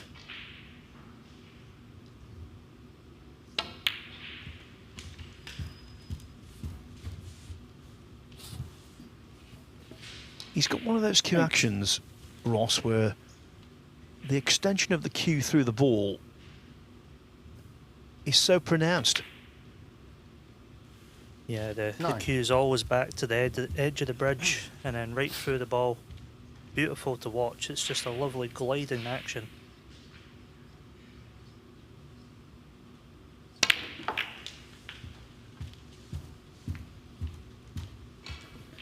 There are several ways to split a pack.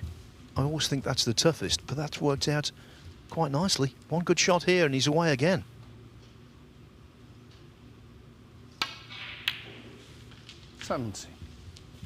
Yeah, it's a really great chance here.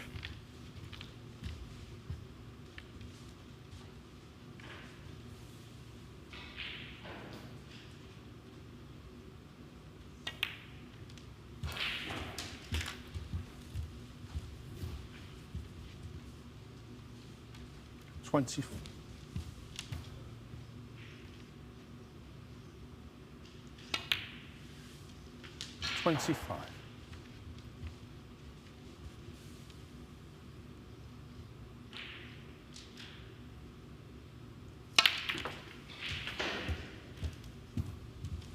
A little bit unfortunate on that split. Could have easily been on a 32. Nicer ball than this. One still does just pot to the middle. But you must say, if this goes in, we were saying earlier, he likes all red blacks in the Championship League. 30. And here is another good chance to come close. You're saying what I'm thinking. Come on, Dave.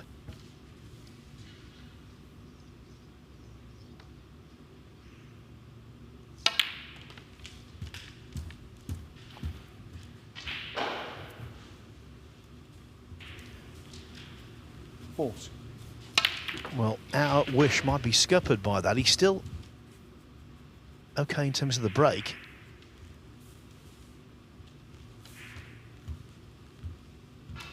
But getting back for the black, that is obviously an issue.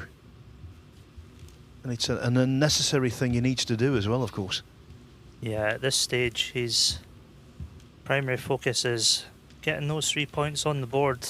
So I think the maximum will be in the back of his mind now, and he'll just fully focus on closing out this frame and yet another one visit.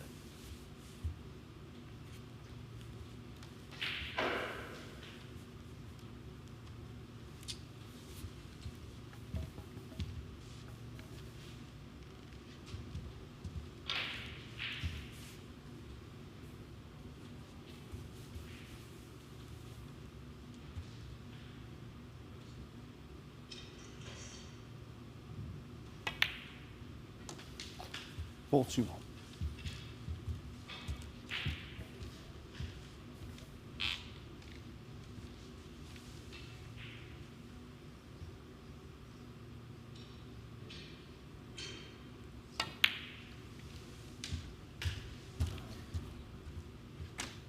Louis Heathcote there in his chair must be wondering what he's done to deserve this. He's come up against Dwayne Jones, playing out of his skin, and now Gilbert's doing the same thing. Yeah, there's not been a single ball missed against Louis all day so far. As a player, you're just thinking, like, just give me some sort of chance just to get my teeth into the match. But yeah, you get some days where people just play incredible snooker against you and there's not much you can do. Well, in fairness, Heathcote didn't miss a great amount against Jones. He did miss one bad black when he decelerated, but the frame he won, he made 128. It's a tough school, this. Tough school.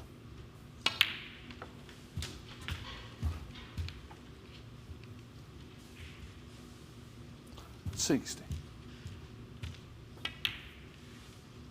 $61. So Louis Heathcote, having lost his first match, if he falls 2-0 down, which looks very likely, that means he's out of contention for topping the table.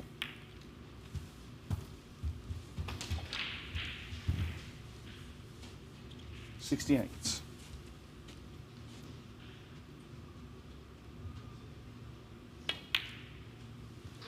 69. In this format, Ross, the axe can drop very quickly. Yeah, as you say, this frame right here is the one that means Louis can't win the group, but certainly still things to play for. There's positions to achieve in this group. All have meaning at the end of the day, so 75. the day's not over by any means. 76. Yeah, worst case scenario for Heathcote. He beats Paul Deville in his last match, the next match on this table, and at least then he would claim third spot. But Gilbert is a man on a mission. 83.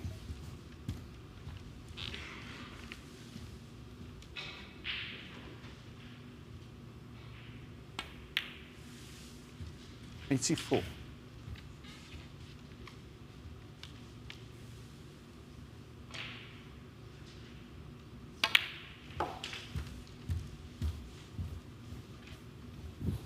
'And it wouldn't do Gilbert any harm to extend his high break in the group. 92.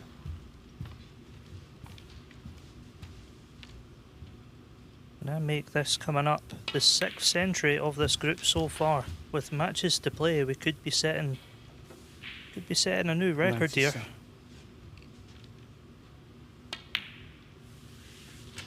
97. 98.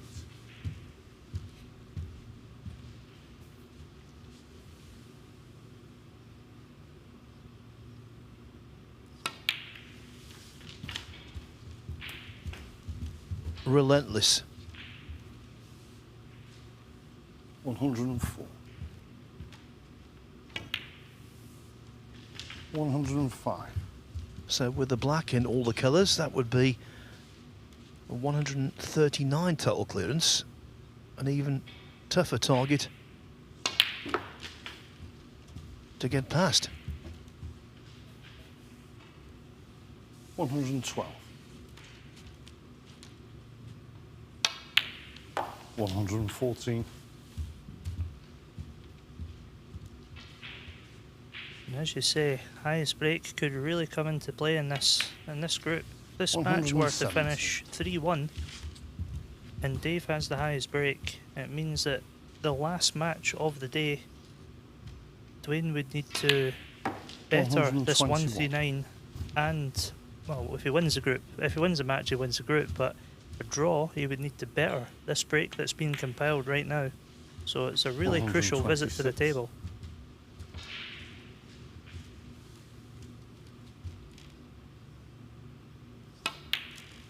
132.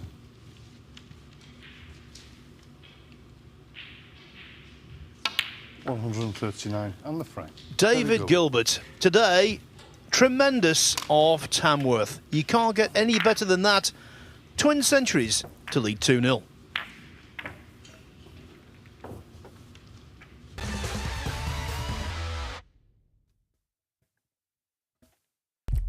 What do you need to become a champion? Vision, drive, discipline, finesse. But what about a world champion? Victor, conqueror, peerless. The history. Reyes is the champion of the world. It's the king of the 9-ball ring. The biggest prize. The crown jewel of 9-ball.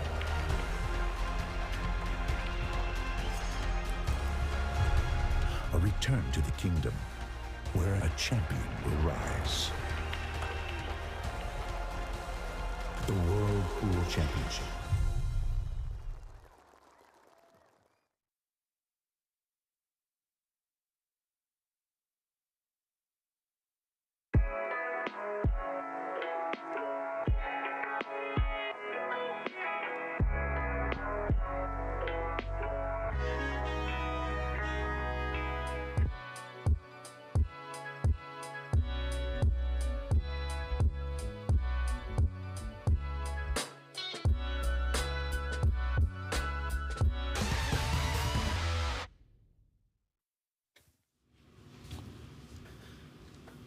I think they call it the mythical sporting zone.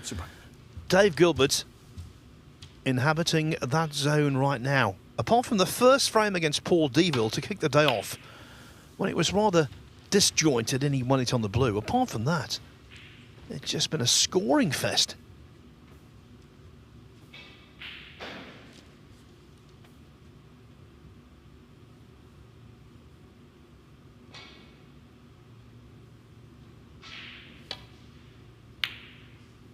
One. Another superb pot. Great angle to go directly up into this bunch.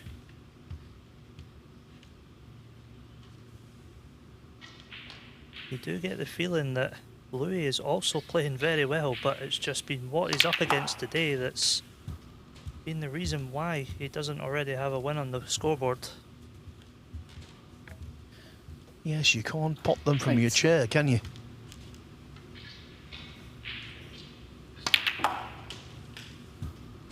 The only reason you wouldn't fancy him to make a few here, disappointment maybe. He has been unlucky to come up against two opponents who've been at the very peak of their powers.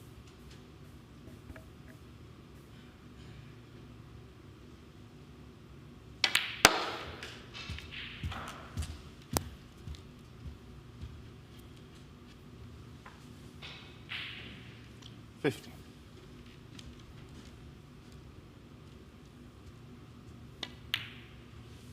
60.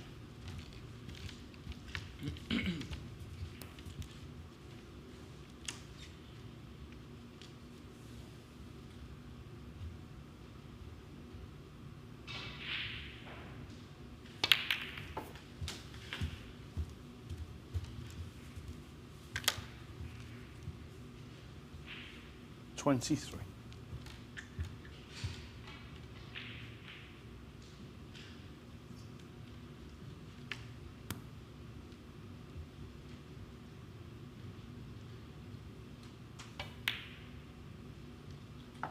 24.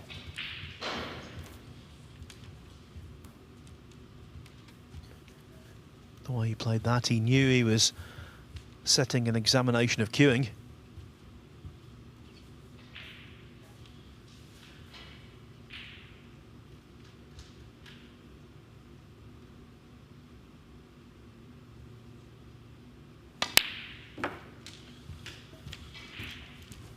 Very well struck, and a chance to continue the break with the red below the pink. 29. Popped in for the one into the green pocket.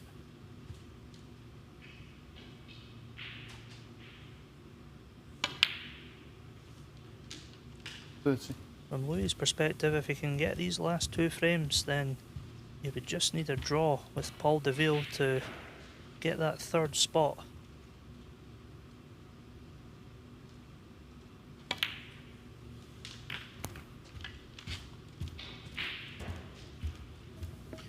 Yes, and if he did draw the match, it would be 37. a real exhibition of resilience.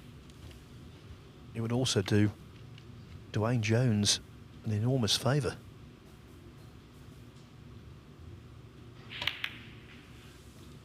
Oh,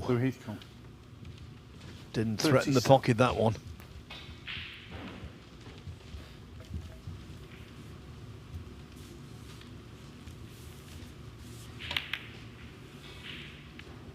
Yeah, never easy playing into a blind pocket, but you'll be disappointed with that one.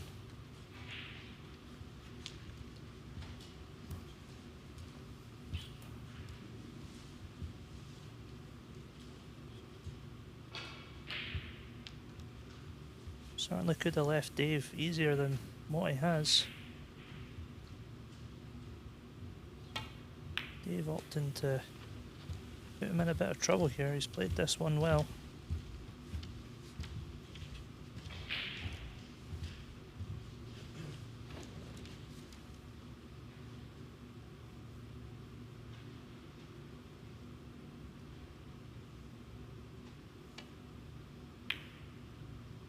Trust in the table. begrudgingly too thick contact on that red. But he didn't have much else of an option there, to be fair. 1. And the way Dave has been playing, this is a golden opportunity to close out this match.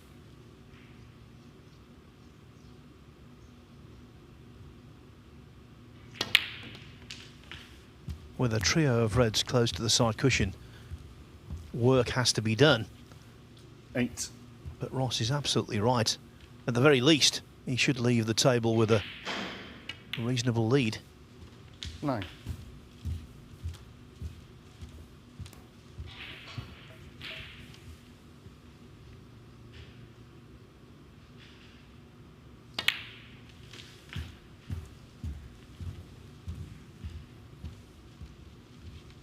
60.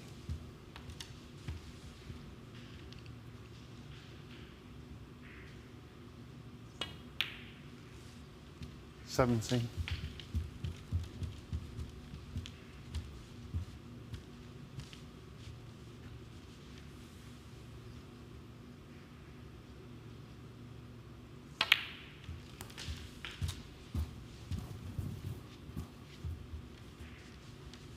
24.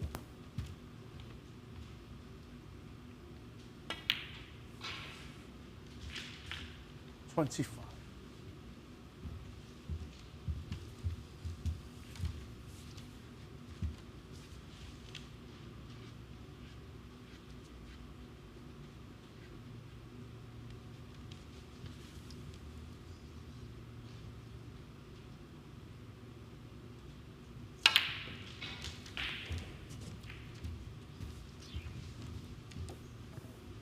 That's okay.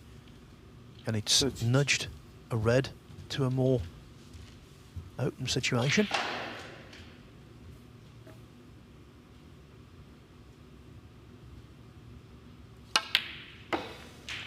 $33.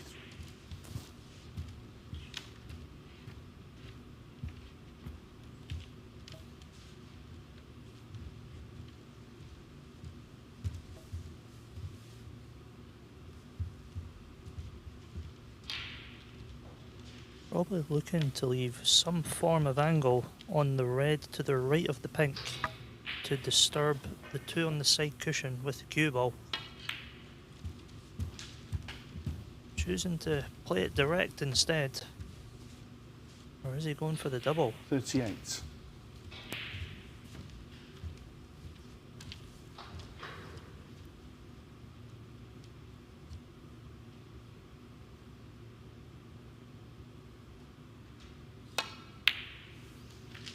39.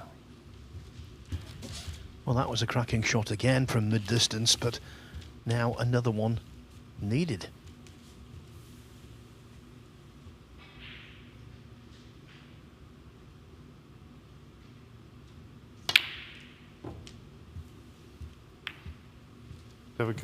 Never saw that one coming. He's not missed much, but always that small element of risk playing over distance just takes a fraction out.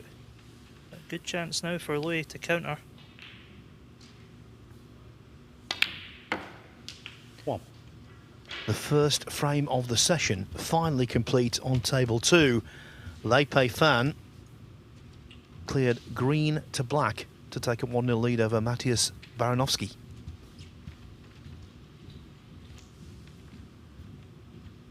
A little surprised here he's taking the brown. Angle on the blue looks fairly good, but maybe opting to play directly on it rather than nudge them.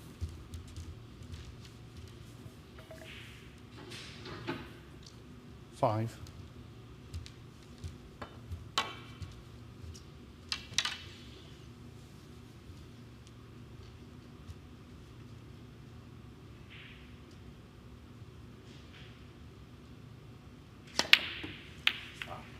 'Thank you. Thanks, Louis. Foul. Louis got 5. Davey Gilbert 4. Owned up to a foul.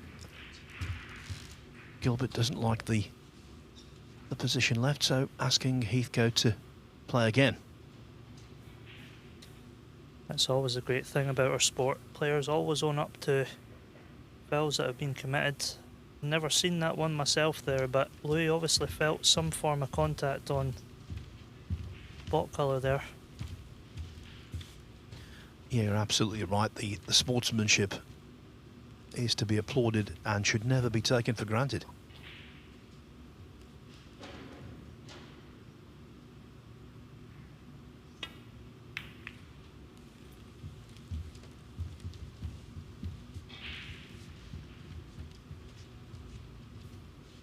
Good shot there by Dave. Put Louis in a little bit of trouble here.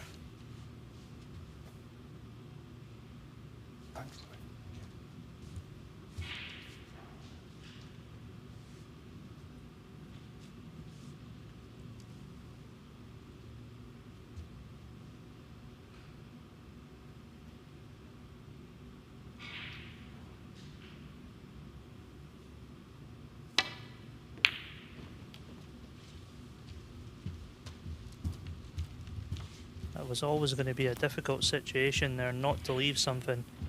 He's left a couple of options here for Dave. Red into the yellow pocket.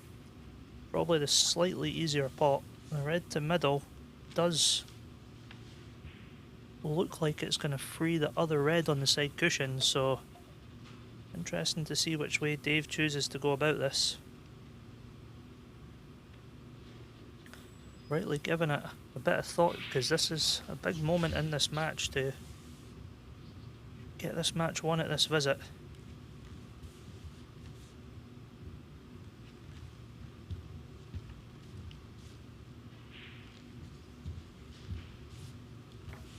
Remember, if Gilbert wins this frame, high breaks won't come into it. All he would need in his final match against Dwayne Jones would be a draw.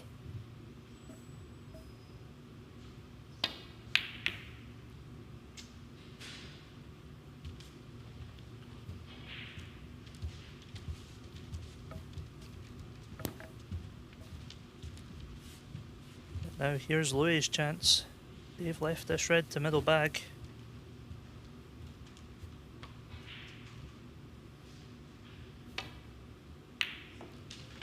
One.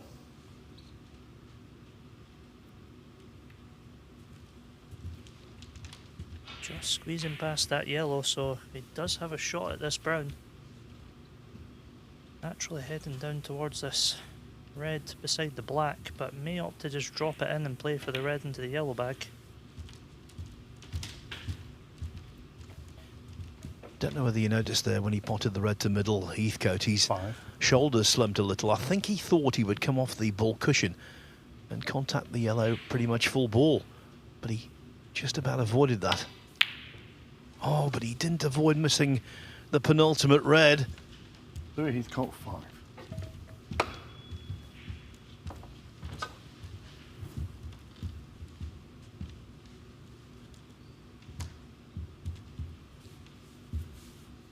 I think this red beside the black pots directly, so probably going to need to play some form of cannon. It's a nice little space between this red and black, so your target would probably be to contact in between them.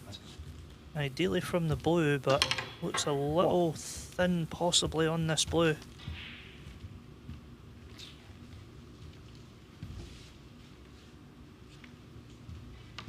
Checking the potting angle here, but from this angle it's far from easy to be guaranteed on this red.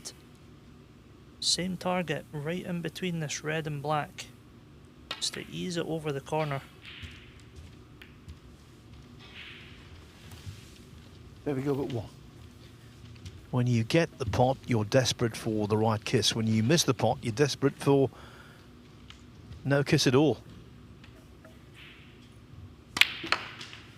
1. But the pendulum has swung again, so back to Louis now. Hopefully this time he can, from his perspective, put this frame on the board. He has had a couple of chances at closing out this frame. Yes, the pink is safe, but from Heathcote's viewpoint, so what? All he needs, now he's 9 in front, would be yellow to blue.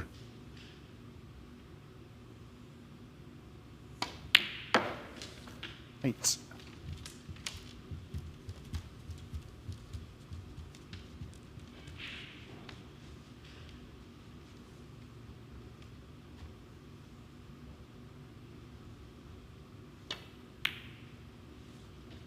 $11.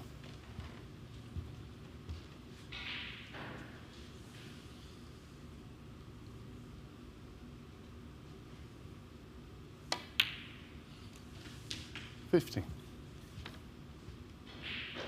The march of Dave Gilbert has been halted. 20. And that is wondrous news for Dwayne Jones. Yeah, really a huge frame in the context of this group. 20. This next one coming up now. And the frame. Yeah, Gilbert concedes, and so this match rests on the final frame that's coming your way in just a moment.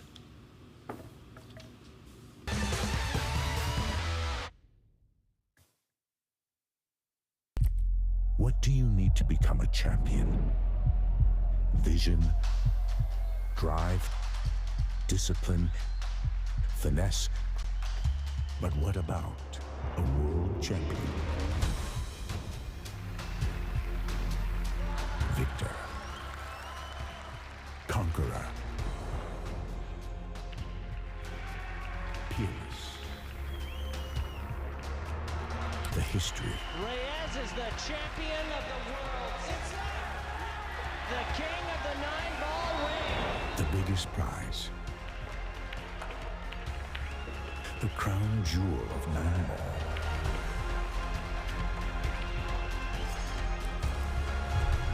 A return to the kingdom where a champion will rise.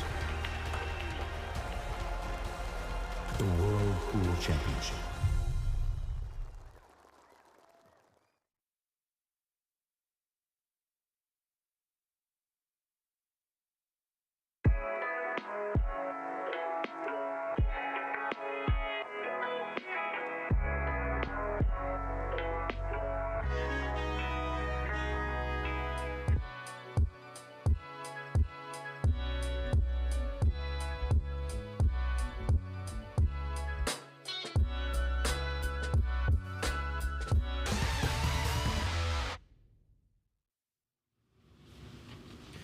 In terms of topping Group 12, the equation is now pretty straightforward. If Dave Gilbert were to win this frame and consequently the match against Louis Heathcote, only a draw against Dwayne Jones would be needed for Gilbert to top the group, unless Jones made a break of 140 or more. If Gilbert loses this frame and ends up with a 2-all draw, he would then need to beat Dwayne Jones in the last match.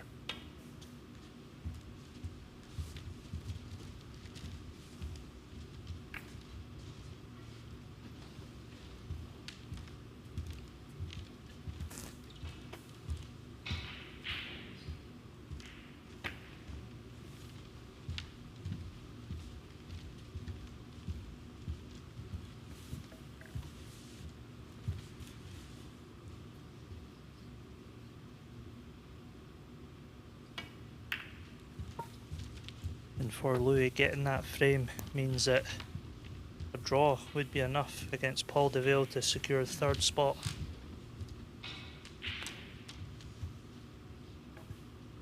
Yes, he's right at the start of a new 2-year card. At the end of the season after next, who knows, £1,000 might make the difference between going back to Q School or not. You never know.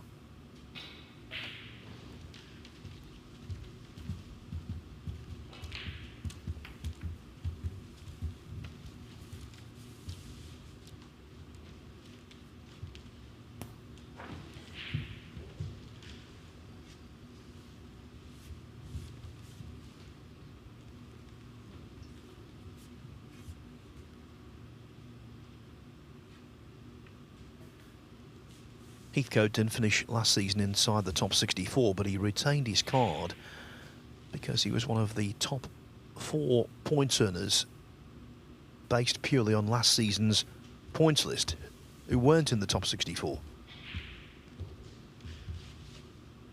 Yeah, that's how I kept my own tour card as well, Phil. It was very twitchy World Championships on top of the pressure of the World Championships itself. Of course, the pressure of avoiding Q School was definitely on your mind as well. Yeah, watching all of the rankings, thinking about all the permutations and the different results that will benefit you or harm you.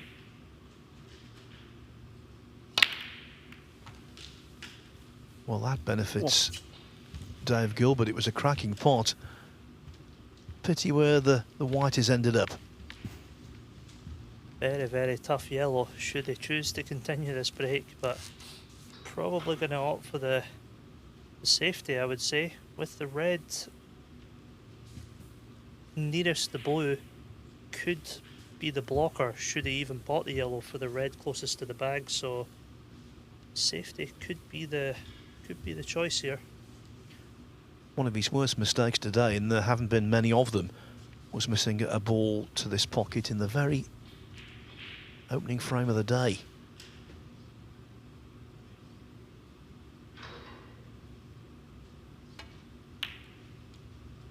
Playing the yellow, and that's a terrific pot.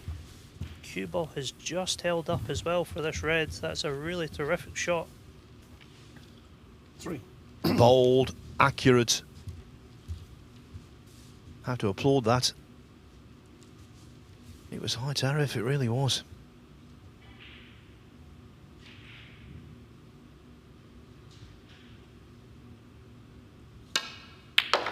Four. Another solid strike.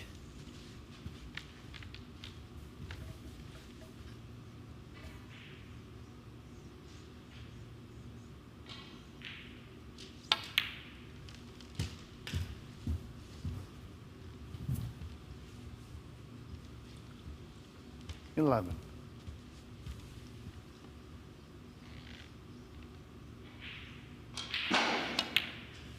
12. This could be the crucial shot here, right into the middle of this bunch.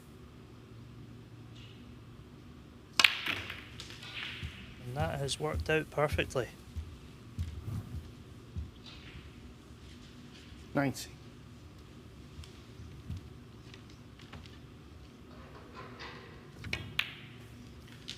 Based on the evidence so far in this match, I think Louis Heathcote has got every right to fear the worst. Not only to just close out this match, but for his 4th century in this group today.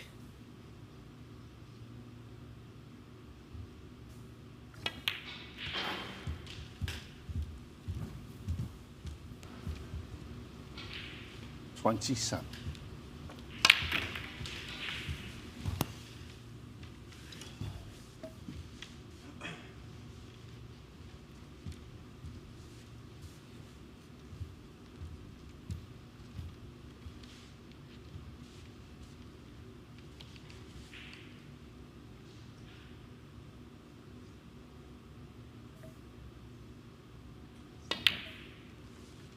$28.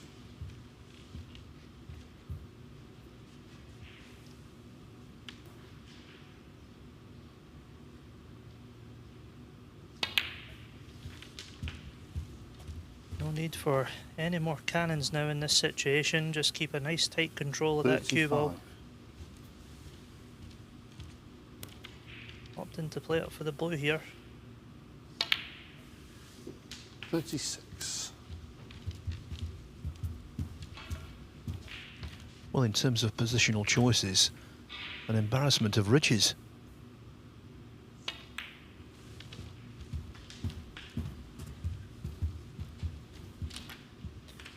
Yeah, this is his reward for 40. hitting that black into the pack so well. Great action on the white. Couldn't have played it any better.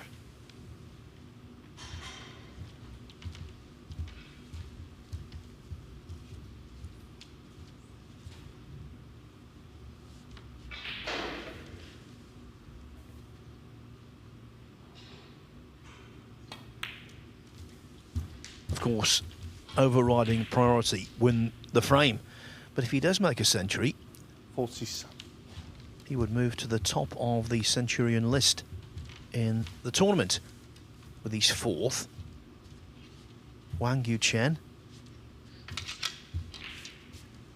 and Yuan Sejun both made 3.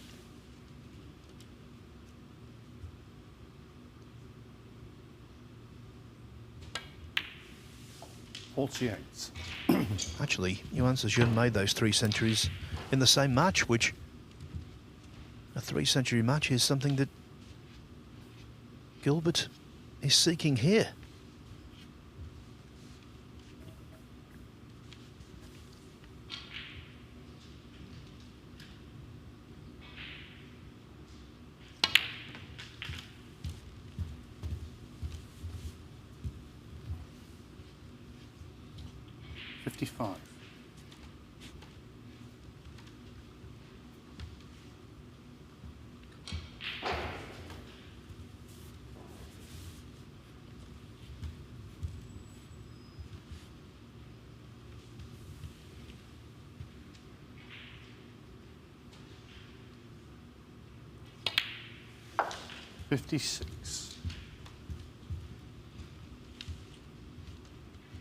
Lost the cue ball very slightly. I need to go in and out of baulk here. But he's the wrong side of the blue by that much. It makes it a little bit easier to go in and out.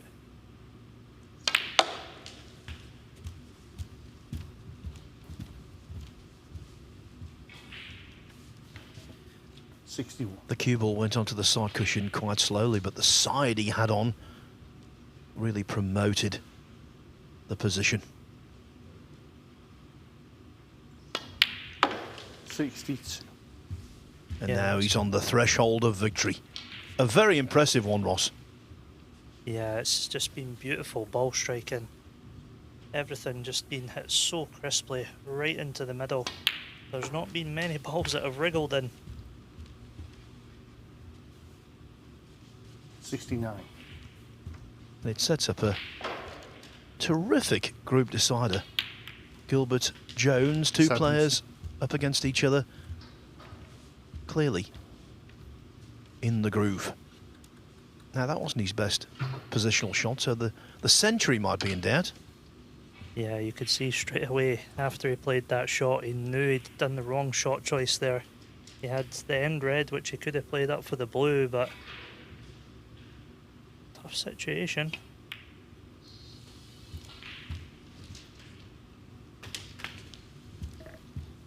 Well, that one just about died a death into the pocket. Yeah, he was not sure until the final rotation of that ball if it was going to drop or not.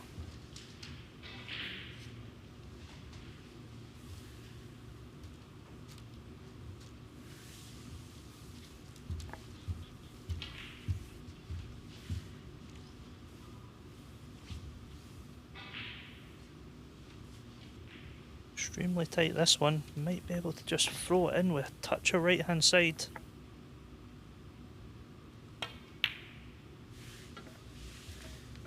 There we go, it's 77. That's a shame. Prime, the match. 77, sunset strip, but no hat-trick of centuries. Nevertheless, Dave Gilbert got the main job done and accomplished with aplomb. Breaks of 105, 139 the highest of the group, and 77. He defeats Louis Heathcote 3-1. He's joint top of the Group 12 table. Everything will be decided by Gilbert Jones. Last match of the day. Next up, it's the 3rd, 4th place playoff. Heathcote against Paul Deville.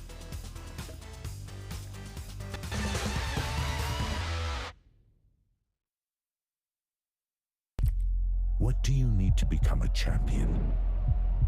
Vision, drive, discipline, finesse.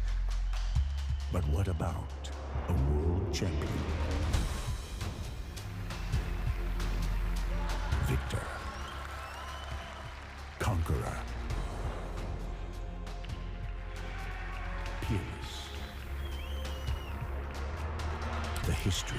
Reyes is the champion of the world. It's The king of the 9-ball ring. The biggest prize. The crown jewel of 9-ball.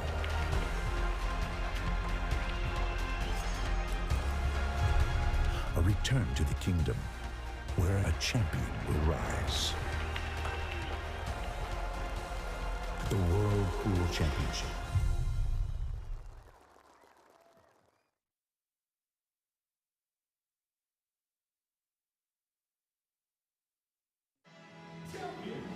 Champions!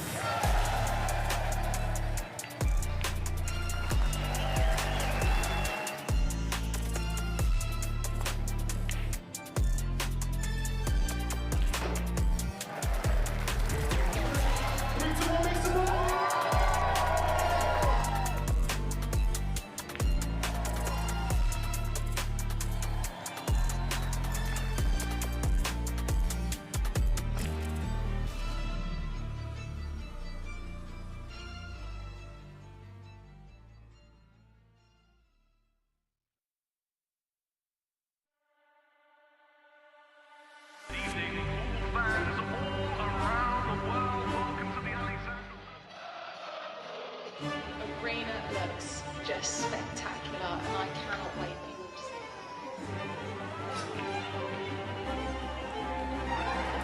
Lulus, don't worry. Yeah, but plenty of guys that need to be ready. We're the champions. You need to come take it. I mean, you want to follow me in there now? Yeah, I know you're ready. All we've been doing for Can you speak English better, please speak? Because I ain't sure what you said.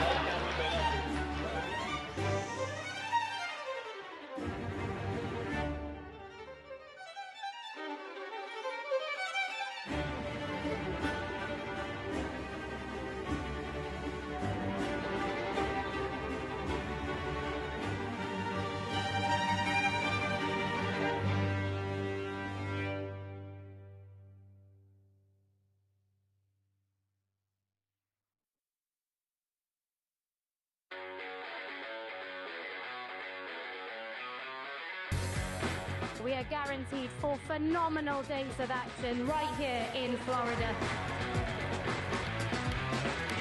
Drama is certainly guaranteed in front of a hugely raucous crowd. The American fans really get into the spirit.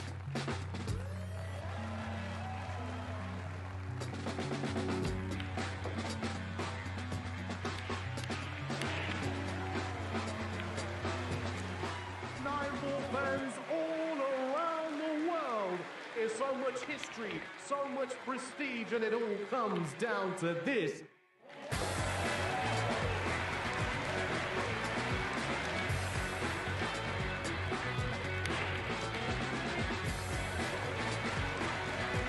So much action lies ahead at the Caribe Royale in Orlando, Florida.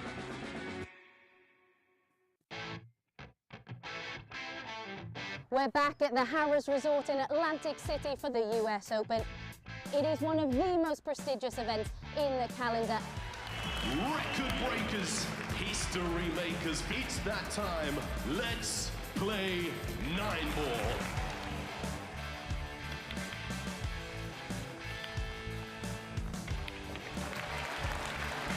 Nine-ball pools on the growth. And the governor gets on the board. Next year's prize money in the US Open is going to be $500,000.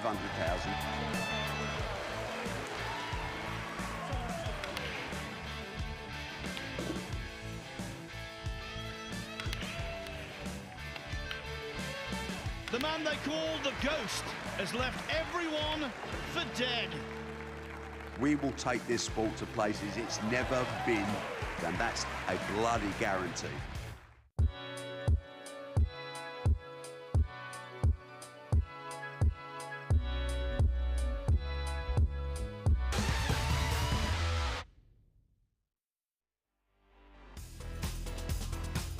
So the action hotting up here in Leicester. Dave Gilbert playing very nicely there to beat Louis Heathcote. Of course, we've got the big group decider coming up later between Gilbert and Dwayne Jones. Before that, it's Heathcote versus Paul DeVille.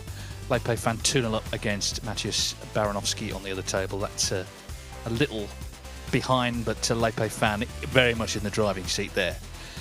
So Louis Heathcote will need 2 frames here to avoid finishing in 4th position. For the 5th frame. he can afford a draw because he did win a frame against Dwayne Jones and indeed won against Dave Gilbert, but Deville yet to win a frame today. Yes, and if Heathcote were to get the draw and get third place, that's £1,000, and it's pretty much clear profit because he's from here in Leicester, so no expenses incurred. Do have sympathy actually with Heathcote because he's come up against two opponents who've been brilliant.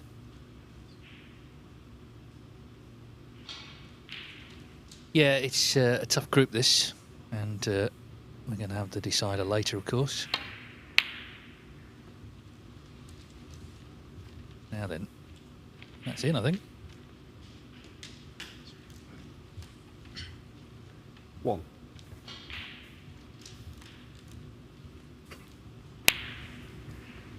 Paul Deville, who is still a student at university.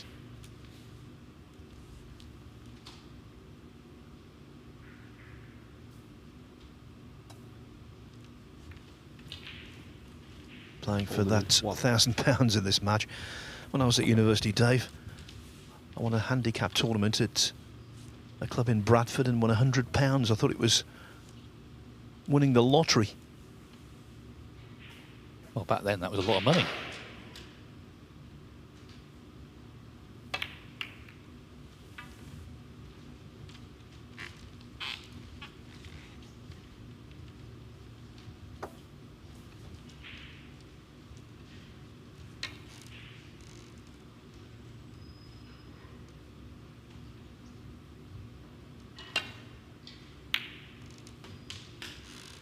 Well, nothing lucky about that one.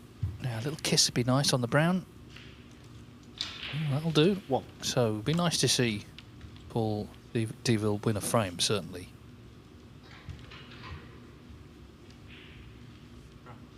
Brown ball.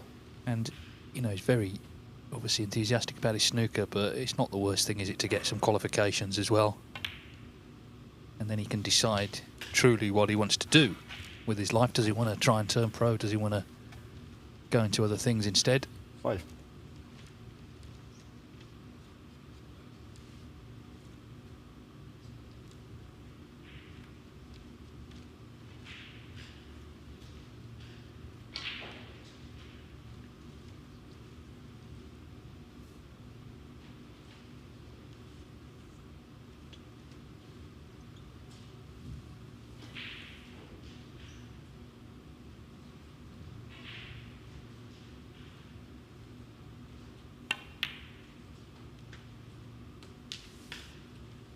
Six.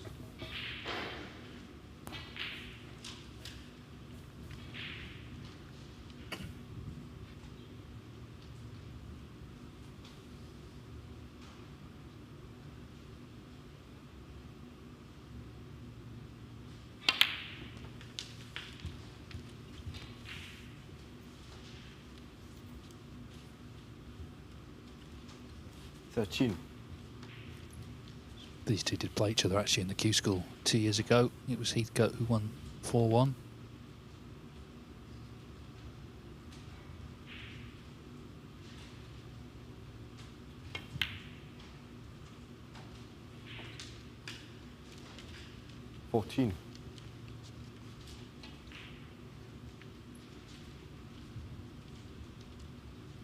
But a very high standard. I mean, Paul Deville, it's not that he's played badly, he just hasn't really had that much of a look in. I suppose you go back to the first frame of the day, he could have won that against Gilbert.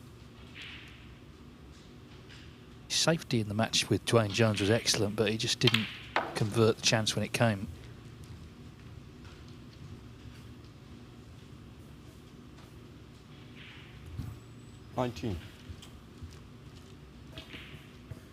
On the other table, it's looking increasingly likely that Lepe Fan will beat Matthias Baranowski 3-0. He's well ahead and well in the balls.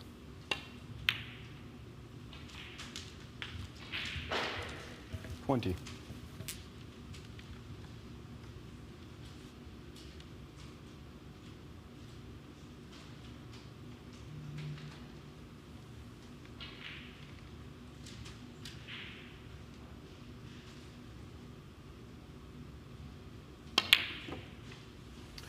Well, the good news is he's missed the cannon to the Reds in missing the black. Paul Deville 20.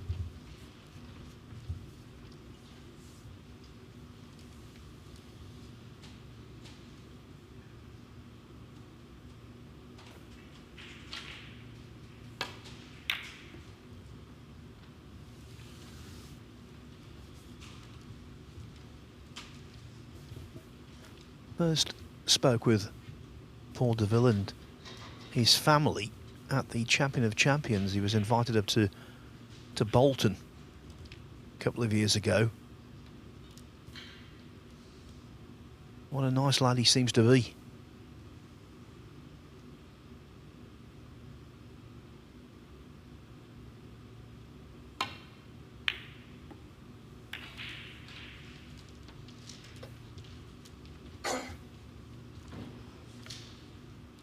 And I agree, Dave, staying in higher education, the right move. Even snooker-wise, it's a good move because it takes the pressure off. Yeah, I think it is a sports science degree, isn't it? So it's still sort of, you know, linked, I guess. Oh dear. Not good for Louis Heathcote.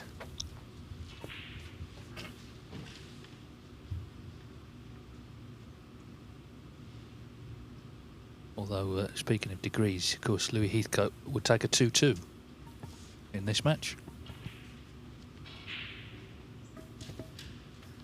What's one of those? I got a 2-1, Dave. Don't say you got a 2-2. No, I scraped a 2-1 as well. And look at us now, Phil, living the dream.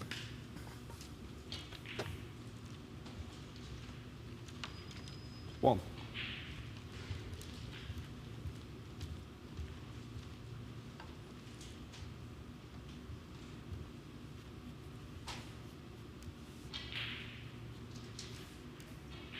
Lepe fan is, without question, over the line, so he has beaten Matthias Baranovsky 3-0.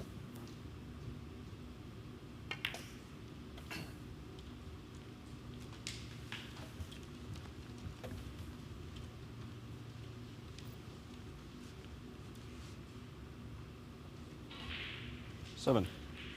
Yes, Long Jihang will certainly have to beat him later to win this group. And even then it's going to go on frame difference.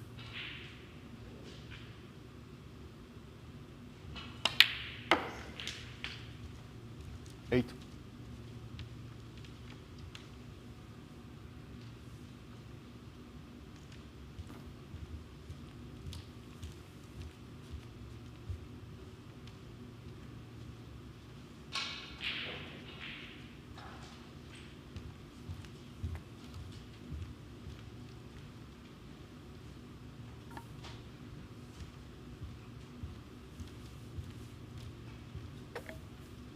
Yeah, just thinking about that Group 19, that could come down to high breaks.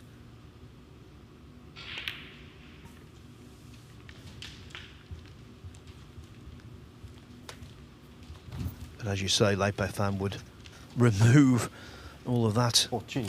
If he were to draw with Long Ji Huang in the last match of the day.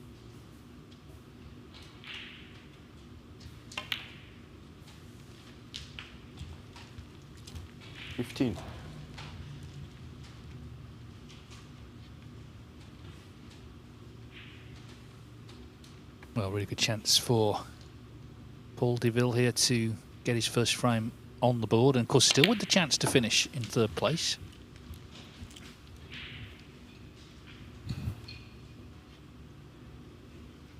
$21.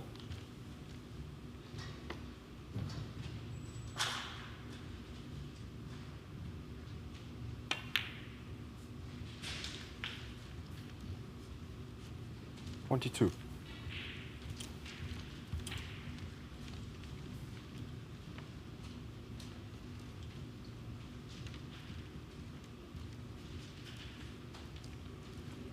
Some of these Q-School top-up players were quite late call-ups, so not necessarily had that long to prepare or be in sort of snooker mode. Whereas obviously the professionals knew this was coming up, their qualifiers before it as well. 28.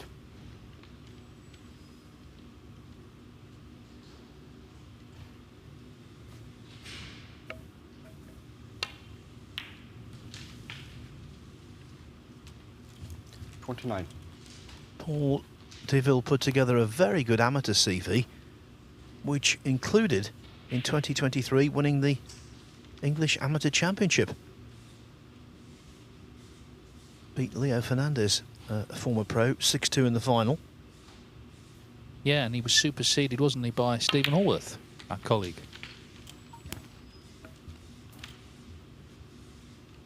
Yeah, some fantastic players have won the English Amateur. 35.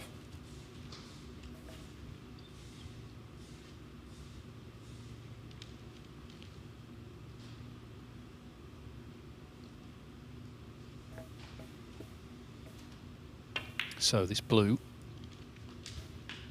36 to lead by 62 with 59 on.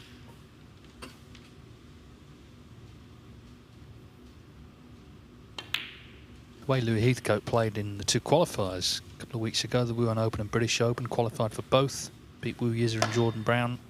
Had every reason to be confident coming into this group, but there's a real danger he's going to end up going away with no money at all. Deville's got to beat him, but he's won the first frame.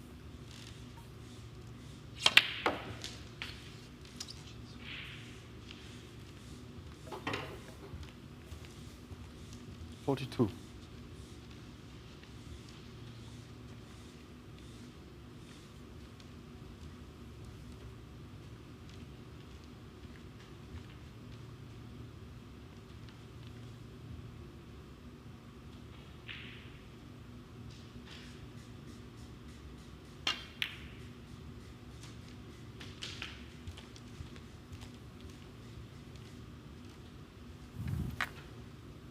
Taking a close look at the plant.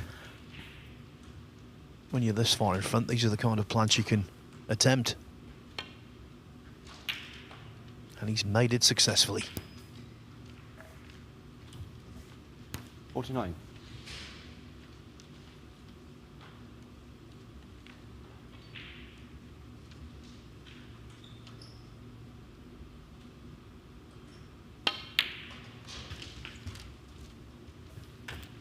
Shame there's not enough on the table to make a century. 55.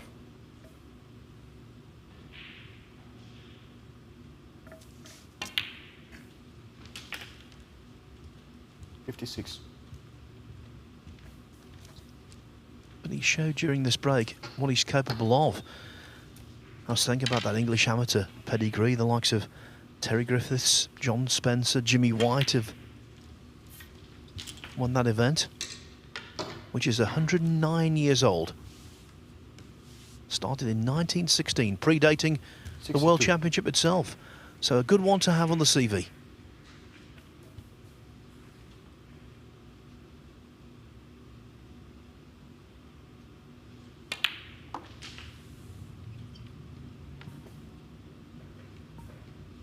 $63.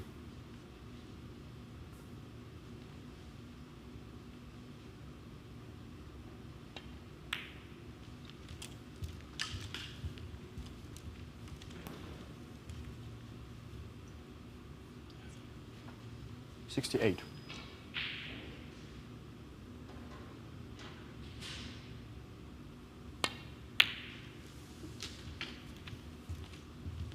$70.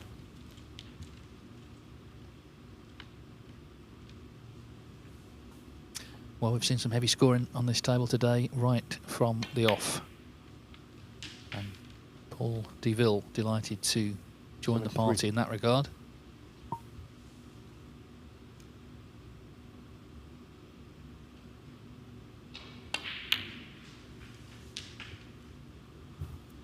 $77.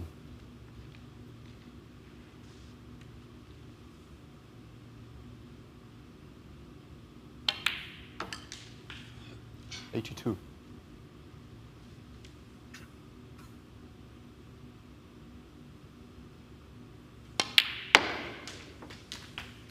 Well, the break Paul ends 82. at 82, Please, but a for fine 6. effort it was. So Paul Deville wins his first frame of the day.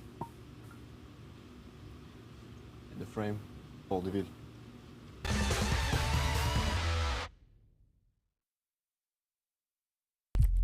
What do you need to become a champion? Vision, drive, discipline, finesse. But what about a world champion? Victor, conqueror, peerless. The history, Reyes is the champion of the world. It's the king of the 9-ball ring. the biggest prize, the crown jewel of 9-ball.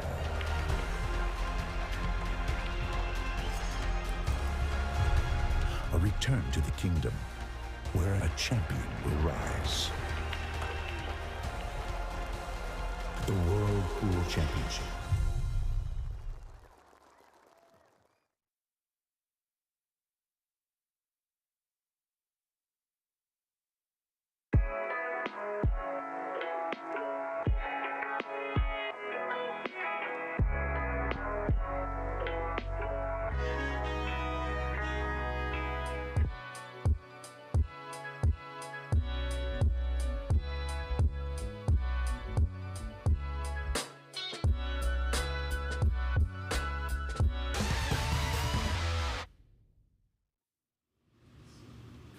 Well, the big match really is still to come later, Dave Gilbert and Dwayne Jones, but right now playing for 3rd and 4th place. Louis Heathcote needs a draw against Paul Deville, but has lost the first frame.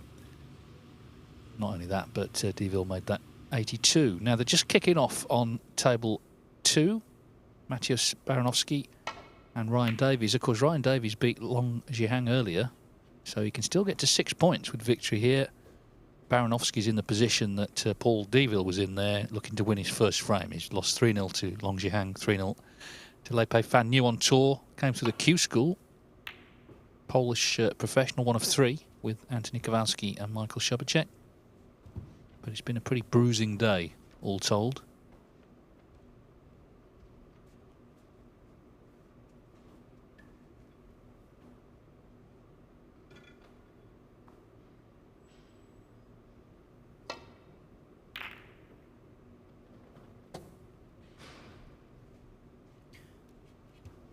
During the first frame, Dave mentioned that these two have played before in the Q School a couple of years back.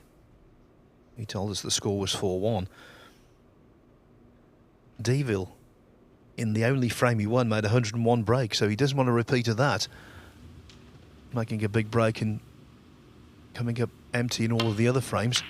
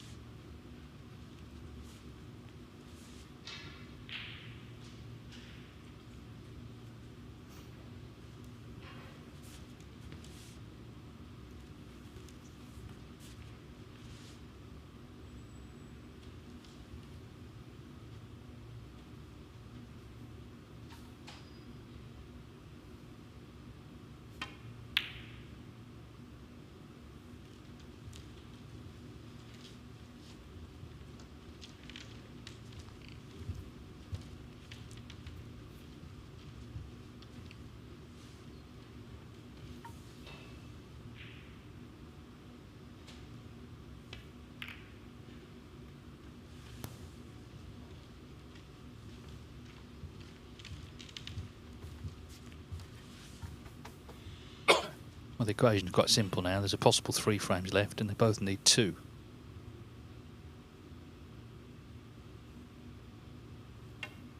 Deville needs to win. Heathcote can draw.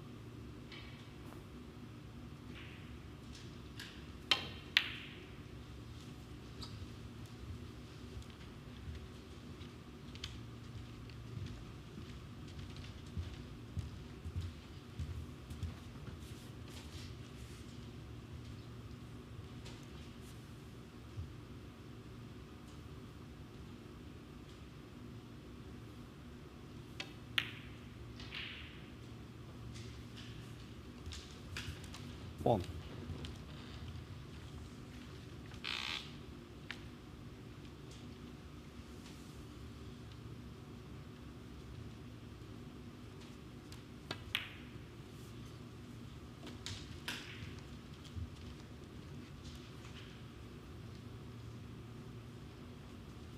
Eight.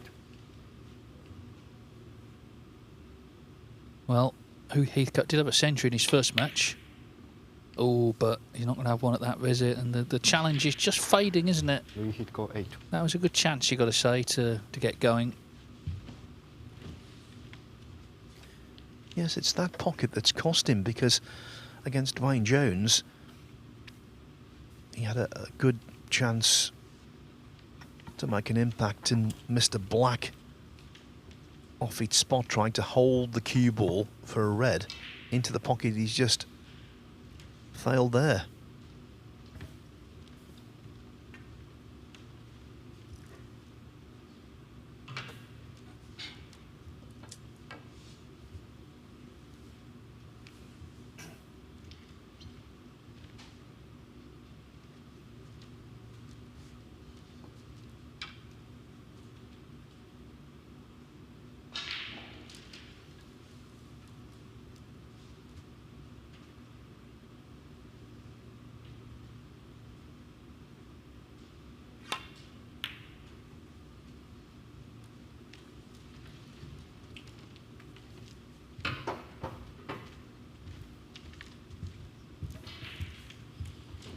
Well, has he got the triple cover there? Clearly not. Blue blocking one red, pink blocking another, but the yellow not in the way of that one. 1. So, a reprieve and another chance for the man they call the Hoover.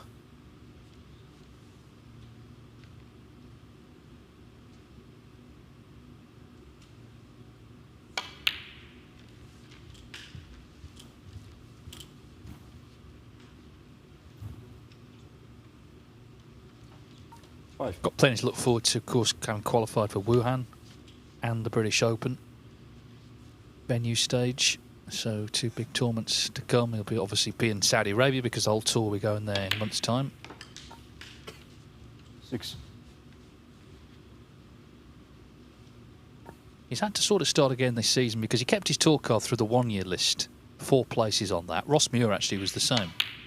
But you lose your points, so you start again at 0. You get a 2-year card, so he's on for the next 2 years, but all the sort of points you've earned in the last year, it's just scrubbed off the list. Goes to Wuhan to take on, in the last 64, winner of a group here already, Matt Selt.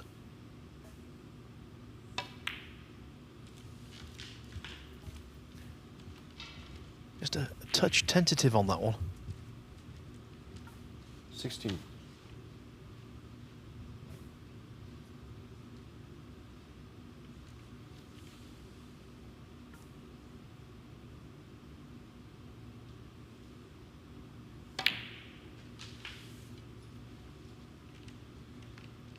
$17.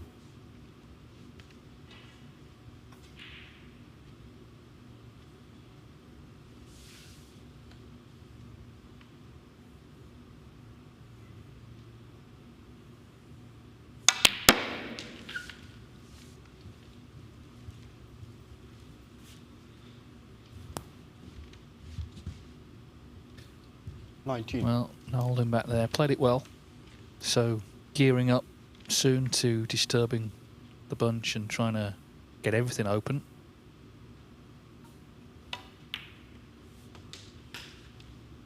$20.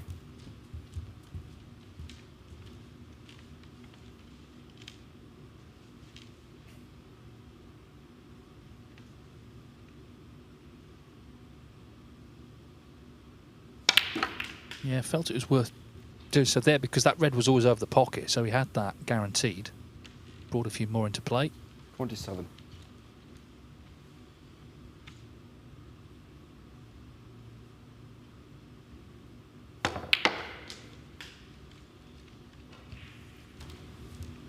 28. Didn't have a lot of angle, but managed to get into them and stay on that red. Yes, and with hindered queuing, he played the red really well. Hit the wide quite hard, but because he was hitting down on the cue ball, 35. he was able to retain what turned out to be ideal position. I think what's in his favour for sure, and he is vastly improved, is he's a very positive player. You know, he doesn't go into his shell. Obviously, you can miss, and he has done a couple of times today, but he's always trying to win the frame at one visit in the sort of modern way, really. And if he can get a bit more consistency, I think he could cause a lot of problems for players this season.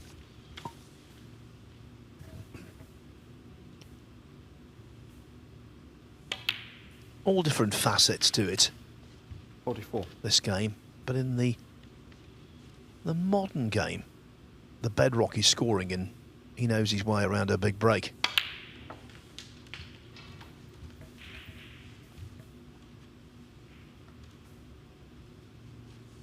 $51.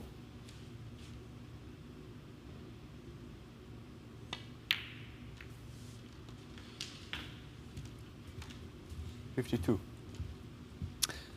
So black and one more red should make it one each, and still Louis Heathcote in the hunt for third spot and that £1,000 in ranking points.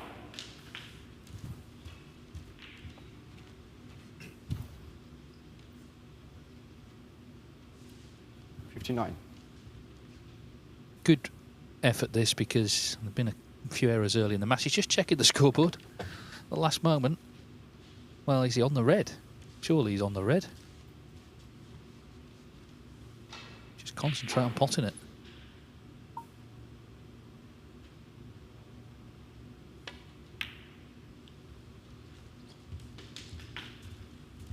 $60.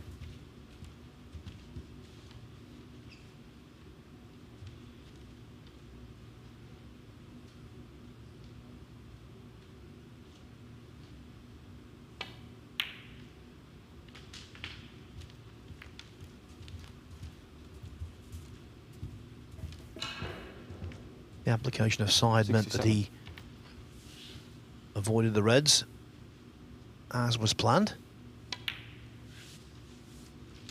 68.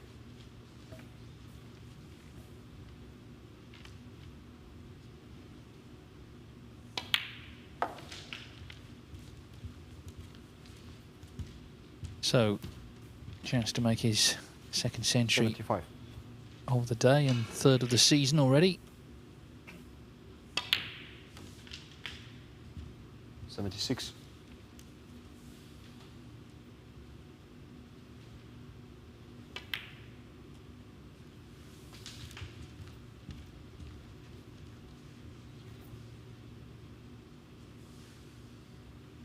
$82.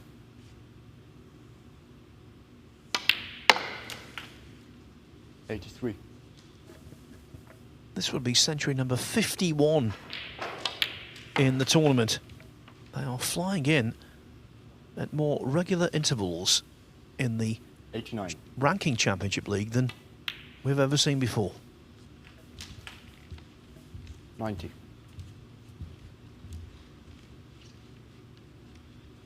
Yeah, Louis Heathcote looks like he's going to make at least two, but still finish best place third. So it tells you it's been a high standard group, this. Going to need the rest here for the yellow.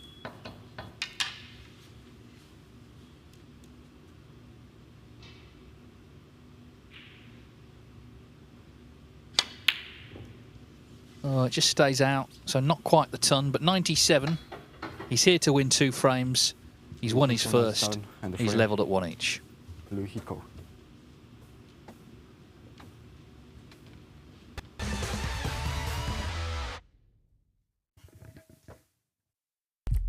What do you need to become a champion? Vision, drive, discipline, finesse. But what about a world champion? Victor, conqueror,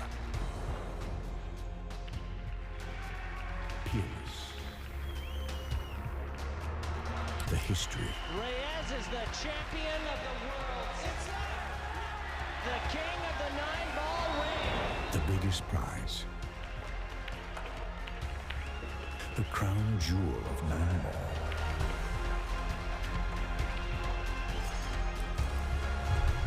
A return to the kingdom where a champion will rise. The World Pool Championship.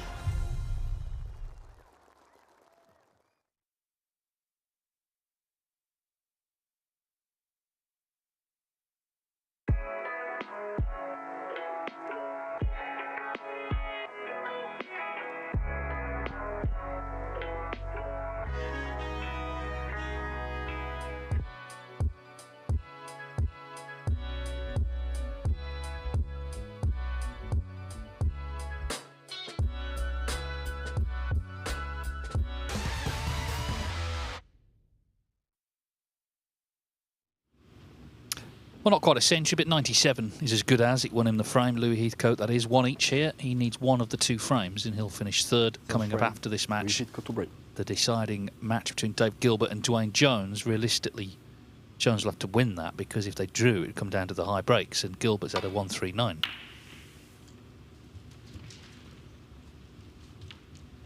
Of course, Dwayne Jones could make a 140, but that's asking a lot, clearly. Although, of course, it was Gilbert who was in that position last year in the last frame of his match. He had to beat 130, and he made 136.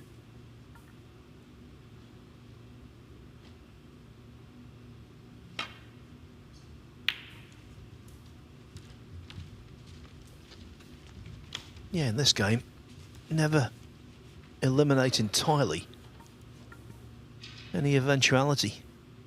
Strange things happen.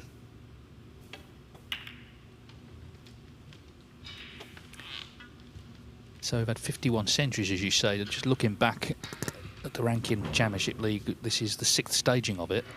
So 2020, the first, we had 90. 2021, we had 74. 22, we had 106. That's the best year so far. 2023, 101. Last year, 95. So we're just gone halfway through. Kind of on course, maybe for 100. Well, halfway through the first stage. Sorry, yeah, exactly. So, yeah, you're quite right. We're not actually halfway through the event. So, yeah, that 106 looks set to go.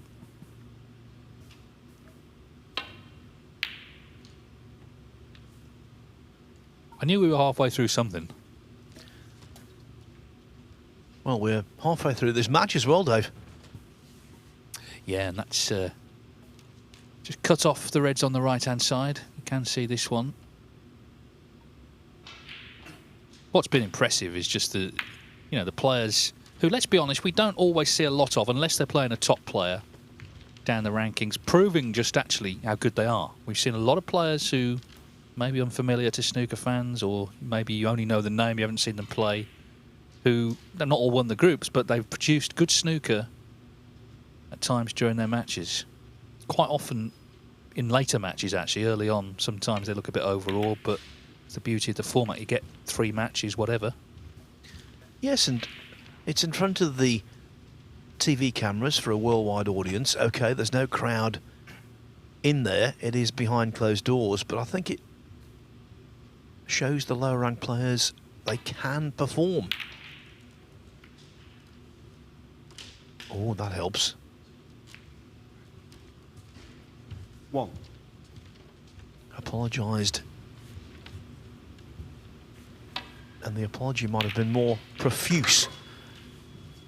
Had position been more readily attached. This yellow, not easy, especially because he can't place the rest on the table like he wants to.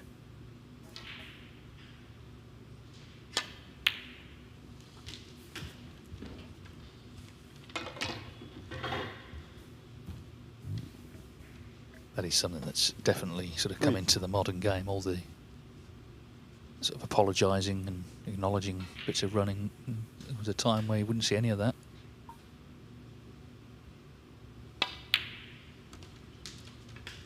Tapping the table to indicate a good shot play by an opponent.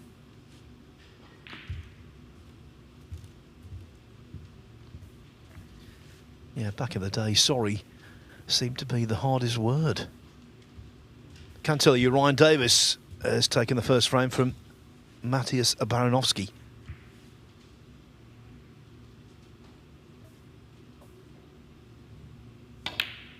Yeah, Baranowski looking very much set to finish in last position. Not won a frame yet. 10.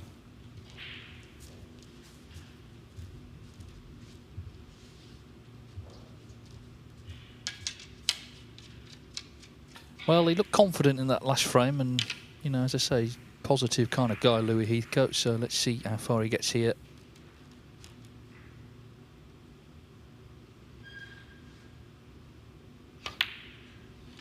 Just on tomorrow, it's quite an eclectic lineup. We've got two really good friends, actually. They're going to be playing each other right at the end of the day. Jimmy Robertson and Mark Davis, they practice together down on the south coast.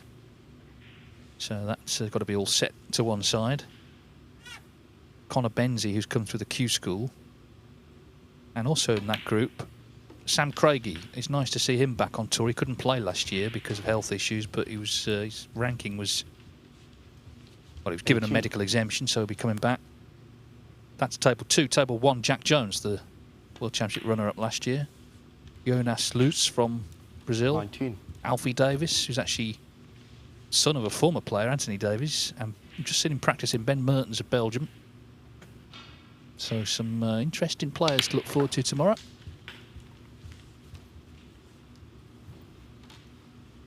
Can Jack Jones survive the curse of the graphic? Because if you've been watching our coverage, Sean Murphy, Gary Wilson, Ali Carter are all on it. They're out.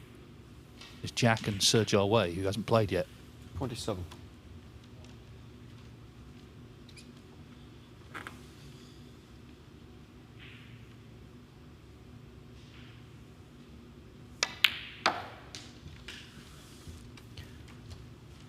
The groups in the second phase beginning to fill up. It won't concern either of these two, but the winner of this group will go into Group E, where only one player is through already, Ricky Walden.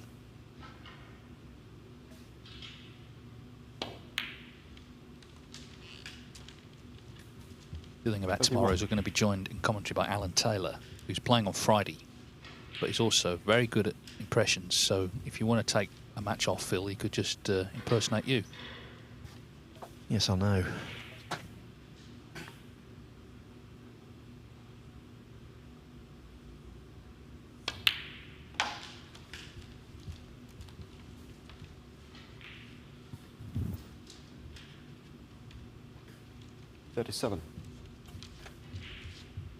Trouble is with Alan, he does a better me than me.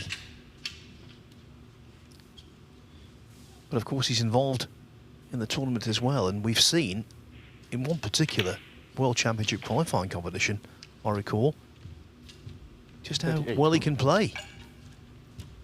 He was also, I mean, he's the sort of Mick Price of this, but he was the opponent when Jackson Page made those 2 maximums. So he's sort of in the record books, but not quite on the side he wanted to be. Anyway, Louis Heathcote going nicely now. She's impressive from him because, you know, he made a couple of errors and started to look a little bit disappointed in his chair. 45. But he was ready when the chance came in the last frame, and he's ready again here.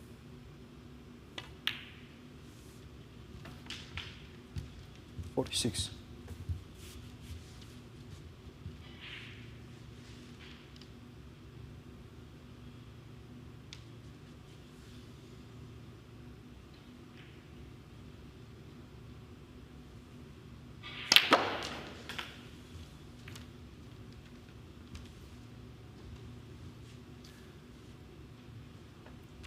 And that couldn't have worked out much worse. It was only that kiss, really, that could have caused him to have to play safe. But that's good presence of mind. 53. Now 2 reds on one side cushion, a single red on the other side cushion. This is a useful lead.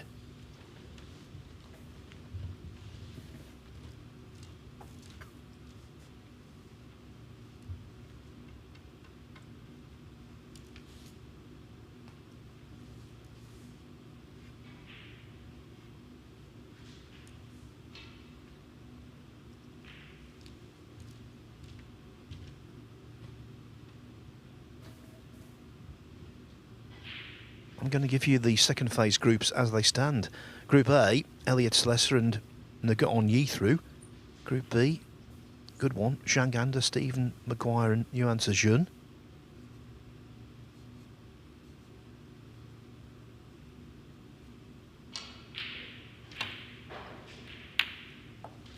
Oh, that was brilliant. Simply brilliant pot. Group C, Alfie Burden and Pang Junzhu are there.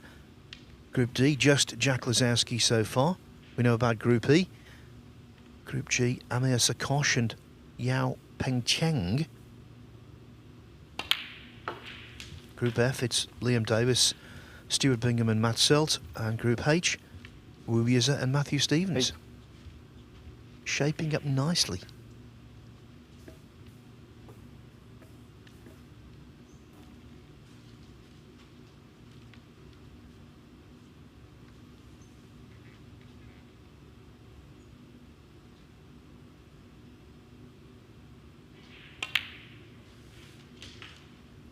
Nine.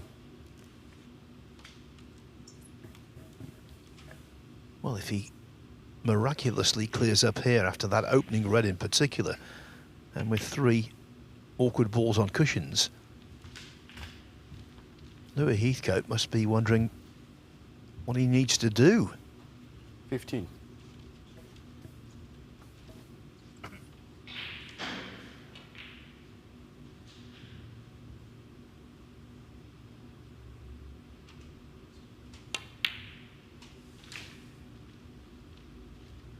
$16.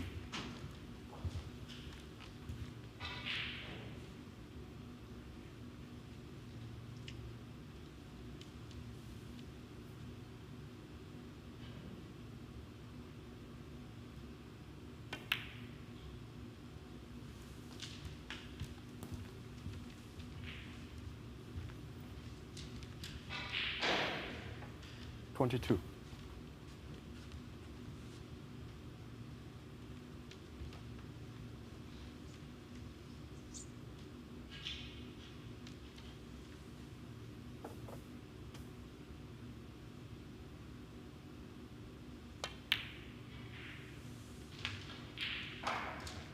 $23.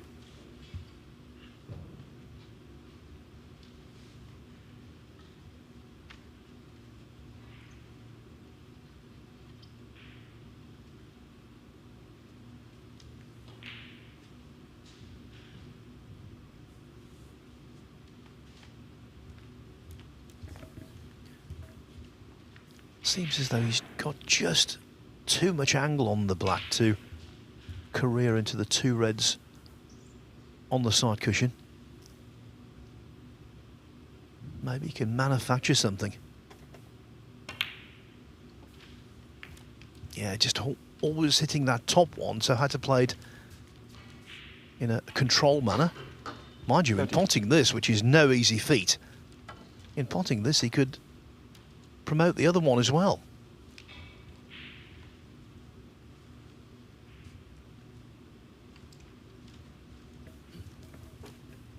What a steal this would be if he could win this frame. I mean, Louis Heathcote, with the lead he had where the balls were, was a huge favourite. Next couple of shots, though, could change things completely.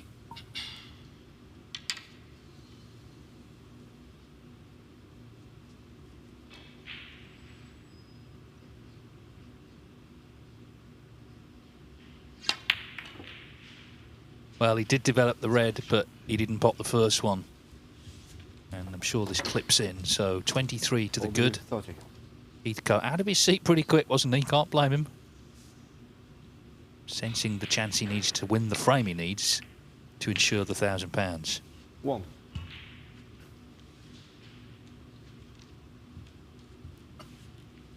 Still be disappointed, I'm sure, when he gets home, but he'd be more disappointed to be going home with nothing. I'm sure he had designs on winning this group today.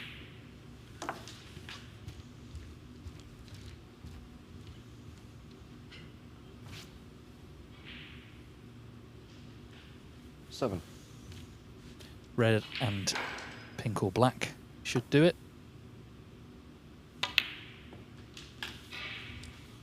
8.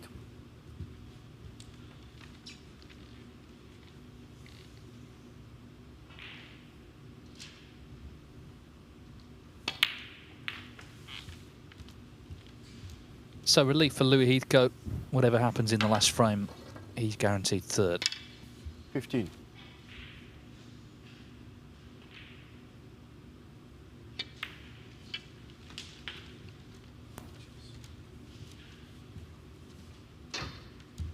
$16.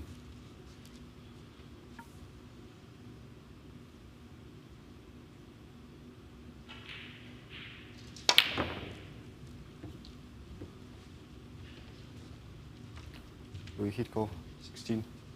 Well, Paul Deville hasn't given it up yet, but 39 behind with 27 on. Asking a lot to win the frame from here. Yes, because if you've got a red on the table, there's always the chance of a free ball and 8 additional points. Whereas with all of the reds gone, the best you can do from a free ball is 2. So it's highly unlikely, even before that mistake, he was going to pull this frame out of the fire.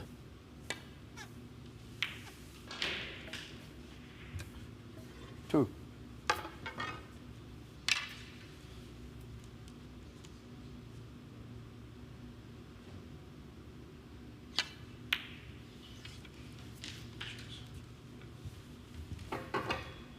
Five.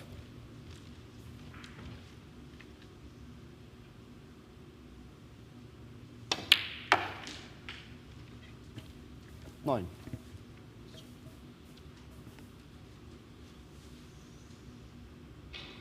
Paul Deville played the positive shot to pot one red, bring the other into play, but she didn't pot the red as Heathcote treats us to a bit of Q power here.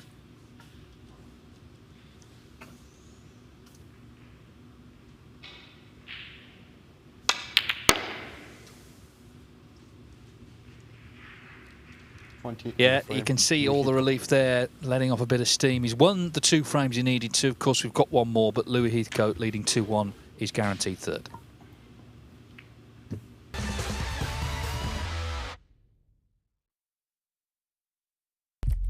What do you need to become a champion?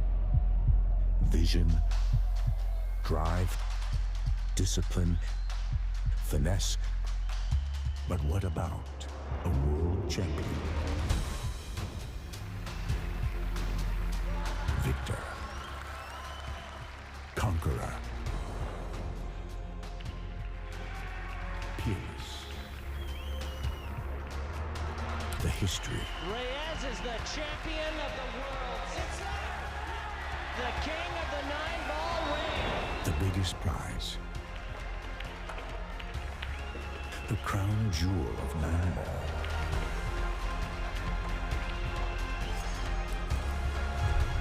A return to the kingdom where a champion will rise. The World Pool Championship.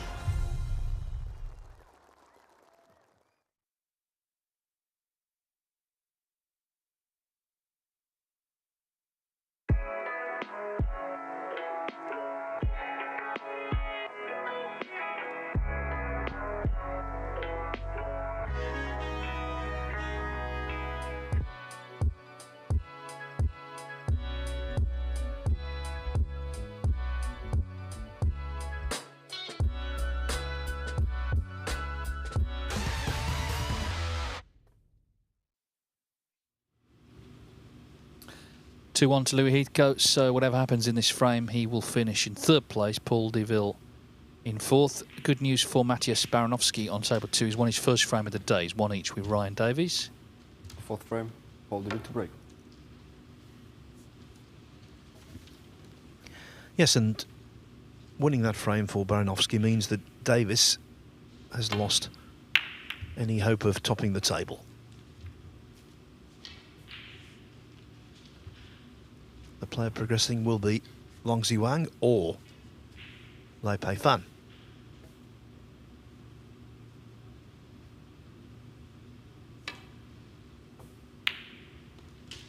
Well, terrific pot. All the pressure off now. We may just see the best of Louis Heathcote here. He said earlier, I mean, he didn't play badly really in the matches he lost. Certainly the first one against Dwayne Jones. Chance for a big break here. Black available. worth seeing the red again. Look where the cue ball is there, glued to the ball cushion. Dropped it in like a dream. Good control to stay on the black. Dare we even say the M word, Phil? Well, we skirted around it for a brief moment in Dave Gilbert's match a little earlier. But then he rather rudely went up for a blue. 16. Mind you, he was on 40 at the time, so you can understand it.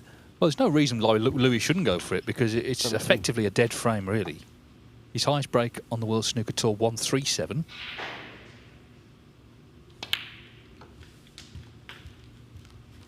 Not had one yet this season. I know it's early, but we had, what, 15 last 24. season?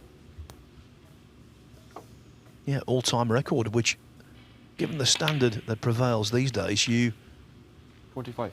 might imagine that record can last only a single season.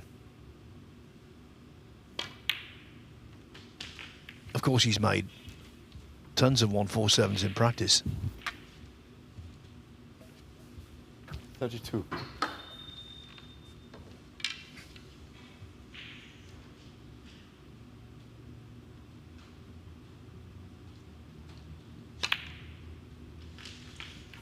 Well, we can see what's in his mind. And why not? As I say, there's kind of no reason not to go for it. 33. Of course, Mark Selby and Joe O'Connor, two Leicester men, have made maximums here at the Mattioli. 217 we've had all told on the official list. Mark Allen made the most recent at the Crucible, of course, at the World Championship.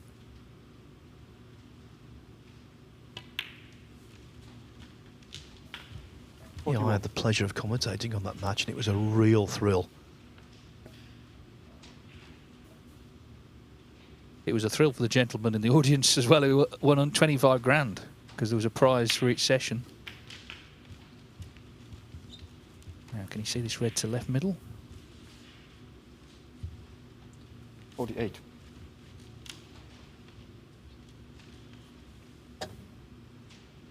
Well, the one just goes through the gap. Still on it. 49. Yeah, I mentioned Selby and O'Connor because, of course, they're from Leicester. So Heathcote also on home soil.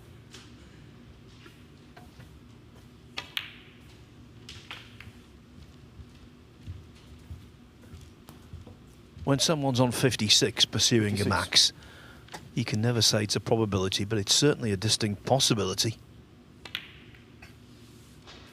Yeah, and you also look for any problem balls. There's a red nearish the right-hand side cushion, but it's not glued to it.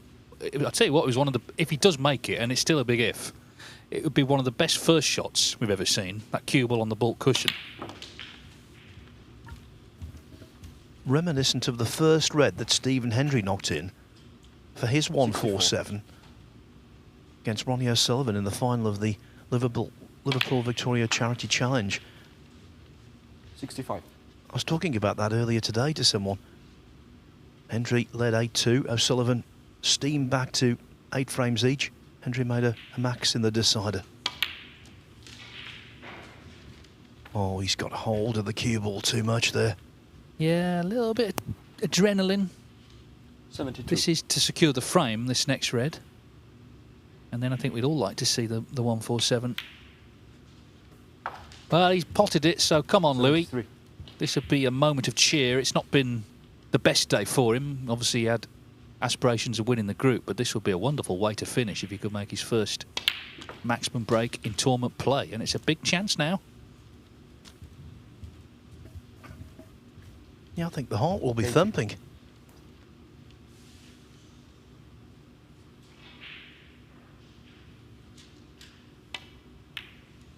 You say over 200 147s, Dave, 81. but not all of them have been compiled on telly. No, and also, you know, there's various different matches and scenarios in the matches. You mentioned the decider with Hendry, as he's just lost the cue ball here. I was going to say, the point is once you're on the list, you're on 88. it. That's it, forever. But it's got to pot this one to middle to keep it going.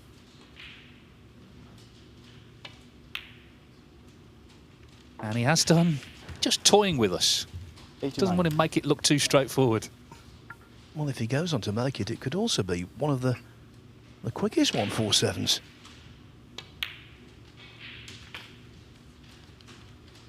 Now getting rid of the obvious problem ball.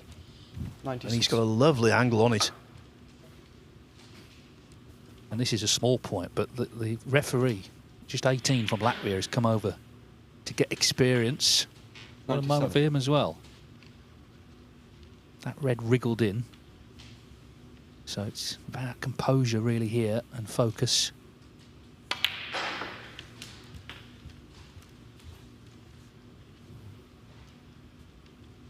Made the century, but it's all about, right from the start, I think from shot one, it was about the maximum. Once he landed on the black, I think he was determined to go for it.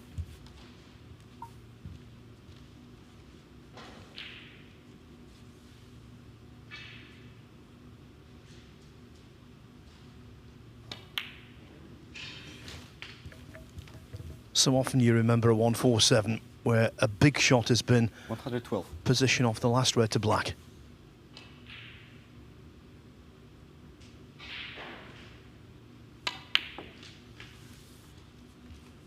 $113. This remains on. Would like more angle on the black, but it's eminently doable. Well, we know he's got plenty of cue power. How close, though, can he get to this yellow?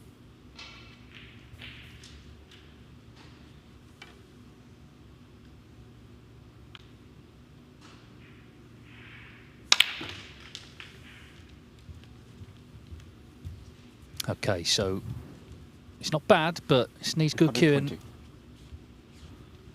If you can land nicely on the green, then it really is on.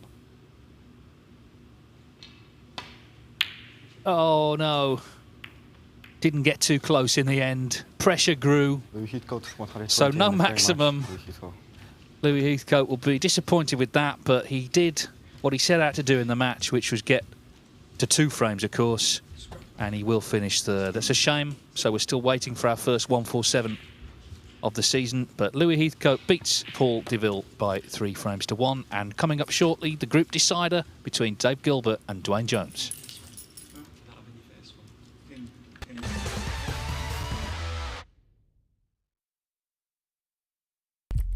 What do you need to become a champion? Vision, drive, discipline, finesse. But what about a world champion? Victor, conqueror, peerless. The history. Reyes is the champion of the world. It's the king of the 9-ball ring. The biggest prize. The crown jewel of 9-ball.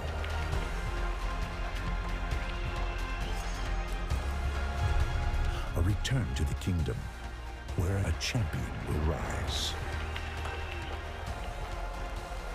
The World Pool Championship.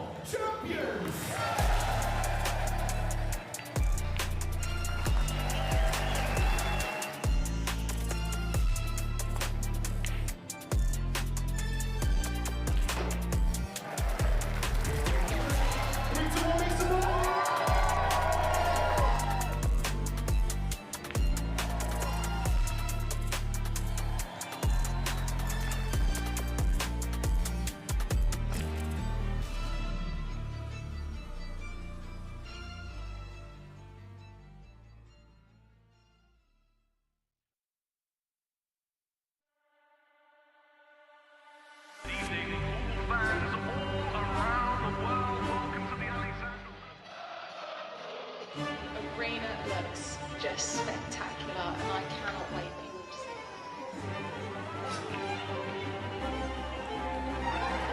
it. Lulus, don't worry. Yeah, but plenty of guys that need to be ready. We're the champions. You need to come take it from me. You want to follow me in there now? Yeah, I know you're ready. All we've been doing is Can you speak English, but please speak? Because I ain't understand what you're saying.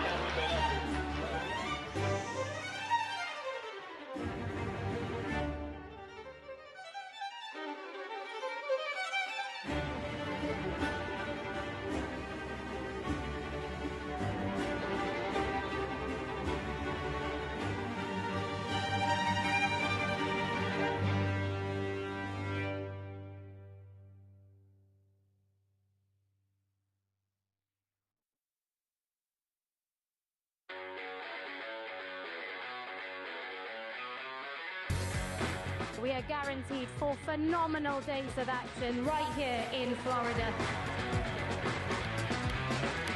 Drama is certainly guaranteed in front of a hugely raucous crowd. The American fans really get into the spirit.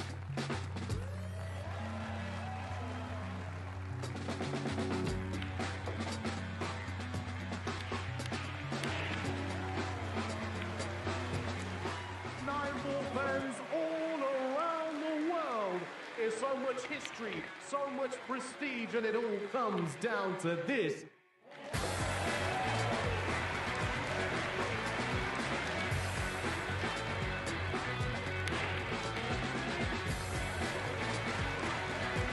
So much action lies ahead at the Caribe Royale in Orlando, Florida.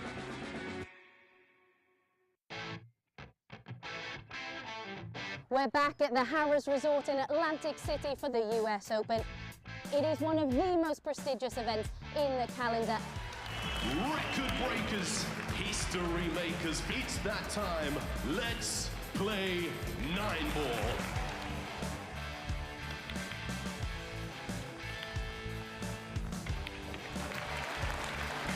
Nine-ball pulls on the growth. And the governor gets on the board. Next year's prize money in the US Open is going to be $500,000.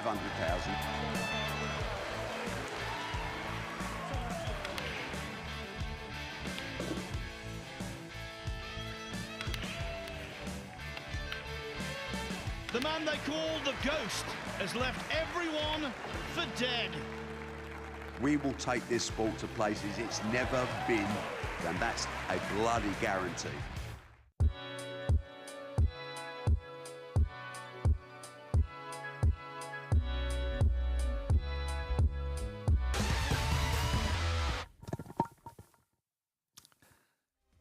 Okay, it's been a really good day, high quality day. We didn't see a 147 there, but we're going to see a group decider shortly between Dave Gilbert and Dwayne Jones. Now, realistically, Jones needs to win, because if they drew, they'd be the same frame difference. But of course, Gilbert's at a 139, and it's asking a lot to make a 140, obviously. So I think realistically, Jones would have to win, and he's played so well. If he doesn't win the group, you know, he's not through one to trying. They both produced the goods today. Only one can come through and top the group and come back for the second phase. Let's get it underway, and it's Dwayne Jones to do exactly that. Ross Muir has returned. Been a good day, Ross, hasn't it? Yeah, extremely high standard. The break building's been superb all day. Thought we were having our first maximum of the day in the last frame there. Very good effort from Way. Well, Dwayne Jones has had 2 centuries, Gilbert 3, but of course the key one was that 139, which does put him in the driving seat. But let's see. He'll have seen how well Jones has played today, so he knows he's got to be on his mettle here.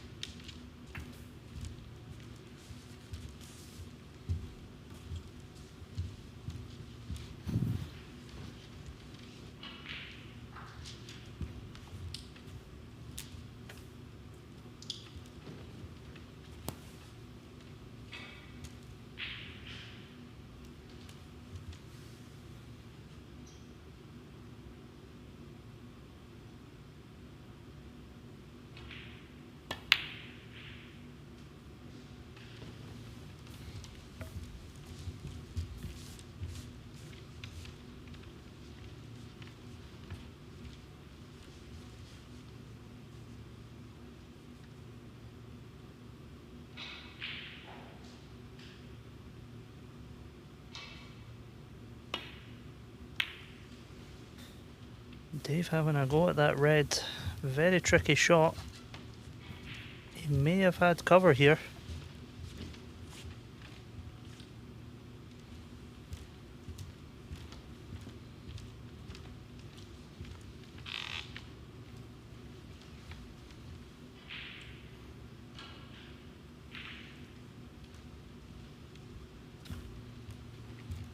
He's had a right result there if he's blocked this red. Dwayne may be forced into playing safe off this red and balk. Got to be very mindful of this red closest to the right black bag.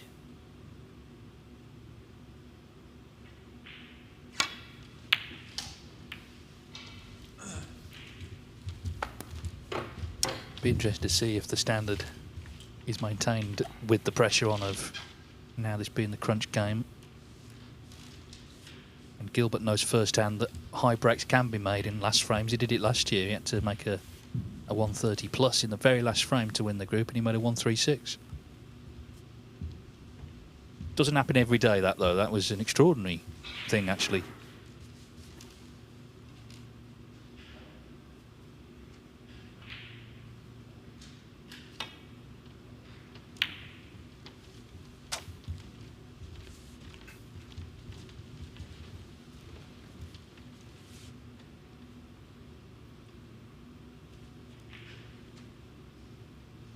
What do you remember about your maximum, Ross? It was back in the German qualifiers. Where was that? Can you remember? It was in Barnsley Metrodome. Ah, that cathedral of sport. I can remember a few things about it. I can remember landing absolutely horrible on the final black. Dead straight, tight on the cushion. It was a bit of a knee wobbler, being honest. And I can also remember, I think Ali Carter had just made one, and Judd broke down on, might have been 120, and they were all in the same, still in the arena, watching me make it. So just to add to the tension. Yeah, I think I'm right in saying Ali Carter, all the maximums he's made 3.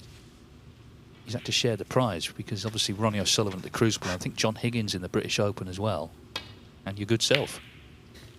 Yeah, I believe also that was a qualifier in the main event.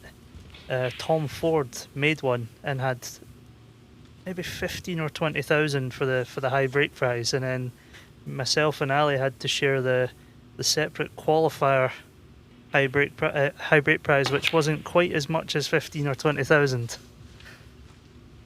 No, but great to be on that list. You know, there's plenty of players who'd love to be on it. Definitely, I got a cracking set of cufflinks out of it as well, which has taken pride of place on my mantelpiece. Well, meanwhile, a little stalemate here. Touching ball.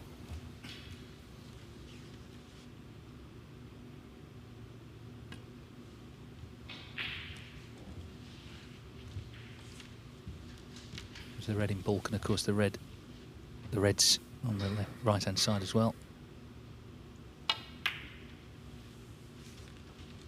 Of course, Dave Gilbert made in this event made the 147th 147.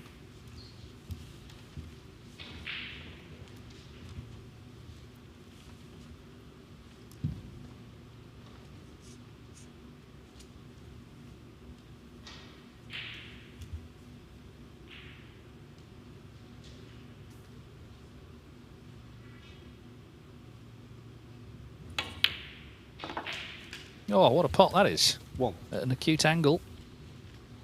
Well, that's shot of the day right there for me.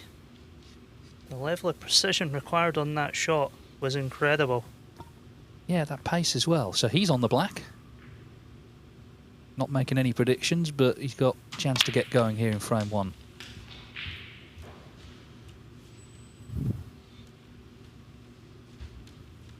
Eight.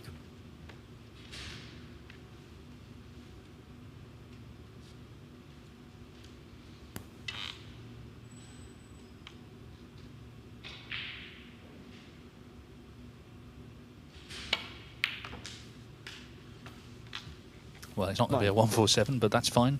He's got realistically to win the match, and that's his main aim, of course, because he's played so well today, Dwayne Jones. He really has.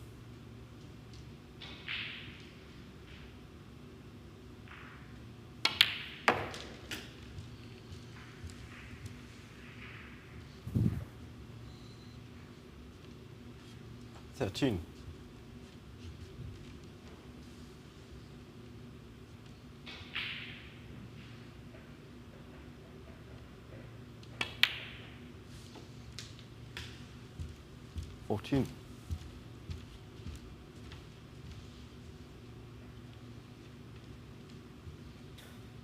Reds are split really nicely here. Not a great deal of cannons or development play required. Plenty of loose reds to get him over the line in this frame. Just needs to keep a tight 19. control over that cue ball.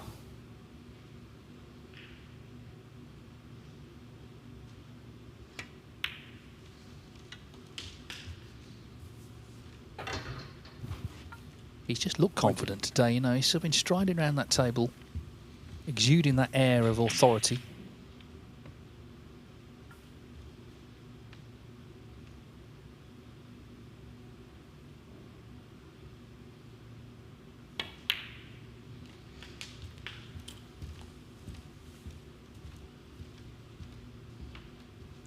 $27.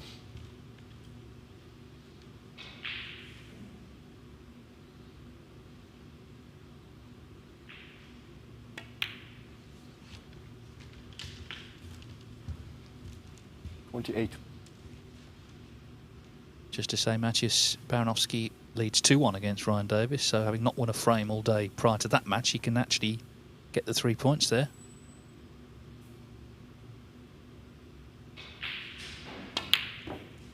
Ooh, not missed many of those today. Dwayne Jones, 28. It was a little bit of a quick one. I think he was trying to get nicely on that red into the middle and just forgot a little bit about the black. Not left Dave perfectly here, but certainly could have been a lot bigger damage.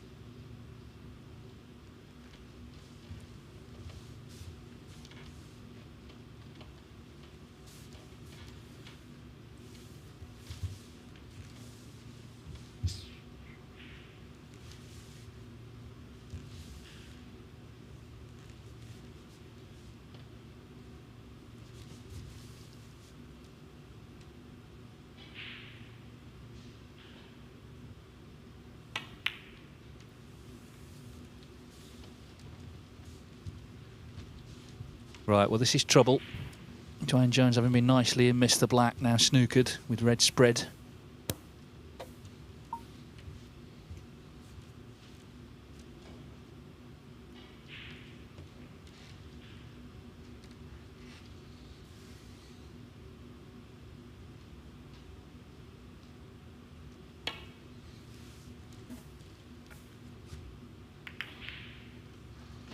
Oh, excellent shot there. Hasn't left Dave much. Red to middle bag in the middle of that cluster. Guess a little bit of a shot to nothing with the black sitting over the pocket. You've got to say he's done pretty well from that snooker there not to leave too easy an opportunity.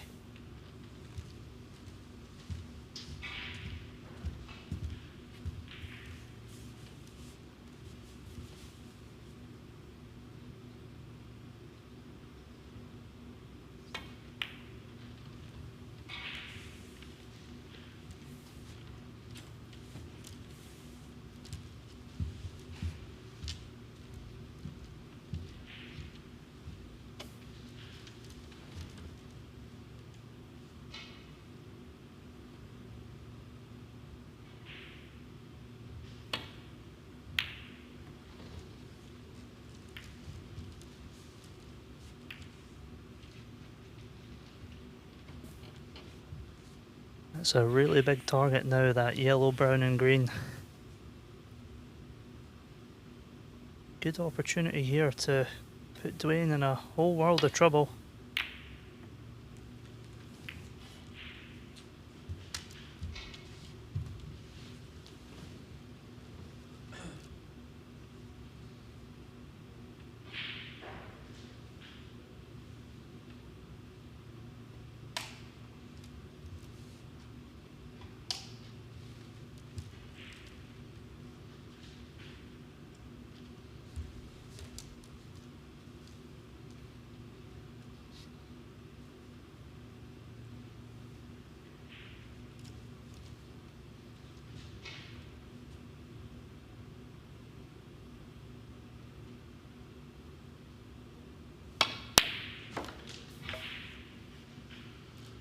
Always seems to be the same. When you've only got one shot to play, you're just always expecting your opponent to get it. Cracking pot there. Yeah, I mean, when you consider the black he missed earlier, night and day anyway. Of course, that black, he's now over the pocket. Already 29 in front here. Oh, wow. Oh, Dwayne Jones 1. David Gilbert 7. You could see the cue ball instantly veering to the left there. Must have hit quite a heavy hand mark on the way down there. Yeah, I mean, I was just wondering before he played it, you know, could it go wrong? Could he not land on one? I didn't think he'd missed the black altogether. So it's just a different feel to this match already than what we've seen the rest of the day.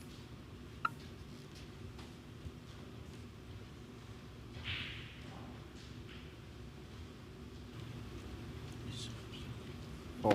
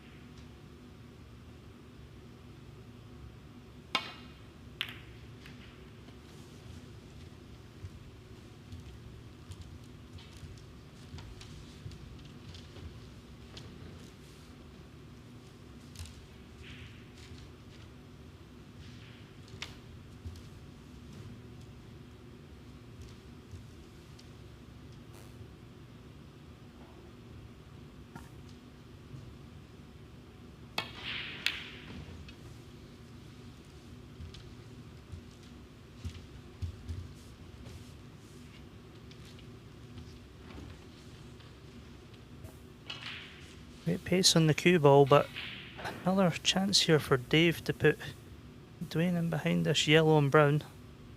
Natural angle up and down from this red.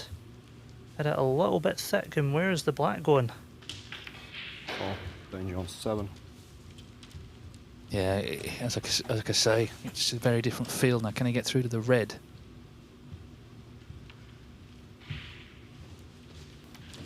There's suddenly something on the line, and that's reflected in what we've seen so far.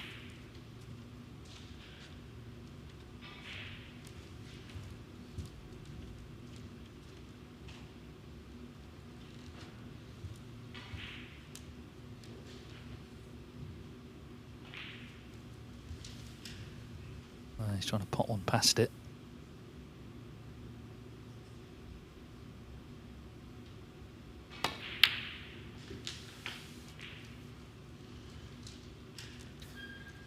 It was a little bit of a big bag with that red sitting at the top jaw there. A great opportunity to tuck Dave right behind this brown now.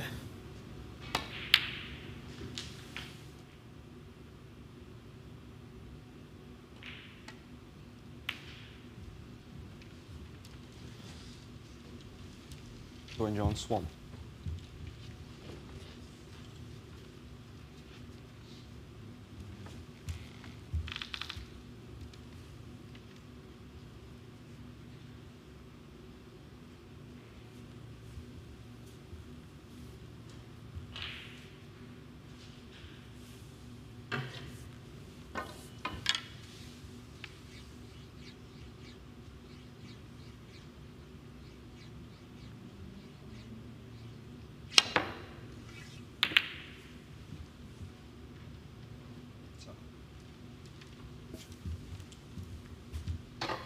it's like we've started with a decider. There's all sorts happening already, isn't there? Little bits of running as well.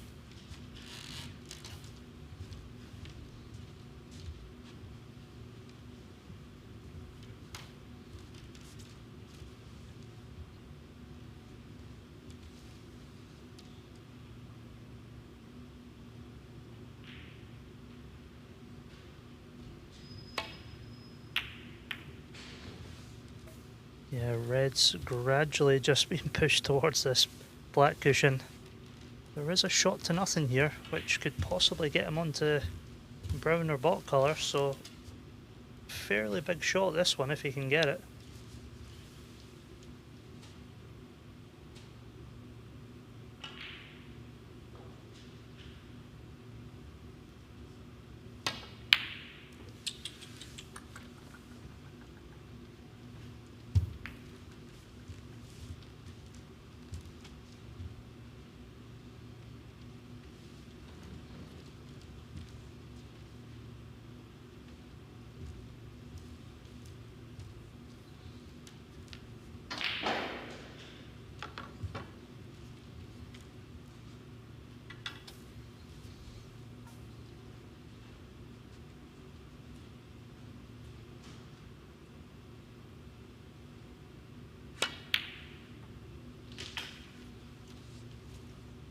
Well, he's sort of chipping away here, isn't he? Keeps taking 8 points off the table, if nothing else.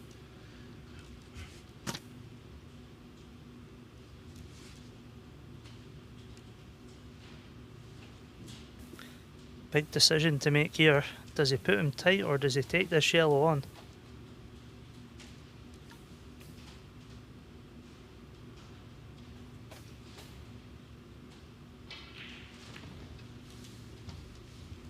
Dwayne John Swan. Massive target for Dave to hit. So probably not going to yield too much other than the 1 point from that break.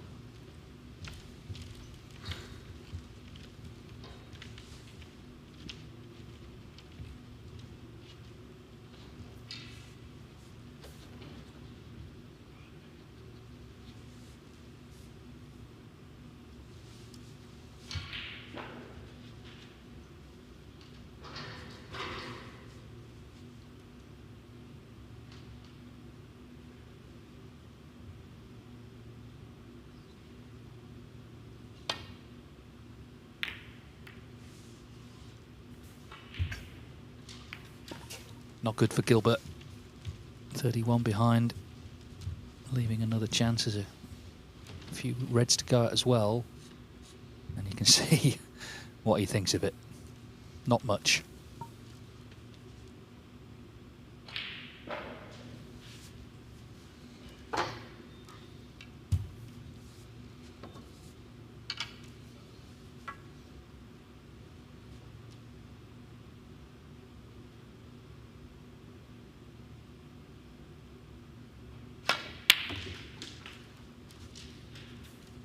Good solid pot with the rest, and he looks like he's high on the brown, so good chance here to close out this frame.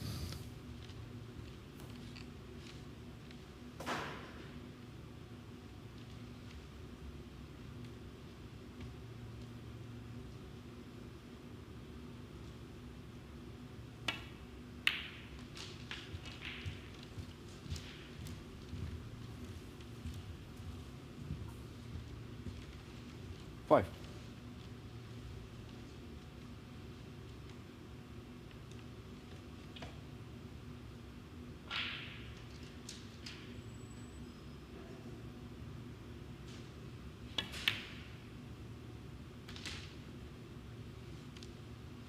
Six.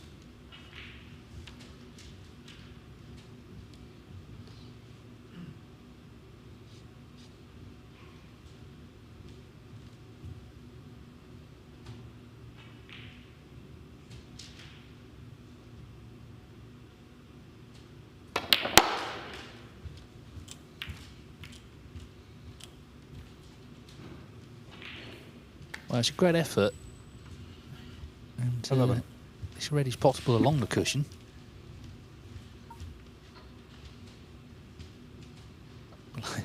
Black's completely tied up though.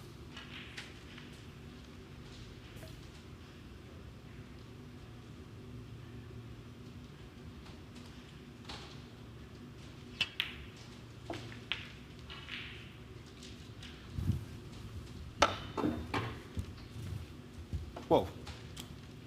Well, if he pots the blue, which I'm sure he will, he'll be 48 in front, so the red near the right corner and a colour should see him home.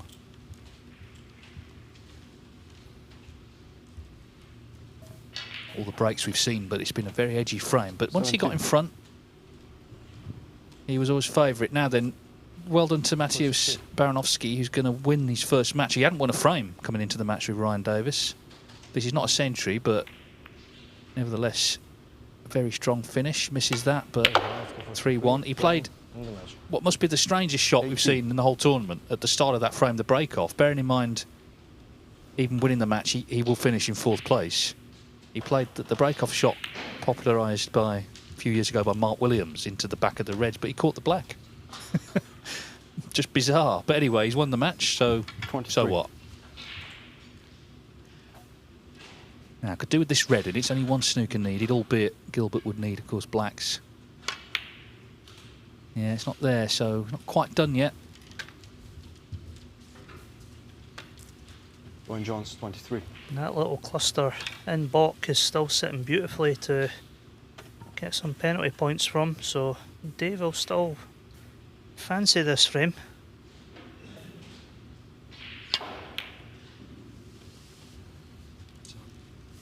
It's a great line. He's got him in a snooker.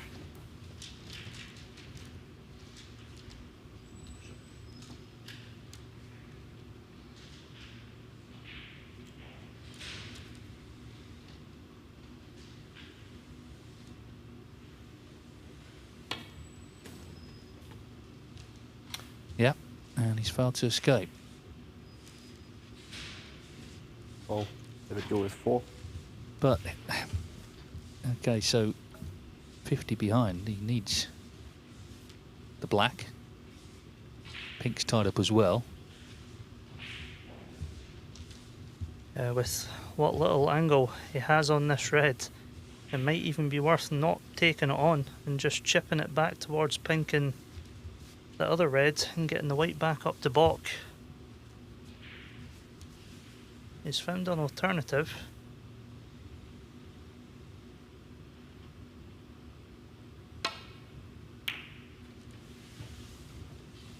Another terrific shot here.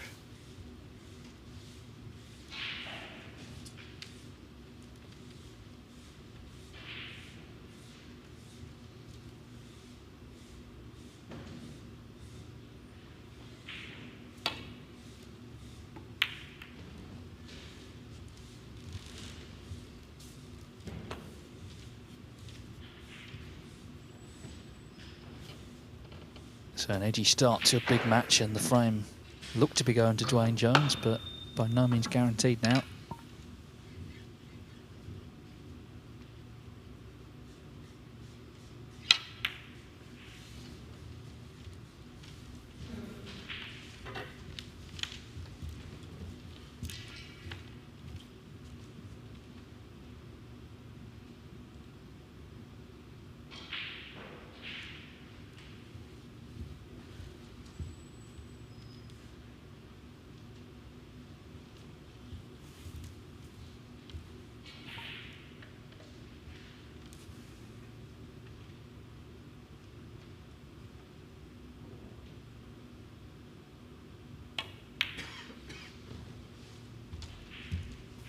A much more open table. Black freely available now. Gilbert needs 3 reds, 3 blacks and the colours to win by a point. I think the standard shot would be here, the red behind the black to snooker behind the black, but of course with Dave needing 3 blacks, he's not interested one bit in sending that red up the table.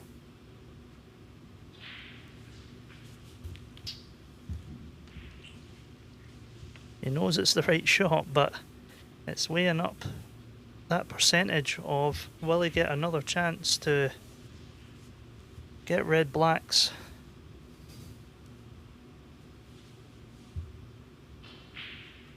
The red he's currently looking at, he could use the baulk colours as cover and push it back down towards blue and pink. It's probably the percentage shot.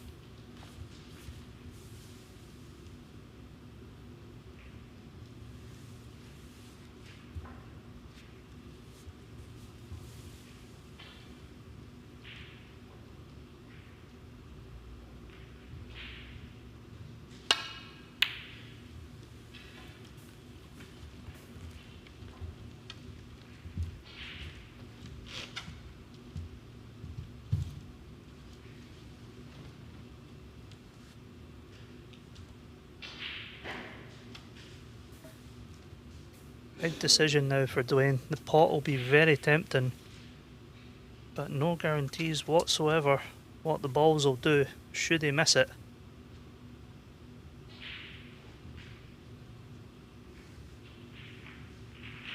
Probably a little bit of value in actually going for this. It is a chance to seal the frame.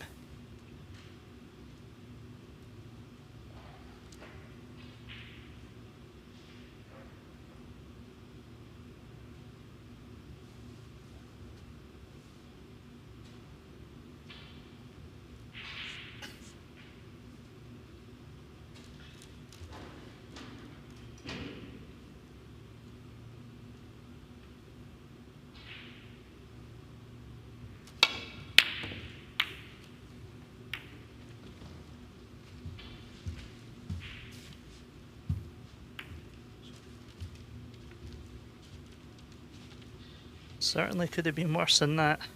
He has left an opportunity.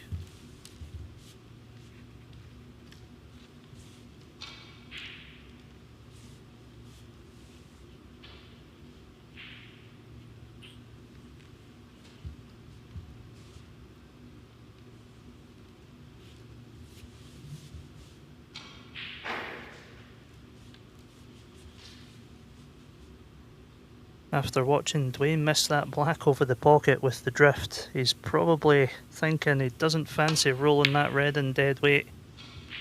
Opting to play safe, and he's played a good one there.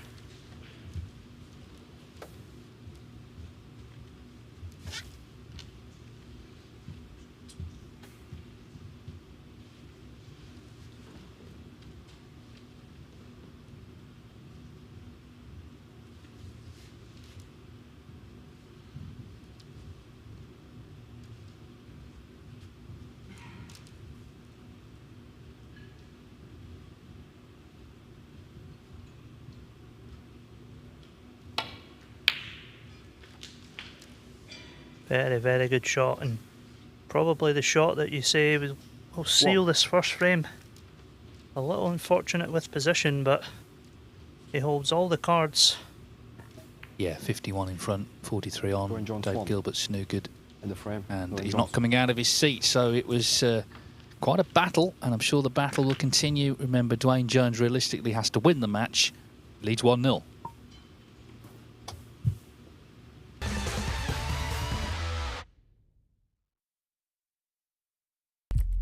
What do you need to become a champion? Vision, drive, discipline, finesse. But what about a world champion? Victor, conqueror, peerless. The history. Reyes is the champion of the world. It's there. The king of the 9-ball ring. The biggest prize. The crown jewel of 9-ball.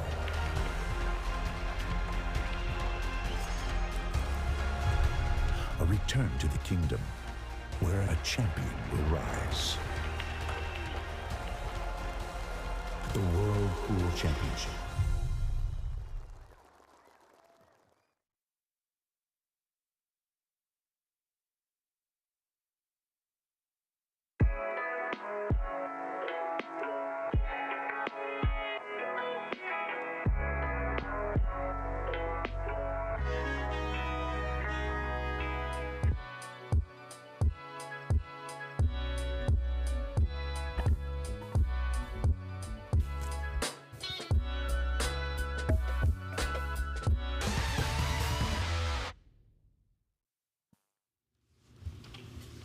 So a bit of a battle of attrition in that opening frame.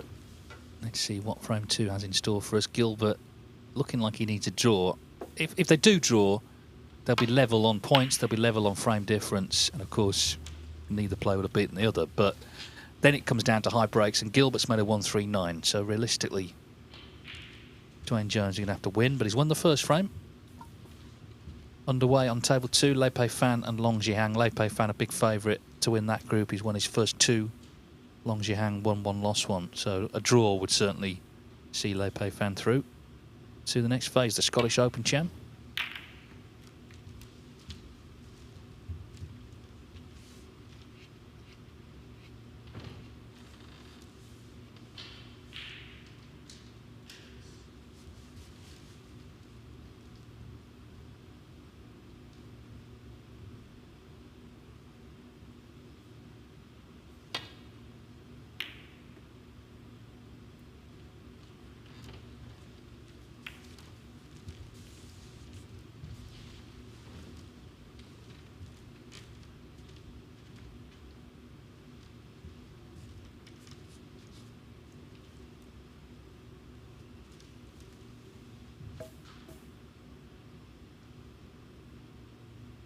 Bit of a shot to nothing here. The red directly below the pink. White heading back up towards the yellow, but he's hit that horribly thick.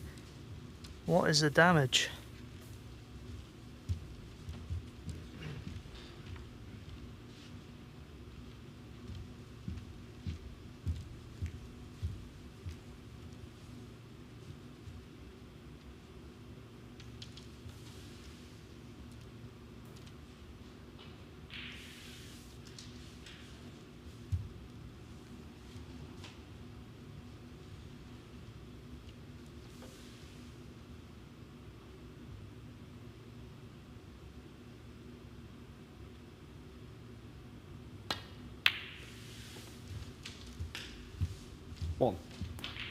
Well, Gilbert has scored so heavily today, 3 centuries. But it's a different vibe to this match with everything on the line. Let's see how he goes on here. He's always sort of swimming against the tide in the opening frame. He's such a classy player though, isn't he, Gilbert? You know, when he's in full flow, because he won this tournament in 2021, didn't quite push on from that in terms of winning more titles, but you always get the feeling, you know, it could happen.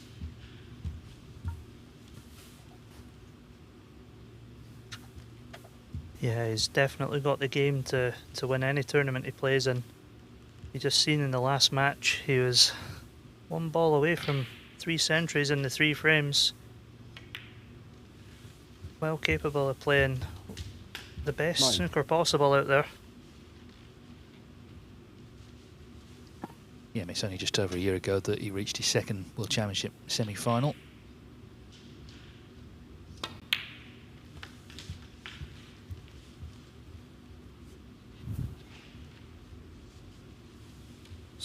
Well,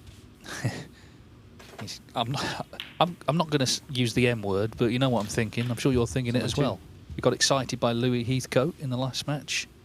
Missed the yellow on 120. In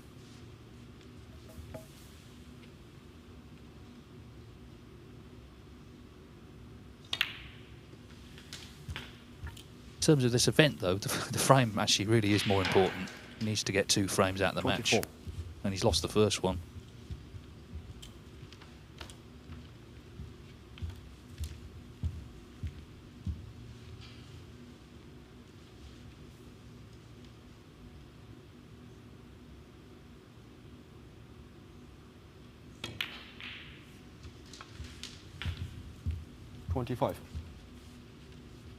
Hence, he's looking at the pink here. Yeah, that situation right there tells you exactly what he's thinking. Focus purely on getting this match won, because those balls were just about as good as you can get for a maximum attempt. 31. And as has been mentioned earlier in commentary, we're looking at the man who's already made 3 maximums in this tournament over the years.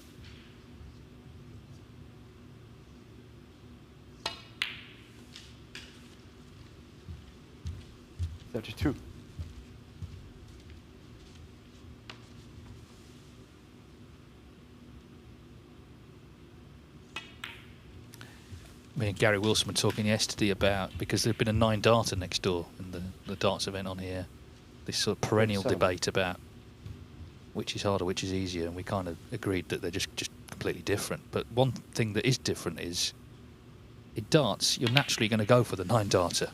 There's no reason not to, is there? In snooker, there are plenty of reasons why you wouldn't actually go for the maximum. Yeah, absolutely. As you say, that's always the target in darts every single leg, but sometimes in snooker you've just got to weigh up the percentages. Is it worth the risk going all out for it? And Dave, in that opportunity, decided it wasn't worth the risk.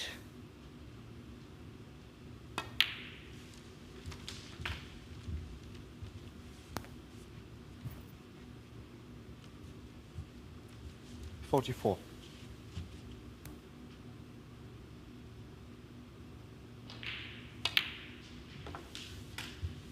$45. Golden chance then to level the match and really take this group down to the wire. Certainly if Dwayne Jones then won the third frame, it would all come down to frame 4. From a neutral perspective, that is exactly what everyone wants to see. 51. Yeah, I mean, it's been such a good group, this. It really has been, in terms of quality, one of the best. So we want drama right to the end. 52.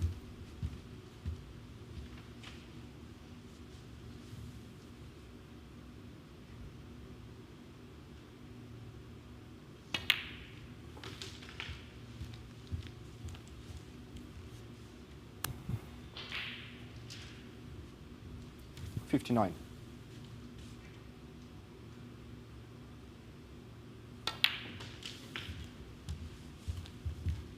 $60. So not much more to do to secure the frame. The black and one more red would leave Dwayne Jones at the snooker's required stage.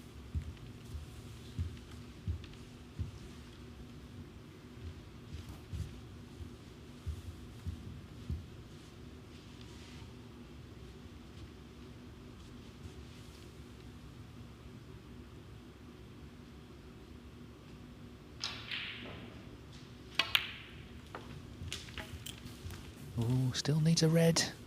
You have to wait for the referee to get the black on the spot. He's really annoyed. 67. Really annoyed. David Gilbert. 67.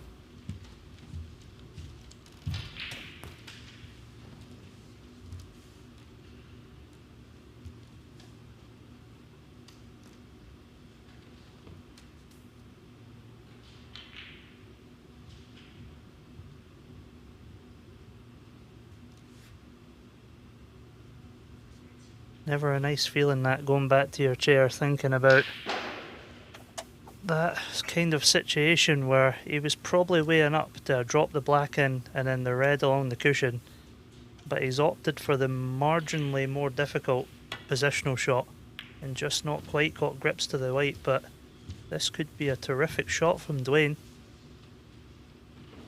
A little bounce and he's in all sorts of trouble here. We may see a hit and hope with the frustration. Well, how things can turn. I mean, the safety Gilbert played, you know, he played it. I mean, he wanted to play it immediately. He didn't give it a huge thought, really. Didn't really get Dwayne Jones in big trouble. Now he could be in trouble. Left a red on. And you've got to say, it's not impossible to envisage a clearance from this situation.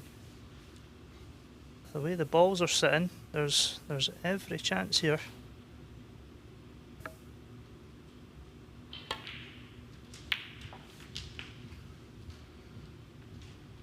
One.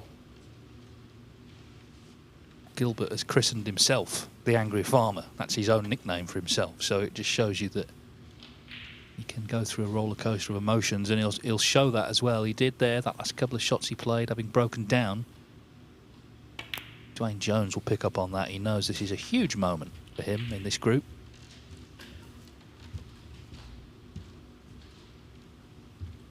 Seven.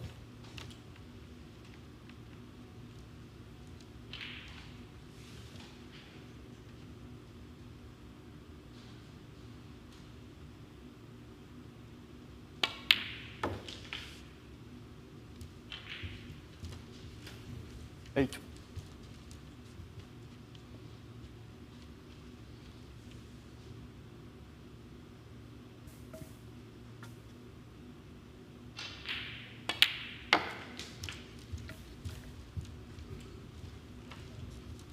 problem ball in this break is the red on the left side cushion. 14. The one along the top cushion here, if you play it dead weight, every chance it's going to drop, but I think you'll be looking to get an angle on the red just below the one on the left side cushion, the one in the middle of the three, to try and flick out that other red.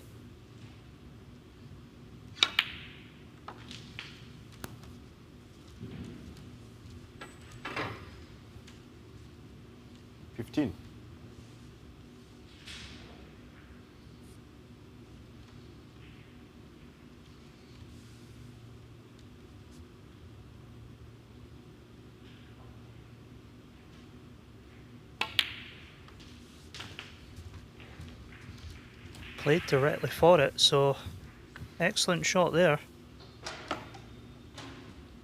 21. Just quickly, Long Zhihang needs to beat Lei Pei Fan to pip him on that table, and he's won the first frame with a century.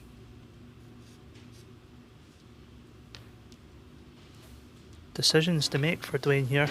Dropping it in dead weight, he's probably almost guaranteed the pot, but the black would be difficult. A little bit more pace and possibly screw back for blue or pink makes the pot that little bit more difficult, but the positional side a bit more advantageous.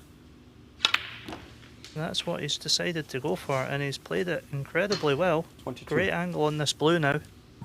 Yeah, he's still demonstrating this real determination. You can see it in him with his stride around the table. He's had it all day.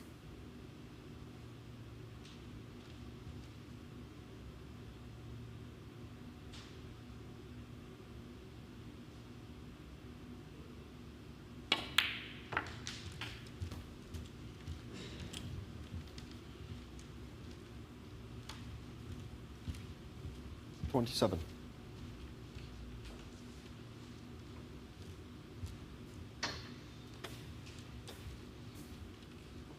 This here is probably going to be his most difficult shot in finishing these off. Needs to pot this and get a nice angle on the black. Just slightly under hit it, but might just be able to drop it in and hold. 28.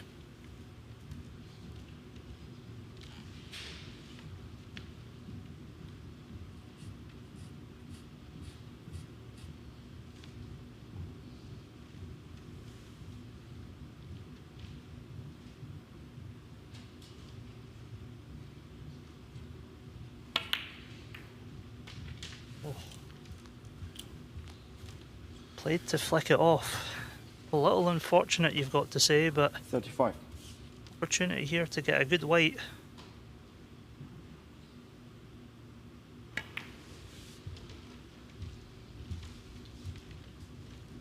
Dwayne Jones, 35. So 28 in it, 35 on. Gilbert relieved to still be in front here on the last red. Big moments though in the group on this ball.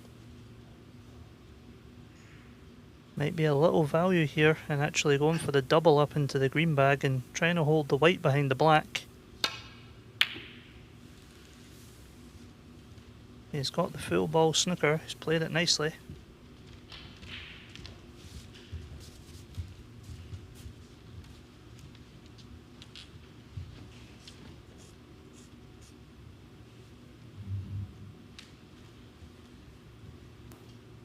Or maybe he hasn't.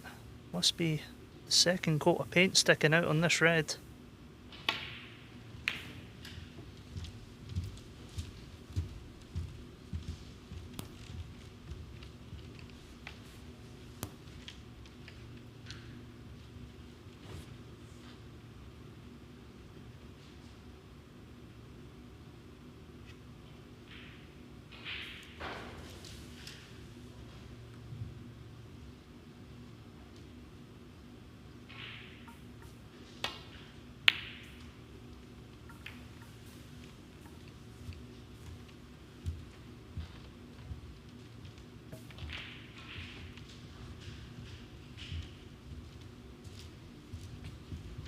Well, he got the double kiss now. How much of the red can he see?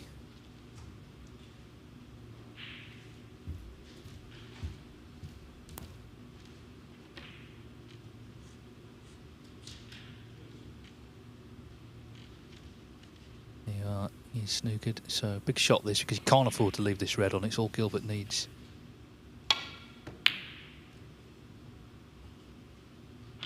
Where's the red going? Is it going in? Oh, it will be now. So unfortunate. Nice solid contact on the red. Couldn't have hit it any better. Well, it's been eventful already, but surely this red going in makes it one each. In a match that Dwayne Jones really has to win, so he'll have to win the last 2 frames. Looked like he might at one point steal this one.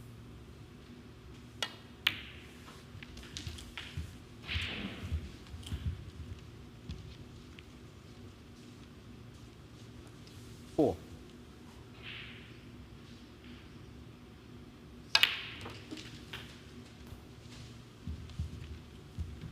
Six.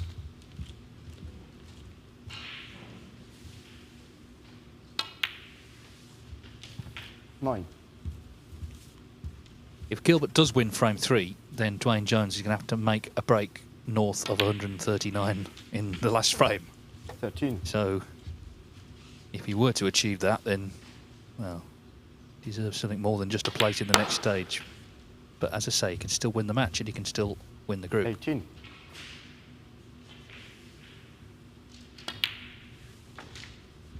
Gilbert relieved. In the frame. He was worried for a while he'd thrown the frame away, but he has won it, and this crunch battle at the top of the group is level at 1 each.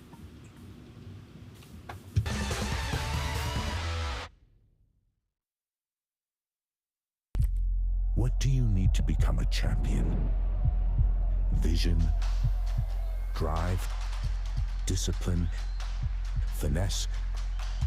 But what about a world champion? Victor, conqueror,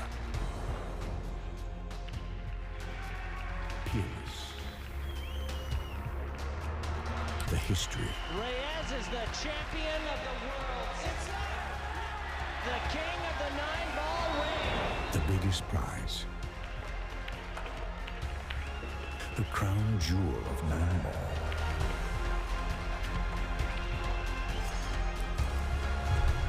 A return to the kingdom where a champion will rise.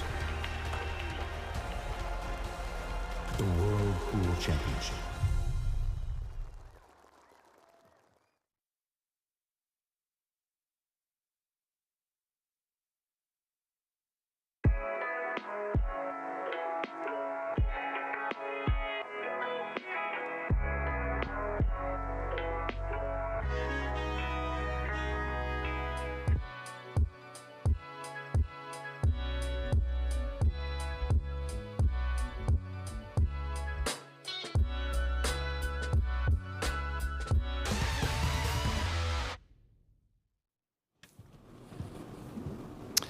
Well, a dramatic finish to the group and 1-1. Remember, Dwayne Jones really has to win the match.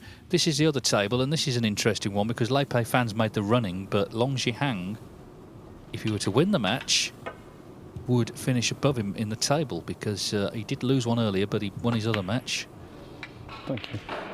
44. And he's won the first frame here with a break of 117, and he's 44-0 up in the next. You just never know in this format.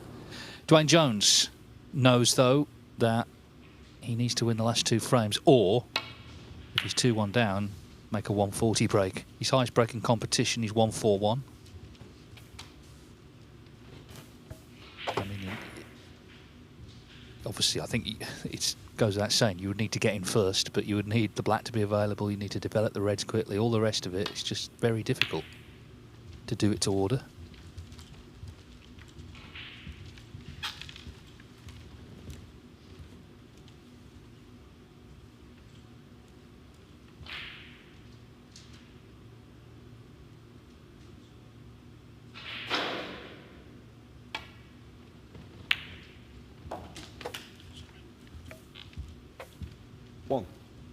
He says sorry. He was definitely playing up and down there, but it may have just yielded him a good opportunity here. Brown to middle. If one of these reds pass into the right corner, it's actually not a bad opportunity, this.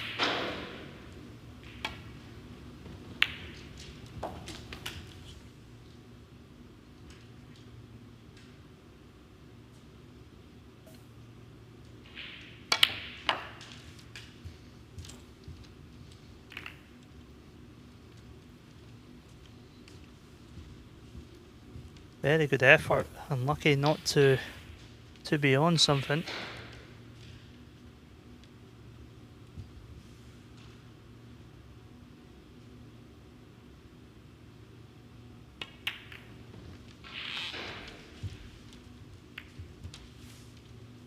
Going Jones, 5. That isn't the best safety shot.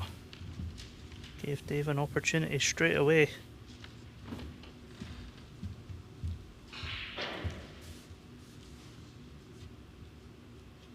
White probably careering right into these reds, but the focus will be purely on this pot and just hoping the white lands nicely. Just like that. 1. Yeah, I think that's the definition of nicely. And these little rubs and little nudges at this point can be so important. So Gilbert in first. Well, Jones got in first with the red. He didn't mean to pot, but this is a more realistic chance.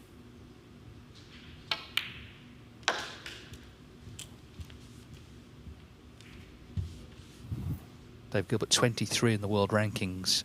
If you were to win the Championship League, 7. as he did 4 years ago, it's a total of 33,000 ranking points, so it's certainly a head start on the season. It wouldn't get him in the top 16 immediately, but for example, that Players Series, which starts with the World Grand Prix in the new year, you know, he'd be in with a good shout already of getting in that tournament, and that itself is a ranking event. So, 8. Although it's early season, this is a big tournament for lots of reasons.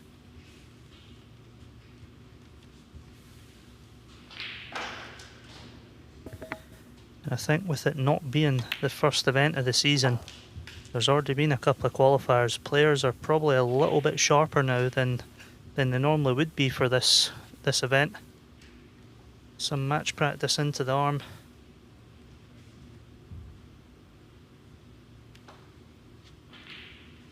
Yeah, Gilbert won one, lost one in qualifying. He qualified for Wuhan, and then he beat Carl Wei Chung there 5-1, and then lost to Matt Selt 4-0 in the British Open qualifying. Of course, an open draw, and they wouldn't normally meet each other in round 1.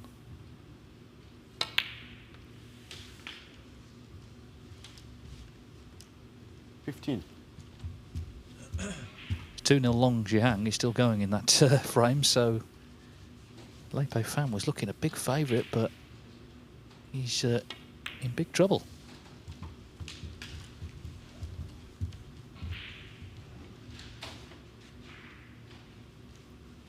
$20.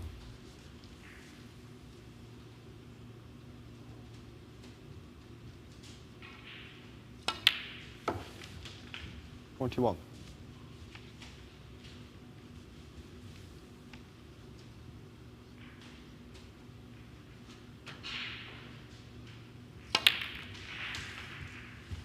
Well, this is a great chance now.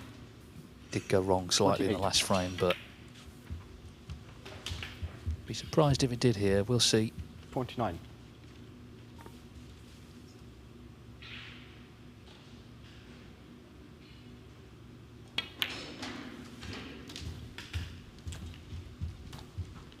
With the centuries he's had today, 424 for his career. He's actually 18th 36 on the all-time list, so you know he is a scorer, Gilbert.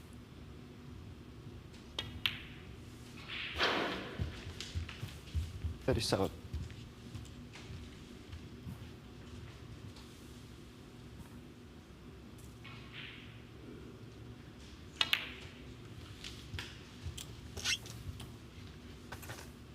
He's here with Andy Lee, who has been on the tour, and 44. I think he's good, a good person to have in his corner. Just keeps him composed, and he's good company to have, and of course knows the game. That's the important thing as well.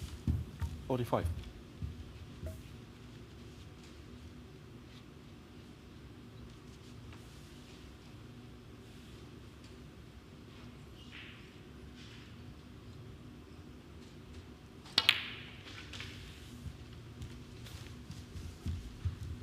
Starting to look, Ross, like Dwayne is going to have to make a 140 in the last frame.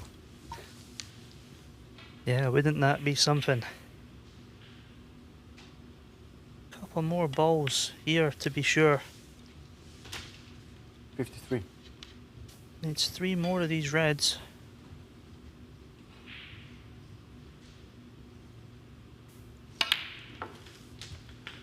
Two more, pardon me. Yeah, he's looking good, 60. but may opt to go up for the blue here.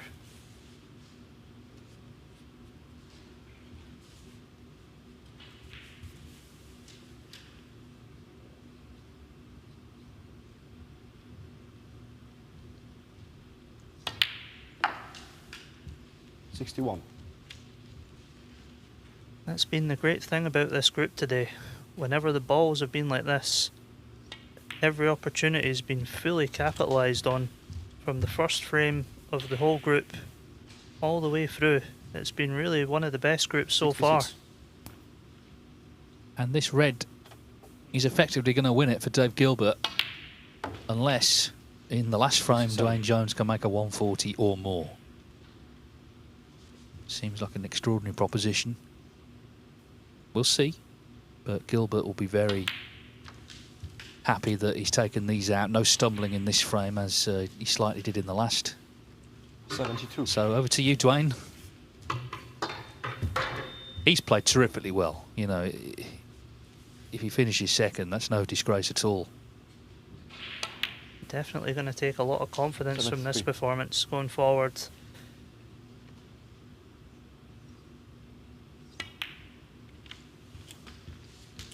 Quite an important part of the season coming up as well. We've got Saudi next month. Big ranking points 80. and positioning on offer there, so great time to be finding a bit of form. 81.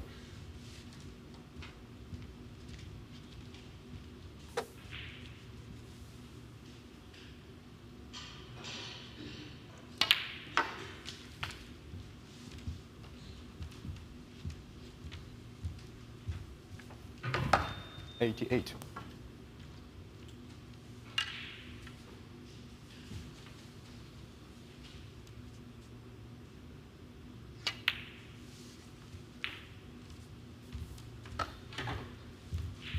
$89.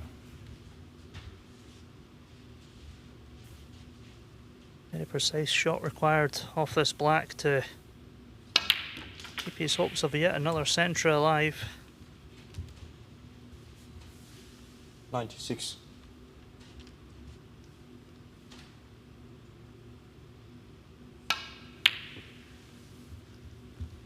Doesn't matter, the frame was what it was all about. 96 has secured it. So it looks like Dave Gilbert is the group winner unless Dwayne Jones can make a 140 or more in the last frame.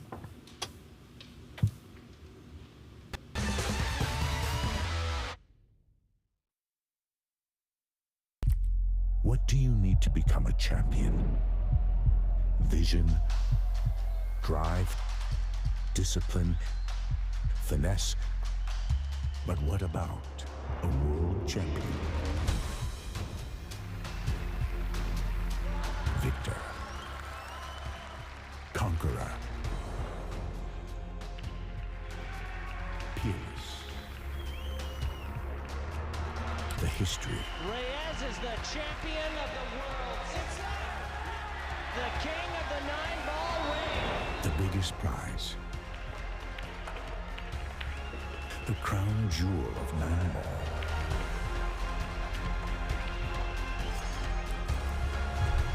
A return to the kingdom where a champion will rise.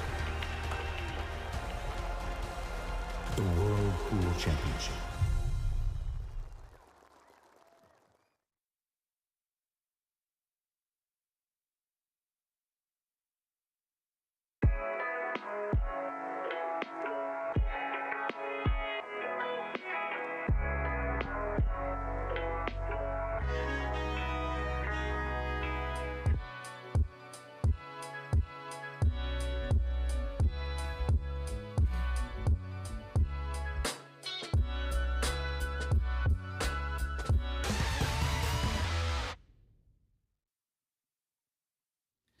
Well, in his entire professional career, Dwayne Jones has only made one break of more than 140. That was in the China Open 2014. It was a 141. He needs to make at least 140 here to win this group. Dave Gilbert, having made the 139 earlier, if it ends 2-2, they'll be tied at everything else. It'll go on the high breaks. So that's the challenge. But, well, if he can knock this in, who knows?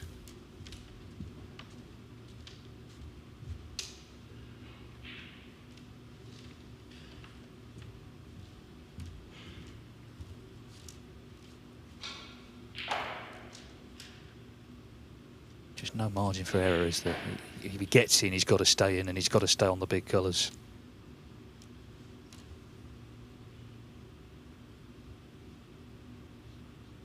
Looks like he's going all in with this shot as well, so it's a must get.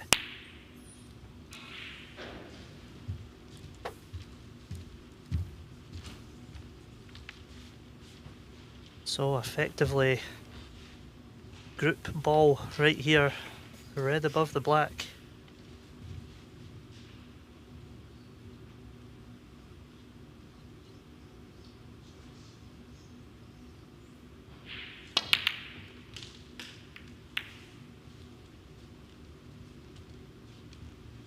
One. Yes, and I think it's unlikely, whatever happens, that Dave Gilbert is going to agree to a re-rack at any point. Let's hope he doesn't foul and leave a free ball as well.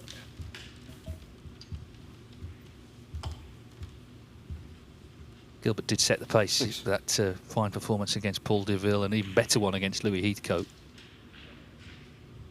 Dwayne Jones himself was impressive, beating those two, Heathcote and Deville.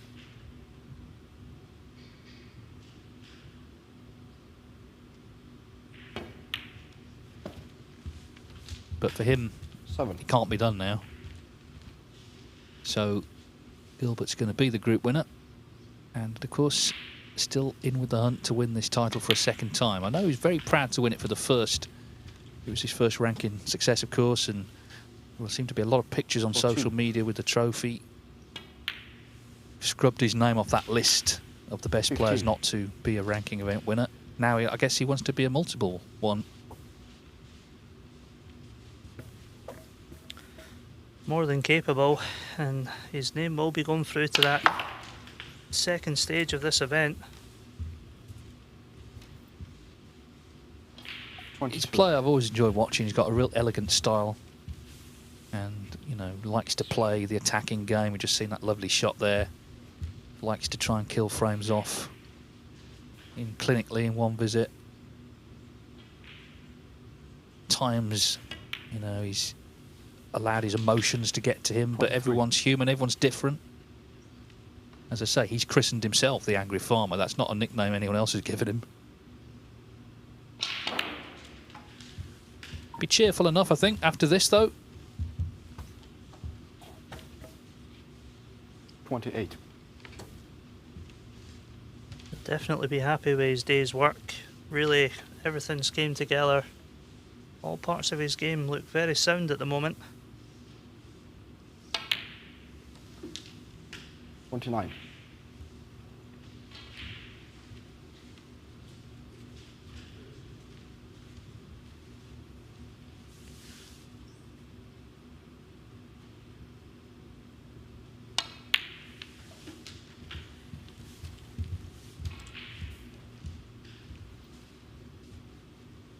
$31.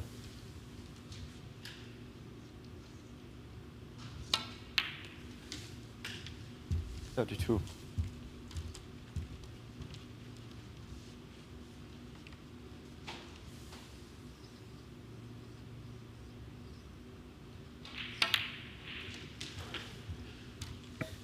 We all wouldn't be surprised if he finishes off this group with yet another century. 36.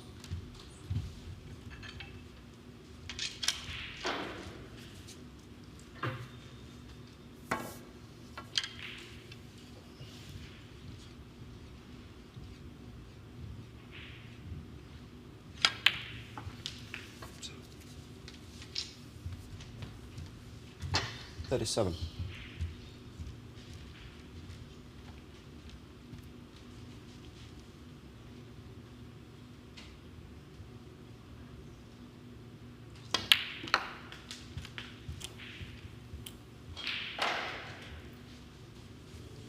44. Oh, I know he's going to be in a group that also includes Ricky Walden, another very 45. established player. Same format when we get down to the next stage. Groups of 4. Winner goes into the final day where there's 2 groups of 4. Then the respective winners will play a best of 5 final. 52.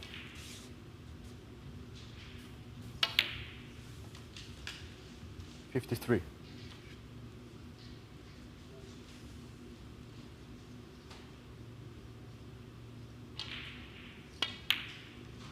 The only good news for Dwayne Jones is that Dave Gilbert can't make a 140 here. That would have been rubbing it in, 60. wouldn't it? Not quite enough on. It's not massive consolation, I know. 61. I guess he had to go for the red, didn't he? You know, he was trying to make something happen, get in first because he had no wriggle room.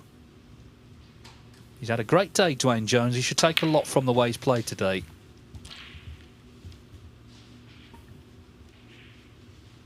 68.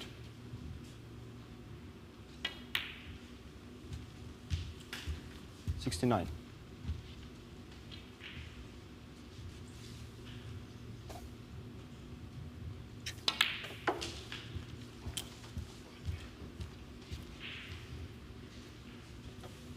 74.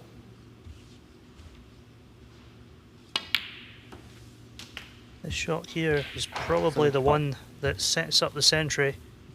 He wants half ball on this red and pink to finish up on the same red.